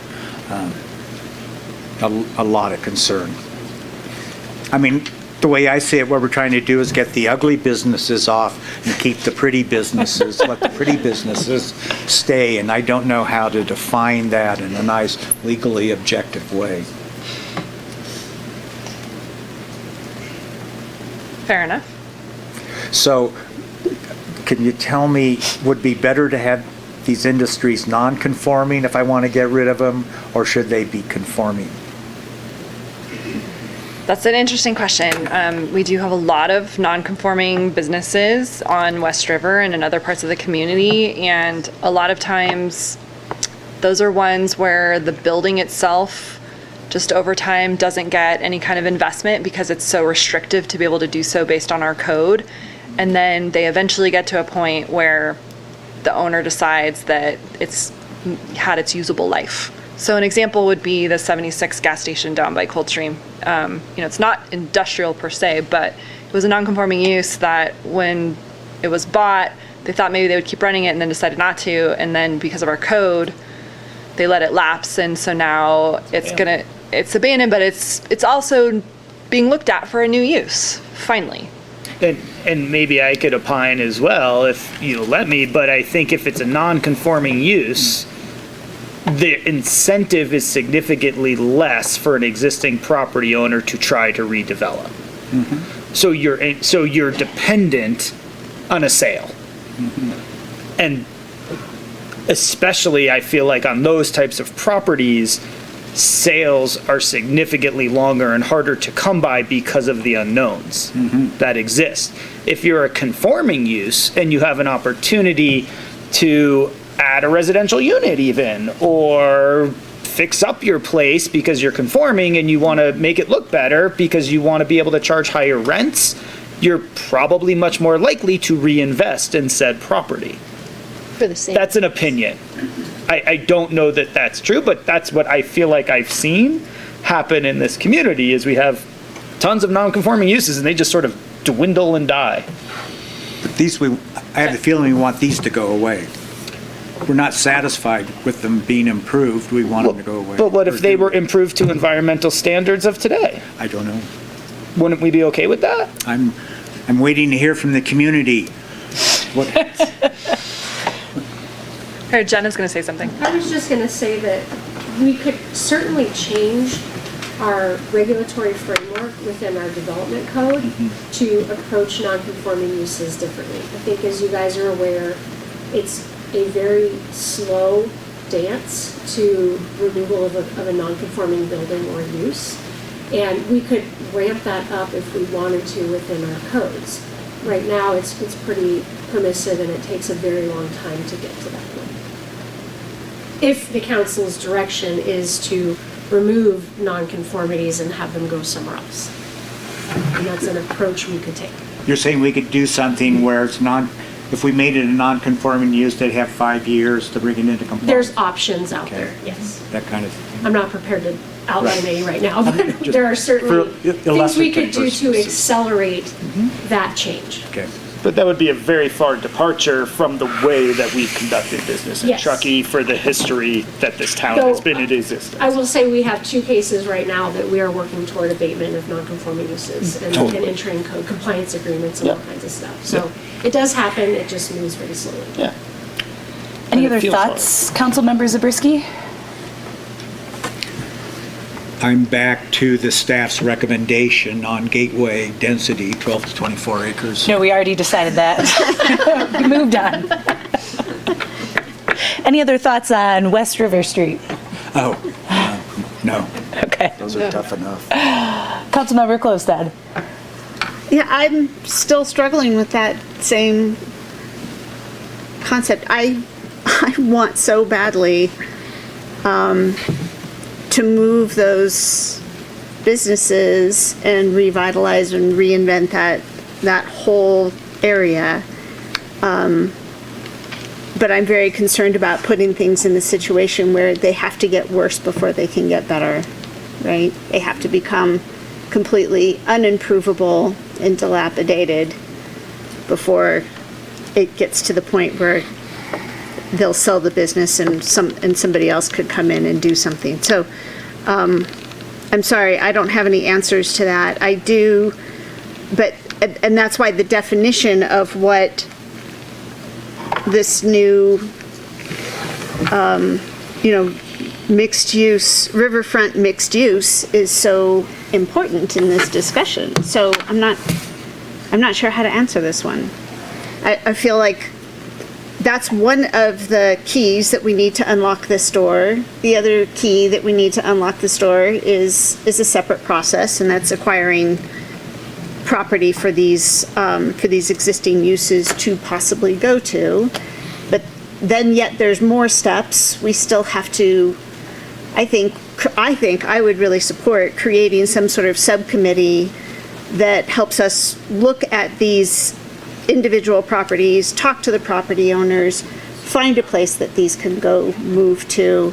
And I know that's another task that we would have to agree to, and another subcommittee that somebody would have to agree to serve on. But I really think just putting it in our general plan, it's not going to get us there. We have to focus on what are the action steps. So I see those 2 other action steps, but the first one is how are we defining this and whether or not we're going to actually be able to move those properties or tell them that they have to do something different. Sorry. That's okay. We'll go to the commissioners next, see if they have any light to shed. Let's start with Commissioner Tarnay to shake things up a little bit. Okay. I guess I'm not clear on the definition as well. I was thinking this riverfront mixed use was a little bit like a combination of mixed use, but also a little bit of business innovation, where we would have more of those makerspace type, like brewery type things, but on the river. Like we have that in Pioneer, but you can't have the service customer space, and so it would be a place to have both of those. Am I Did I make that up? I mean, we don't use the term business innovation under riverfront mixed use. I Right. think the idea was to add in the options to have things like riverfront oriented retail or restaurant or things like that. So it's sort of a hybrid of allowing existing industrial to stay, and then also allowing for these other like newer uses to come in that we want to see. And would that be like a brewery with the riverfront seating type stuff, or that is not what we imagined? So we haven't defined all of the lane uses yet, because that would be the next step in the, when we go to change the development code. But I think just based on all the language that we have in here, when you pull it, we as the staff are pulling it all together, right? We're pulling all the policies and everything and looking at it and how it's structured, then it's probably more along those lines of what you're saying, where there are some uses where there would be, customers coming. There's some, uses there where they don't have, significant outdoor storage, because, the newer parts of Pioneer Commerce Center aren't really focused on outdoor storage or uses, but still have spaces where they need to build things inside or, work with materials inside. And so kind of along those lines. So it's a variety. So, we have the opportunity to define that still. And I think that's the next step, is because we can go parcel by parcel too when we get to the zoning level and decide how we're going to implement this land use designation. And we can say riverfront ones have something different than the north side of West River, however it is that we want. And we can define that land use table at that time. And that was a little bit, we as a planning commission, we had the mullet zoning here. Yeah. Yes. Yeah. Mullet zoning. Which was addressing that sort of thing. It was, yeah. But and I do feel like this raising the FAR on this makes those properties more valuable. That is a little bit of incentive for these properties to be sold for a different use and to move somewhere else. Like they could get more money from that. Okay. I love this, and I love it if we do more defining and mullet zoning. Commissioner Freeman? Yeah, I like this classification. This is a good incentive to help see that riverfront area and the whole West River Street be redeveloped. I also think we will start seeing businesses move off the river as we have new places for them to go. Take that new project on Industrial Way that's in the works. I'm sure that's going to end up being a good fit for some of these auto shops and welders and wood shops and what have you, because ultimately the spaces that they have down there are lousy. They're old and they're not wired right and they're not insulated and they're expensive to heat and they're just funky old buildings. And so I think as we see more industrial development happen, the problem for the non-conforming businesses without business licenses will solve themselves. So I'm in support of this this slide you have up. Nicely done. Thank you, Commissioner Freeman. And then Councilmember Klofstad, I wanted to go back to what you were saying. In one of the proposed new actions, it was to prepare a comprehensive study, identify incentives, conduct targeted outreach. So it kind of speaks to what you were looking for as well. So I think that's a great addition. Just lacking the subcommittee or Tiger team to do so, possibly. Would you want to add something in about that? Not if you guys are volunteering me for it. Is that what that was? Just an idea. I would, and actually, thank you, commissioners, for those points. I think that actually adds to the conversation of how to incentivize, is that it makes it more attractive. I'm just wondering if, because this is we're talking about both because we amended this, right? We're talking about both the east side, West River Street and East River Street, right? That's right, East River. North and south sides. East River is going to be a separate discussion. So for this, it's just West River, but the north and south sides of West River. But we're committed to having that, to doing an overlay on that for this same. To explore it. Purpose. Yes. Okay. We're committed to exploring. Okay, and then this 1.0 floor area ratio, it would be on both the north and the south side. Right. That I'm a little less comfortable with. I think given that discussion on making it more attractive, that makes sense wherever we can, but the whole blanket policy, but then we're gonna do mullet zoning, love that term. So that could change that some in terms of, Well, the FAR would be set because we would have it listed in the general plan. So it would be more about the uses when we get to the development code. And then the standards, site coverage, height, all that kind of stuff. yeah, I guess I'm not quite comfortable with the 1.0 floor area ratio on the south side between West River and the river itself. But I agree now with everything else. It makes more sense now. Okay. Councilmember Pallavi, do you feel I'm good. you're good? I mean, does question I staff need to have answer? good enough direction? Yes. Okay. We can move on. The next one's going to be easy because I'll answer it for you. We already talked about it. This was about the commercial land use designation, and this was before we had the information about SB6. So I do think this map is a little bit helpful because we did have a question that came through of which properties have the commercial land use designation. So I just tried to identify the names of the businesses that you would recognize that are in those areas. Just because of SB6 doesn't mean that we have to change the title from commercial. We can leave it as a commercial land use designation. We would just be adding back in residential as an allowed use. So there's no need for you to talk about it unless you want to, but okay. I think we're good. Good. Okay, let's go to our Council reports. the last one was the schedule. So I didn't put every bit of detail from the staff report because a lot of that's the behind the scenes. I think what was most important for the community to understand is that the timeline has shifted.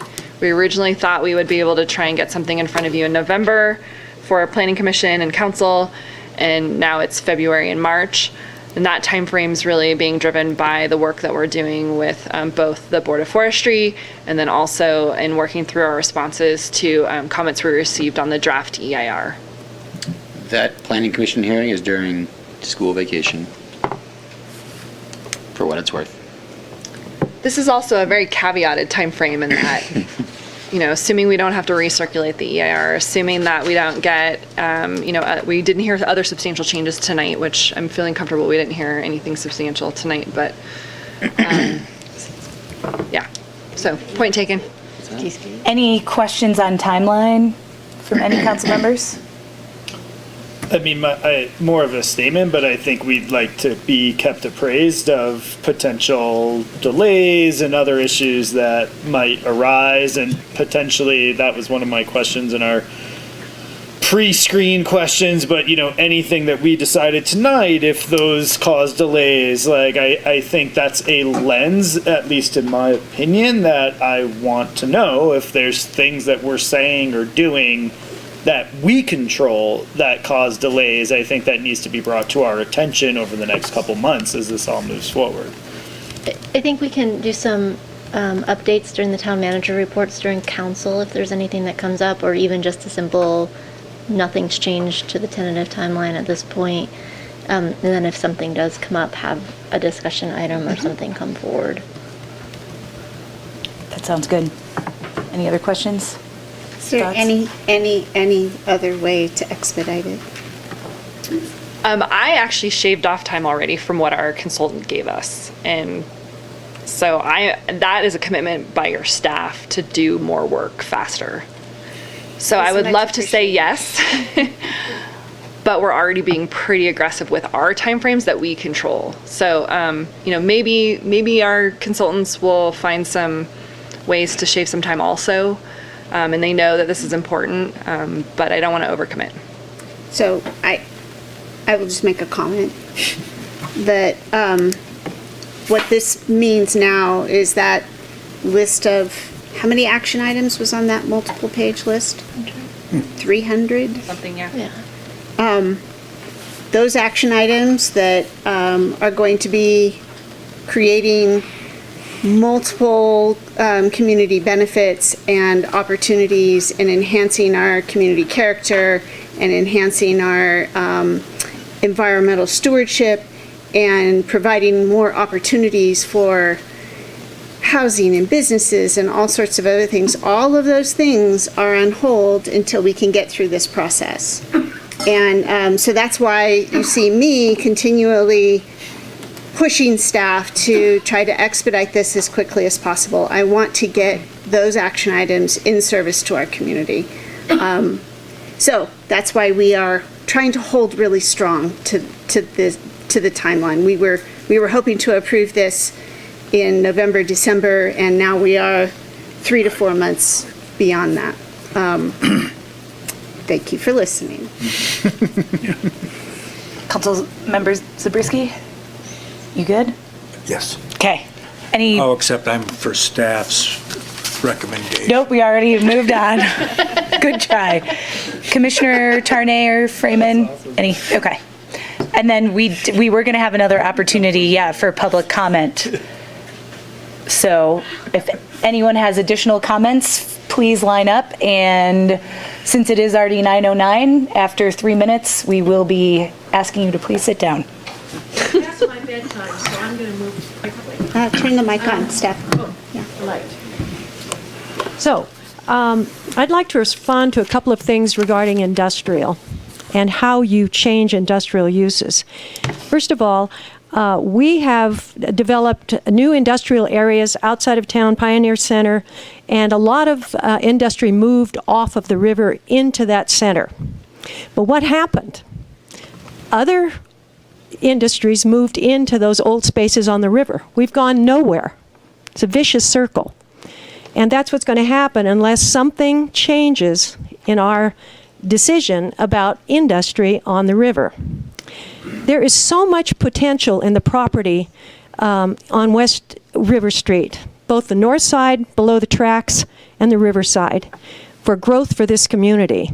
We're talking about housing other areas along our corridors. This is a main corridor. This could house hundreds of people in high density, tall buildings because it's up against a mountain and tracks. It could be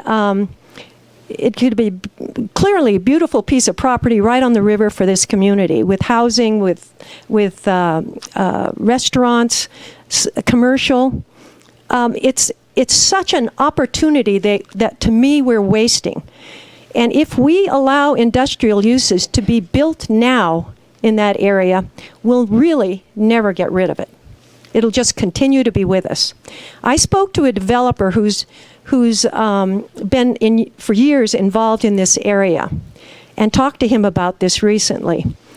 You're not going to get public-private, you're not going to get investment, especially from the private sector, unless you earmark this for development, upgraded development without without industrial.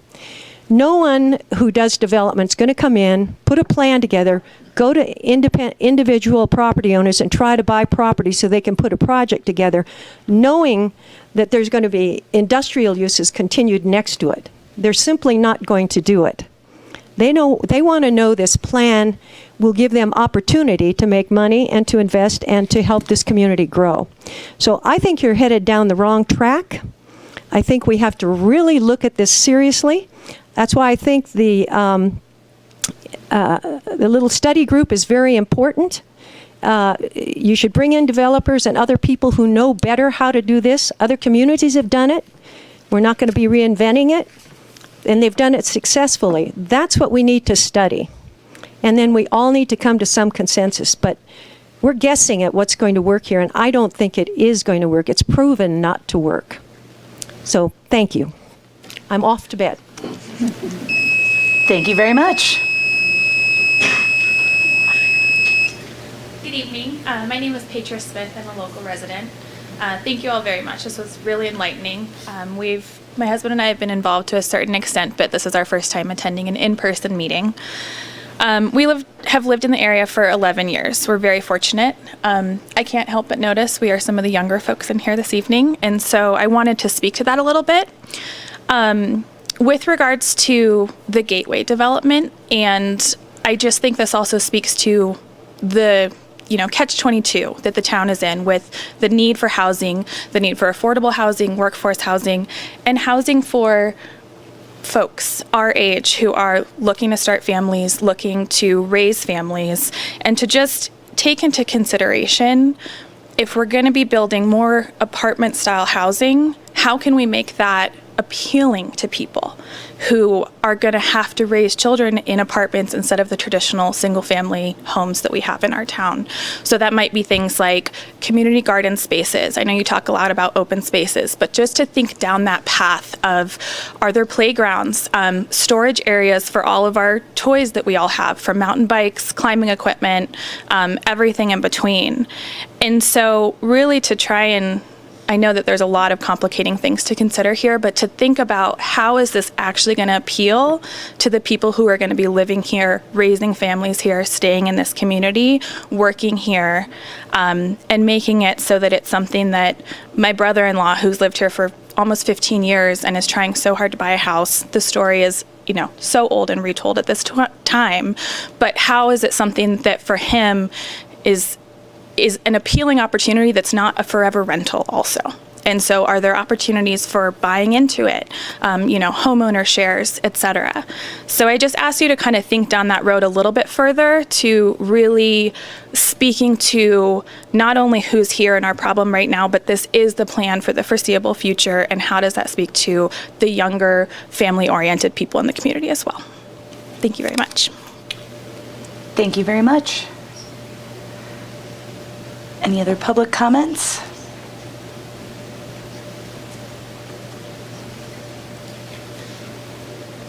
Thank you, Council and Commission. My name is Dylan Crosby. I'm the Director of Facilities and Construction for Tahoe Forest Health System. I just want to, we stand here really concerned on the conversations tonight, or the lack thereof, in regards to the hospital master plan. And in addition, with the significant changes discussed, we really do believe that the ERR is going to require additional modifications and recirculation, which really presents a great opportunity to integrate the hospital district specific plan. Again, we're not a profit-driven developer looking to improve our bottom line. We stand here trying to meet the needs of our community. And without having those tools and resources in order to do that, we're forced into other means. We really stand here to advocate for our patients, and unfortunately, time is not a luxury that we can afford at this present time. We can't afford for additional delays and to the general plan. We can't afford for SB2. We have needs that have not been met from past years that we are trying to meet. We are already behind the ball, and we need to get moving. We advocate and we want to provide smart and sustainable development, and we believe that in density and building out our campus is the way to do that. Unfortunately, there was two options really for us on the table, was add density and proceed down a path to develop the hospital. With additional time not on our side and having to meet the needs of the community, we're really forced into one option, which is a sprawling campus that is consuming additional properties on our boundaries to meet our square footage needs, which that's not something we advocate for. That's not something the community has advocated for. And of course, we all don't want to live with the lifetime of unintended consequences and concerns that that will have for us. So as we go through this process, and I understand, I hope that the council and commission will reconsider that stance and incorporate the hospital master plan, or assist us in developing our tools so that we can develop in a smart and sustainable fashion to meet our shared constituents, as well as the additional constituents we have in our surrounding communities' needs. Thank you. Thank you very much.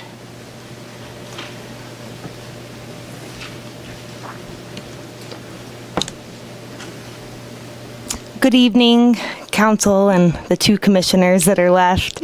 Alexis Aller with Mountain Area Preservation.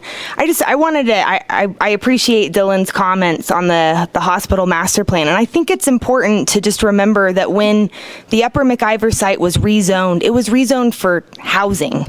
And the master plan as proposed by the hospital was not proposing housing. They're proposing skilled nursing facilities. So again, I feel like we really missed an opportunity to work with the hospital to better guide the master plan, because now we have uses that are inconsistent with zoning within our draft general plan. So again, this is an opportunity, and I've met with the hospital. Our organization wants to continue to work with the hospital, but let's not forget about what the zoning was for Upper McIver.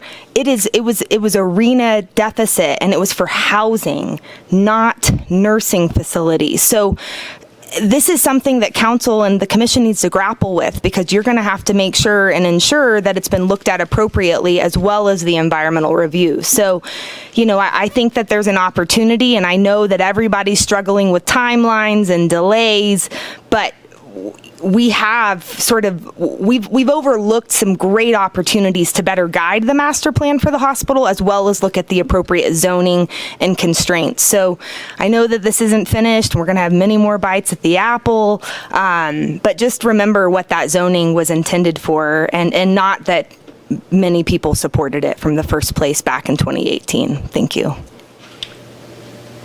Thank you. Any other public comments? All right, we are going to close public comment, and that concludes this item. Thank you, everyone, for your participation. All right, then we have one last item, council reports. Council Member Pallavi. Yes, Acting Mayor Romack, thank you. I'm not sure what the protocol is here on separating campaign meetings versus actual town meetings, because it feels like they're all one and the same these days. So I'll try to be brief. Generally, I've been meeting with a ton of local business owners lately, primarily talking about housing. We were my store, etc., but was a participant in the wine walk, the Truckee wine walk, which was last Saturday, and it was super well attended, and it was great to see both visitors and many local familiar faces. I also had a really fun opportunity, which I hadn't gotten to do in a couple of years, but went and did a session with Forest Charter's 5th and 6th grade classes, they're learning about local government and elections and things like that. And for whatever reason, they're always extremely interested in roundabouts and why we have them and all sorts of other public works things. And they really want skate parks, which I was happy to tell them was coming, arcades and movie theaters, unfortunately, which I had to tell them were not coming.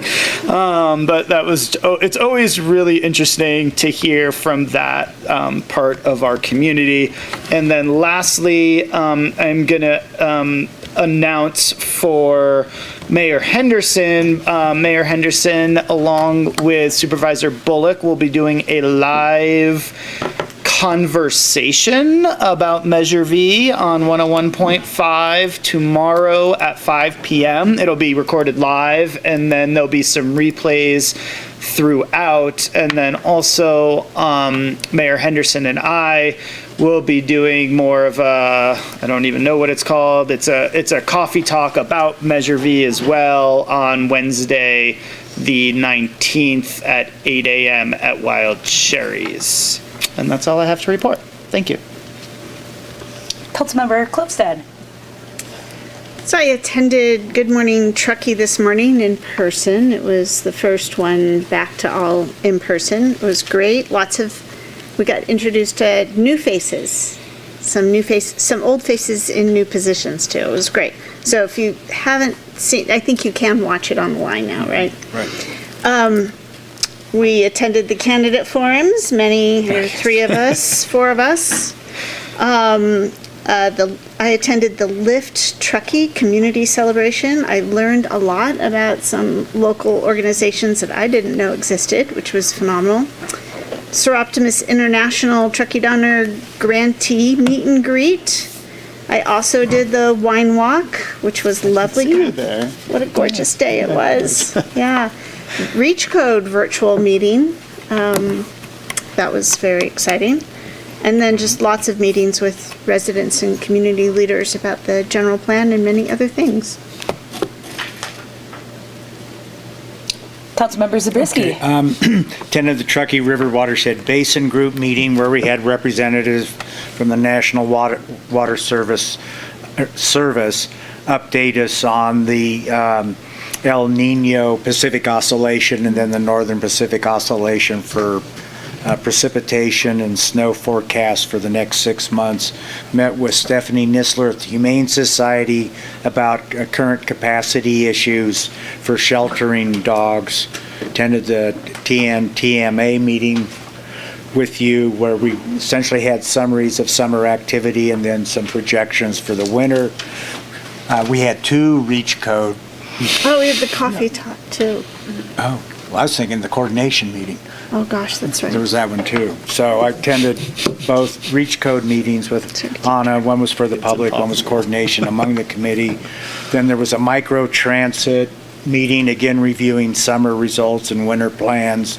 I also went to the Good Morning Truckee this morning where we met the new leader, Sierra Sun Truckee Chamber, McKechnie for the fire department, and then Lewis from the hospital. And then also attended the Lift Truckee event with Anna, and then there was campaign presentations. That's right, Rotary. We were at Rotary too. Rotary. Hitting them all. On. Okay, but that's it for me. Sounds good. Okay.